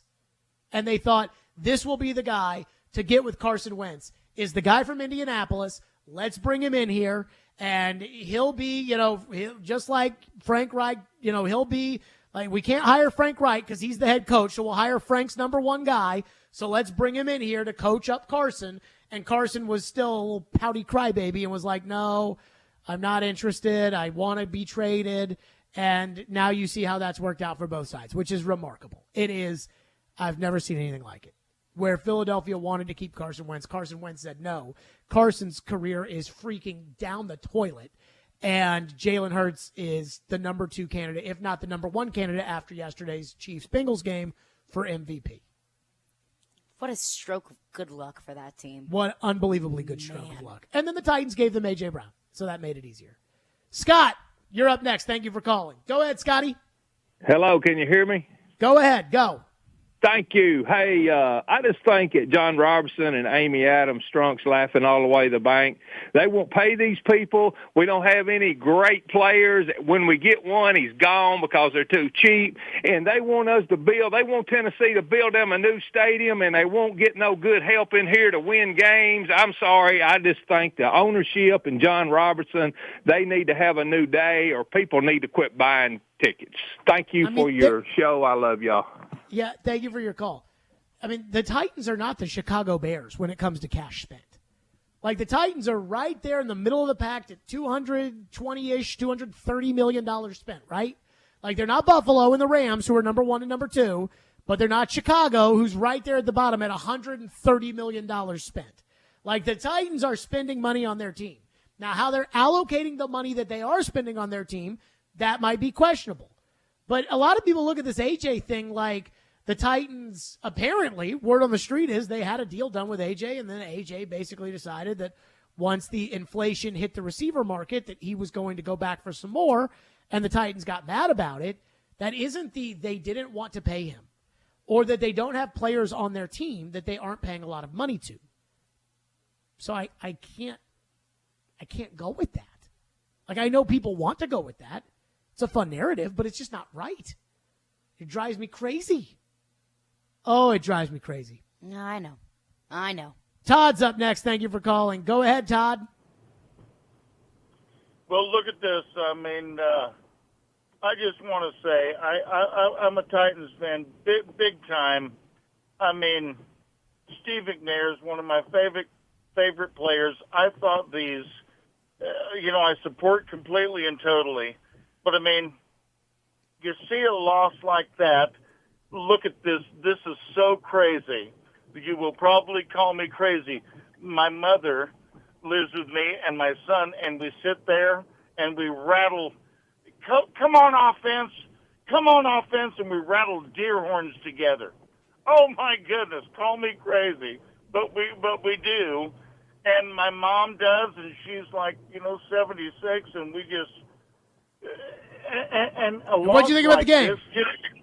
It just kills me. It just kills me, man. Why? Was it because they got beat so bad, or was it because they got beat so bad by A.J. Brown? Oh, look at this. It's a combination of it. I love your show. But Thank you, Todd. I was kind of asking you, how do you deal with a loss like this? I mean, hey, I'm certainly up for a couple of fireballs, to drown my Sounds sorrows, like it, Todd. Todd, good call. How do I deal with losses like this as a fan? I get on the radio and I bitch about it for 4 hours. That's what I do. It's pretty good therapy. That is exactly what I do. And honestly, I will say this, like the Cincinnati game, and I'm way more mad about the Cincinnati game than I am this game. But the Cincinnati game, I was furious. I walked out of that stadium so furious, came on the air, And I yelled about it for 4 hours, and by the time I was done, honestly, I was kind of over the Cincinnati game. So you should get it out. Made me feel better. Well, were you over the Cincinnati game because you were over it, or were you over the Cincinnati game because you were on to A.J. Brown? No, I was over the Cincinnati game because I was over talking about it. Okay. Not like I was accepting of the results or anything like that. Like I was. I mean, you got to move on from it at some point. I just didn't feel like talking about it anymore. Like I was just over talking about it. This game. This game's got some juice. I'm only because Vrabel said so many weird things. Like the fact that the team, I mean, as far as the team is concerned, like I'm not going to scream about Ryan Tannehill missing open receivers as much as he did. I'm not going to scream about the fact that on one play they set up Dontrell Hilliard.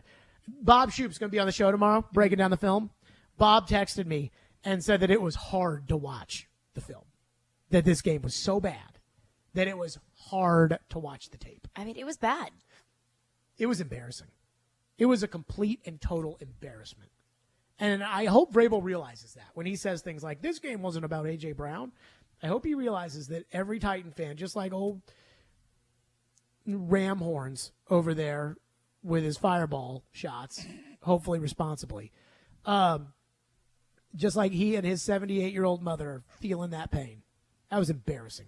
615-737-1025. We'll get back to your phones. 615-737-1025. Plus, apparently the adult in the room, Ryan Tannehill, he has a take that honestly really bothers me, but it is the truth, and we'll get to that. 615-737-1025. Hiller Plumbing, Heating, Cooling, and Electrical. Those are my guys. They've been taking care of my home for years, and they can do the exact same for you. Let Hiller take great care of your home. Hiller is giving away cash for the holidays, and we are celebrating from now until the end of the year with special deals. Hiller wants to make sure every child experiences the joy of Christmas this year, so they're donating $50 in Toys for Tots with every tankless water heater purchase. And they're giving away a $250 Visa gift card with each unit, or get a $500 Visa gift card when you buy select new HVAC systems, or get a $500 Visa gift card with the purchase of any new whole home generator. They've got more deals online at happyhiller.com. As always, happy you will be here. The service is free, and these deals are only available until the end of the year, so schedule today. And I am a huge fan of Hiller. They are proud supporters of the Nashville Predators, the Tennessee Volunteers, and the Vanderbilt Commodores. Hiller, call the Happy Face truck today. ESPN Titans NFL Nation reporter Teron Davenport brings knowledge. 3 touchdowns. He was processing, getting rid of the ball quickly. Passion. Make no mistake about it. He absolutely has to hit the ground running. And expertise on the two-tone blue and the NFL. Join TD every Monday at 11, Thursdays at 3, and Friday morning at 8 for all the latest on your favorite team. Teron Davenport is presented by Craneworks on 102.5 and 106.3 The Game and the Game Nashville app. Paul Feinbaum here for the Southeast leader for cranes and equipment rental, Craneworks. The Craneworks team in Nashville, Birmingham, and Mobile is ready to make your next construction or maintenance project a big success. Give Craneworks a call for your next lift, machinery moving, or rigging project. And don't forget, RentalWorks has a full line of rental equipment for jobs both big and small, and now offering qualified operators for all equipment, including aerial and earth moving equipment. Call Craneworks at 877-282-LIFT or visit them on the web at craneworks.com. OrderGreen.com. You know them by now. They're my only choice for high-quality THC and CBD products, and they're delivered right to my doorstep. Hey, folks, Joe Rexrode here. Yes, you heard that right. OrderGreen.com will send cannabis products right to you with discreet same-day shipping. OrderGreen.com has been great for me. Just what I need during this busy time of year. Takes the edge off physically, mentally. Terrific products, and if you use promo code Joe20, you're going to get 20% off your first purchase at OrderGreen.com. Do you have a subscription to OrderGreen.com? It'd be a lot cooler if you did. You won't be able to tell if you're in Colorado or Tennessee. Trust me, that's OrderGreen.com. Yo, Pablo Torre here, host of the ESPN Daily Podcast. When you want to go beyond your feed, when you want to get inside the score, when you want to get behind the highlight, there's ESPN Daily. Go deeper into the stories of the moment. Get the exclusive access and insider perspective that only ESPN can give you. ESPN Daily, hosted by me, Pablo Torre. Listen and subscribe wherever you get your podcasts. If you have certain chronic conditions, such as heart disease, asthma, diabetes, and you're 19 years of age or older, 52, 36, 42, you may be at increased risk for pneumococcal pneumonia. Ask your doctor or pharmacist about getting vaccinated with Prevnar 20, pneumococcal 20-valent conjugate vaccine, a Pfizer vaccine that can help protect against pneumococcal pneumonia in just one dose. Prevnar 20 is approved for adults to help prevent infections from 20 strains of the bacteria that cause pneumococcal pneumonia. Continued approval may depend on a supportive study. Don't get Prevnar 20 if you've had a severe allergic reaction to the vaccine or its ingredients. Adults with weakened immune systems may have a lower response to the vaccine. The most commonly reported side effect was pain at the injection site. For additional common side effects and full prescribing information, please call 1-855-213-2138 or visit Prevnar20.com. I'm going to ask my doctor about getting vaccinated with Prevnar 20. Coming up on the Tuesday edition of Chase, Willie, and D-Mace, we'll talk to Predators General Manager David Poyle at 11:15, plus our weekly conversation with ESPN NFL analyst Tim Hasselbeck at noon. The fun begins at 10 right here on 102.5, 106.3 The Game. Hey Nashville, I'm Gary Smith, head coach of Nashville SC. You're listening to Nashville's best sports talk, 102.5 The Game. Like I stated, like I wanted to retire a Titan, and I tried to do everything in my power to remain a Titan. But, it's a business once again. And in that situation, I had to grow up. First of all, I need to stop saying that. It's a business. But of course, like I told him I wanted to retire there and end up getting traded. And, just like, I just had to learn. It was a business. And of course, I wanted to make him regret the decision. I have just one request from Titan fans out there. Sure. So AJ says yesterday, I wanted to retire a Titan. Can we end the whiny baby? He cut the team off from the negotiations. He's lying. He says that he wanted to be a Titan, but he's the one who stopped returning Vrabel's text messages. Where? Can we stop that? I do think that that's part of the story. I really don't. That A.J. Brown was demanding certain things and wasn't responding to text messages? He wasn't responding to text messages is a total red herring. It's a total whiny baby, cry baby. It's his fault, not my fault line. It just goes along with the whole narrative of part of the reason why I think the Titans traded A.J. Brown is he's not really the easiest person to work with. Okay. This is the NFL. A.J. was negotiating. A.J. wanted the money. And A.J. got the money. And that's why A.J. said last week that he feels like he won no matter what because A.J. got the money. Yeah, that's what he wanted. He got what he wanted. And he was going to get the money here. He might have gotten less. He might have gotten more. I don't know. But he was going to get the money here. And the Titans got their panties in a wad because A.J. wanted the money right away. And the Titans wanted to negotiate. When I thought about that, about A.J. saying that, I told them I wanted to retire a Titan. And obviously things changed, and so I guess I'm here, but, and then I saw the whiny baby Twitter response of he cut the team off from negotiation. He didn't answer the phone from the team, and so what were they supposed to do? I'm like, you think that AJ didn't answer the phone when they called and said, hey, we're working out a deal for Philly? So he answered the phone when he liked the news that he heard from the phone. It's all a negotiating tactic. That's all it was. And so to act like the Titans didn't know it was a negotiating tactic, like the idea of, remember TD reported that his sources said AJ threatened that he would not show up. He wouldn't even set foot in the building without a new deal. Yeah. Well, the Titans know that the collective bargaining agreement doesn't really allow people to hold out. They know that. Just like how Jeffrey Simmons told The Athletic that he was thinking about holding out and then decided last minute not to hold out. Jeffrey Simmons decided last minute not to hold out because they said that's $90,000 a day. Camp is about 25 days. So that's $90,000 a day for 25 days, and you don't get the money back. And Jeffrey said, I'm good, bro. I'm good. I'll be there. I'll be there. And if the Titans really wanted to sign AJ, and if AJ wanted to stay with the Titans as much as he says that he does, which I believe if the Titans gave him the number that he wanted, he would have stayed here. If the Titans wanted him not responding to text messages wouldn't have stopped that. They owned his rights. Yeah. I do think it's part of the story of the way that everything fell out and the way that those couple of weeks went when it came to contract negotiation. But, it's not the whole story. It's not the reason why he is not here. He took a process that he didn't understand incredibly personally. That's what happened.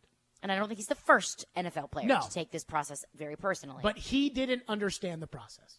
Simmons didn't understand the process. When Simmons was talking about the idea of holding out this year, like, bud, you're under contract for this year and for next year. But how much of that was like a scare tactic? That he knew he wasn't going to hold out, but he mentioned it just to spark a little bit of nervousness. The Titans know the CBA. I know. Like, Deebo Samuel. Deebo, I want to be paid like a wide receiver and a running back at the same time. San Francisco was like, no. Deebo was like, I want to trade. San Francisco was like, no. Deebo was going to the nightclub, and they had the girls that were on the people's shoulders with the bottles that have like rockets coming out of them, and the giant sign that said, stay with the 49ers, Deebo. And Deebo was like, no. And the 49ers were like, no. The Titans know that they can say no. And the crybaby fans out there. Well, they did say no. The whiny baby fans out there. He didn't return Mike Vrabel's phone calls. They need to understand how this process works. AJ did not understand how the process worked, but it didn't matter because AJ's agent did, and the Titans did. So all the other stuff, that's all just narrative spinning, and it drives me nuts. John's up next on why the Titans lost yesterday, 615-737-1025. Go ahead, Johnny. Hey, how's it going, guys? Hey, first of all, we didn't lose because of A.J. Brown. Okay, Vrabel. A.J. Brown had a great day. But I was going to tell you, the reason why we lost this game, we got dominated on the defensive and offensive line. And I think it all stems back from last week's game against Cincinnati. Those guys destroyed us. They beat the hell out of us last week at our own game. And I think that mentally affected it really knocked these guys down a little bit. It's up to Vrabel now to get them back on their feet, but they mentally got beaten up from that Cincinnati game. And that's my take on it, because those defensive line and offensive line, they were getting their asses kicked the whole game. I mean, here's why they lost. Thank you for the call, John. Here's why they lost. Okay. They had a bad game plan. They got no pressure on the quarterback. They also lost because the bozo officiating crew had no idea what was going on. And so, like, important things that change games, like a Bud Dupree roughing the passer penalty that I think's bullcrap, those things lead to Eagle points. That happened. The Titans false started on a 3rd and 1 inside the red zone. That killed a drive. That's -4 points right there. The Titans jumped off sides on a field goal. That's +4 points for the Eagles right there. Ryan Tannehill missed open receivers on 3rd down. Todd Downey's trying to run the ball up in there with Jeff Swaim against a defensive front when he knows better than to do it. The Titans, look at the field position the Titans gave the Eagles yesterday. Here you go. Titans' first punt was a 57-yard punt. They allowed 11-yard return, so that's actually a good punt. But the Eagles take over at the 28. Not bad, not good. The Eagles take over at the 15-yard line for the second one. Not bad. That's pretty good field position. Then Philadelphia starts getting the football at the Eagle 43, or right around midfield. Field position, bad special teams, those things matter. That's why they lost. It's not like the Eagles just have much better players and the Titans just don't have good enough players, and it is that the Titans made dumb mistakes. The Titans have a much smaller margin for error, and the Titans really did a bunch of dumb stuff. They schemed a bunch of their scheme was bad, their execution was horrible, and they don't have any depth. That's why they lost. But it's not just as simple as like they got dominated on both sides of the line. I mean, when you're down by 18 points against a team that can throw the ball and you've got a backup offensive line in there, it's blood in the water. And they knew it because they knew you weren't going to run down by 18 points. The sacks in the second half were much different than the sacks in the first half. But, I digress there. Lorenzo's up next. Thank you for calling. What's up, Lorenzo? Hey, man, how you doing, man? So good. I was at the game. I was in Philly. I was at the game with my Titans gear on. You would not believe the type of hate and stuff I had to deal with. It was unbelievable, but it was fun at the same time. But, being there at the game, seeing it live, man, there in Philly, the Titans clearly do not have the talent, versus, say, the Eagles. And it's sad because the fans are like, well, where are your playmakers? I say, well, he wears 11 for Philadelphia. He's on your team. So the question I have for you, Jared, one, I want to give you credit because I know you truly love the Titans. And being there in Philly, listening to the radio station, those Eagle commentators and reporters love the Eagles. I can't say every radio personality here loves the Titans like you do, but the question I have for you is, though we knew A.J. Brown was going to have issues if we'd have kept him, he would have been tripping and chirping all season. Should we have still just said, hey, man, we're going to bite the bullet. We're going to maybe take a hit from a cultural standpoint, but you're going to play on your contract. You're going to play. You're going to hang in there. And do you think we gave up on him too soon based on his personality? So I'm going to say no on that. Thank you for your call, Lorenzo. Okay. I'm going to say no, and here's why I'm going to say no. Because I think ultimately Burks is a pretty good player. Like, I think that the Titans, and I wonder this, and this goes back to the whiny crybaby stuff about the AJ cut off negotiations and they had to trade him. It's AJ's fault. He didn't give him a choice. If Burks had been gone with the 9th pick in the draft and there were no receivers left, would the Titans have traded AJ Brown? Probably not. Like, you're going to tell me that the Titans would have traded AJ Brown and drafted Quay Walker? No. So that's the whole point. But I do go back to draft night, and you said whenever the trade was finalized and the Titans got that pick, you said that they should take a tackle. I did. And I feel very confident that they could use a tackle right now. Well, yes, but who's catching passes? Oh, see, this is when I thought Robert Woods could actually catch. I mean, those were the days, huh? Those were the days. He stinks. But I think right now the bigger thing is, like, Burks, I think, is going to be good. But I don't know Burks is going to be good. I mean, that's why I think ultimately the Titans will look back on this long term and say, okay, you know, AJ had a great career or whatever, but Treylon Burks was a good player. That's just my thought on it. The one thing that bothers me about all the people out there that are like, the Titans don't have the playmakers. And I think to myself, like, they were right there with Cincinnati last week. They were right there with Kansas City. They lost to Kansas City because they might have the worst rookie quarterback in the NFL. Did you watch Brock Purdy yesterday? Not really, no. He completed 25 passes. Will Malik ever get to 25 passes completed in his career? I have to say probably. Did you see what Malik did on that fourth down play yesterday? I was embarrassed. If I was Vrabel, I'd have ripped his ass yesterday. Throwing short of the sticks on 4th down. Yeah. I mean, like, why just take a knee? It's pretty basic stuff. Like, why don't you just take a knee? Throw the ball short of the sticks on 4th down. I mean, what are we? Brock Purdy's out there completing 25 passes. That's the difference. Malik Willis is the least of my worries at this point. But see, that's the difference between a team with a competent offensive staff and the bozos the Titans have. That's the difference. Because Malik Willis, a third-round pick. Out there. Brock Purdy was the last pick in the draft. Mr. Irrelevant. He was the last pick, and he completed 25 balls yesterday and beat the Dolphins. 615-737-1025. And I'll say this, the offensive staff, it's brutal. Coming up next, Mike Vrabel yesterday. I guarantee you I'm the only person who caught this. I'm the only person that caught this from Mike Vrabel yesterday. Oh, boy.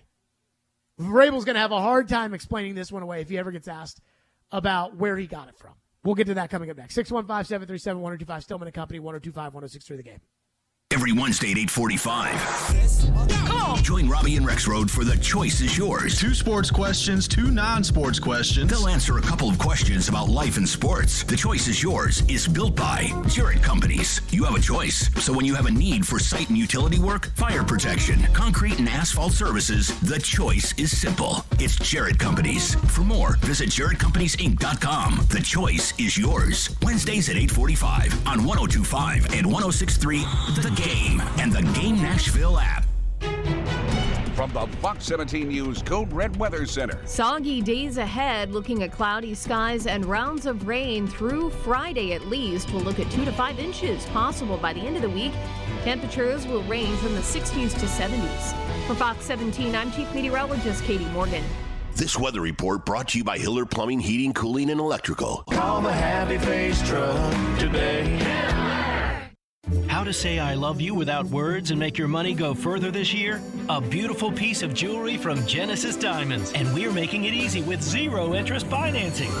That's right. While interest rates are on the rise everywhere else, at Genesis Diamonds, we're lowering rates all the way down to 0% with zero down. This is in addition to Genesis' amazing, unbeatable value prices. How about a 5-carat diamond bracelet for only $85 a month? Or a luxury pre-owned Rolex Submariner or Datejust? Pay nothing down and spread the cost over 5 years. Everything's included in this amazing holiday offer. But this is only through December 12th, so shop early. Unique designer jewelry, colored gemstones, classic diamond studs, handcrafted engagement rings starting as low as $35 a month with zero down. Even our GIA certified diamonds are included. Let Genesis help you find that remarkable gift for the season and enjoy low payments and 0% financing for 5 years with no money down. Merry Christmas from Genesis Diamonds, Green Hills and Cool Springs on approved credit. Open Sundays till Christmas. Prescription products require an online consultation with a healthcare provider who will determine if a prescription is appropriate. Restrictions apply. See website for full details and important safety information. This message is for the guy who isn't perfect in the bedroom. And let's be honest, who is? Maybe the issue is getting it up or keeping it up, or maybe it's finishing too soon. If any of these performance hiccups sound familiar to you, don't sweat it. Hims can help. At 4hims.com, you can go online and get clinically proven prescription medication that treats these issues, prescribed for you, if appropriate, by licensed medical providers. And the medication is shipped free to your door in discreet packaging. Plus, Hims gives you unlimited follow-up visits with medical providers. No one's perfect in the bedroom every time, but with Hims, you can get a lot closer than before. And chances are, your partner will agree. To get started today, go to 4hims.com/perfect. That's 4hims.com/perfect for your free visit. FORHIMS.com/PERFECT. It's pro time because at Lowe's, it's Provember. Save big with inventory you can count on, like Flex products or DeWalt power tools starting at just $99. Plus, Lowe's MVPs members earn up to 3 times bonus points per dollar on select items. Save all Provember long. Bonus points calculated before taxes and fees after applicable discounts, if any. MVP's Pro Rewards Program. Terms and restrictions apply. See Lowe's.com/L/Pro Loyalty Terms. Subject to change. Prices valid from 10/17/22 to 2/3/23 or until supplies last. Chase McCabe. Competition in all positions. Willie Donick. You know what? I went on the radio and I tried. And Derek Mason. The man that sleeps on the floor never falls out to bed. Chase, Willie, and D-Mace. Weekdays from 10 to 2 on Nashville's best sports talk, 102.5 and 106.3 The Game and the Game Nashville app. You're listening to Stillman and Company. Presented by TriStar Moving. 102.5 and 106.3 The Game and on the Game Nashville app. So after all that, it's 2nd and 15. Hurts lofting deep again. Brown is wide open and he catches. He's going to walk in backwards. There's a penalty on the play and an injured Titan. It's Christian Fulton, so let's see on this one. It's got to be on the defense, right? Yeah. Defense, number 26. That penalty is applied. The play results in a touchdown. That might be the first 41-yard touchdown called off. Next play, 41-yard touchdown in the history of the league. Yeah, and A.J. Brown's letting these guys know he's no joke. Christian had right to the space, and again, this crew's from all over. Like, they just put this crew together today, so I don't know. I just know that I hear what they tell me sometimes about, the DB has right to that space. Did he take a charge? I don't know, but that's supposed to be, again, is he coming in from the side, or do we have that space and then we're entitled to that space? I couldn't tell, and it didn't see enough in the replay. Why is that something you asked? Did you ask them about that? Yeah, I'm not. Yeah, that it's over with. I mean, they call it legal contact. Yeah, legal contact. Whatever. There you go, Vrabel with that bozo clown show officiating crew yesterday. So bad. Though Bob Shoop did say to me that he thought that was DPI on Fulton. So, make up that one play. I thought that Epps should have been ejected on the Traylon Burks hit. I thought was such they a sucked. dirty hit. I thought they just sucked. But here's what I love. I actually texted Joe Rexroad yesterday, putting Joe on blast here a little bit because he's in the press box covering the game. Mm-hmm. I texted Joe and I said, we need a pool report on why they didn't eject Epps from the game. And so what, if you're a media member and you have a question for the official, the way this works in the NFL is you can't ask the referee, but there is one or two people that are usually assigned as the pool reporter. I believe it's David Beauclair here. And so if there's a question with the officiating, then David Beauclair goes and asks the lead official whatever question it is. And the pool report questions are always very basic, like, why did you not throw the guy out? And the referees always answer things like, the rule states that it had to be egregious and the official did not believe that the hit was egregious or something like that. Right. That's it. But I texted Joe and said, hey, we need a pool report on why they didn't throw Epps out of the game. And I think there should have been a pool report question as well about Fulton and that DPI and, like, why did you call what you called? Because it looked to me like AJ tackled the guy. Well, Joe was like, I don't think, we needed a pool report or whatever. And I guess there wasn't a pool report yesterday on that bozo officiating crew. But Kaharski asks Vrabel a question, but I want to get to this. I just know this.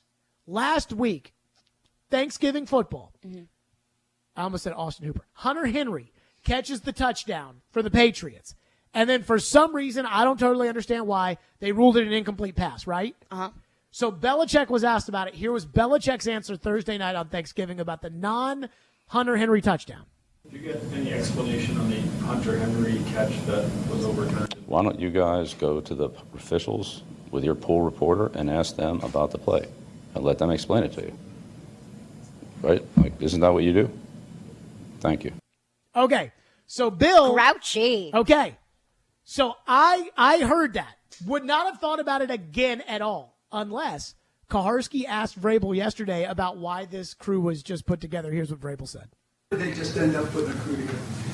I don't know. Again, these are all great questions. You can go ask, get the pool reporter, whoever that is, and go ask. And I don't know. I mean, that's like plagiarism there. I mean, Vrabel, as much as he doesn't want to be Bill, carbon freaking copy of Bill Belichick. I heard that, and I'm like, that is like in a high school. Oh, my God. That would get you disciplined for plagiarism. Like, that's what you think that if Bill Straight Belichick from the horse's mouth. You think if Bill Belichick didn't say last week, and again, I teased this segment. I think I'm the only person that caught that. But as soon as he said that, I'm like, that's what Bill said last week. You can't pretend that you don't want to be Bill and then literally start stealing Bill's material. You weren't ready for that, were you? I didn't really know where you were going with that, honestly. That's hilarious. Just thievery. Just taking Bill's material. Do you think he heard that from Bill, or is he just becoming Bill? No, that had to be from Bill. No, I don't think so. I think that totally was just completely independent of one another. No. Why would Vrabel be listening to Patriots post-game press conferences? How did I hear it? Because you love Boston radio. I don't know where I even heard it. That's it for us. We're out of here. Eddie, George, and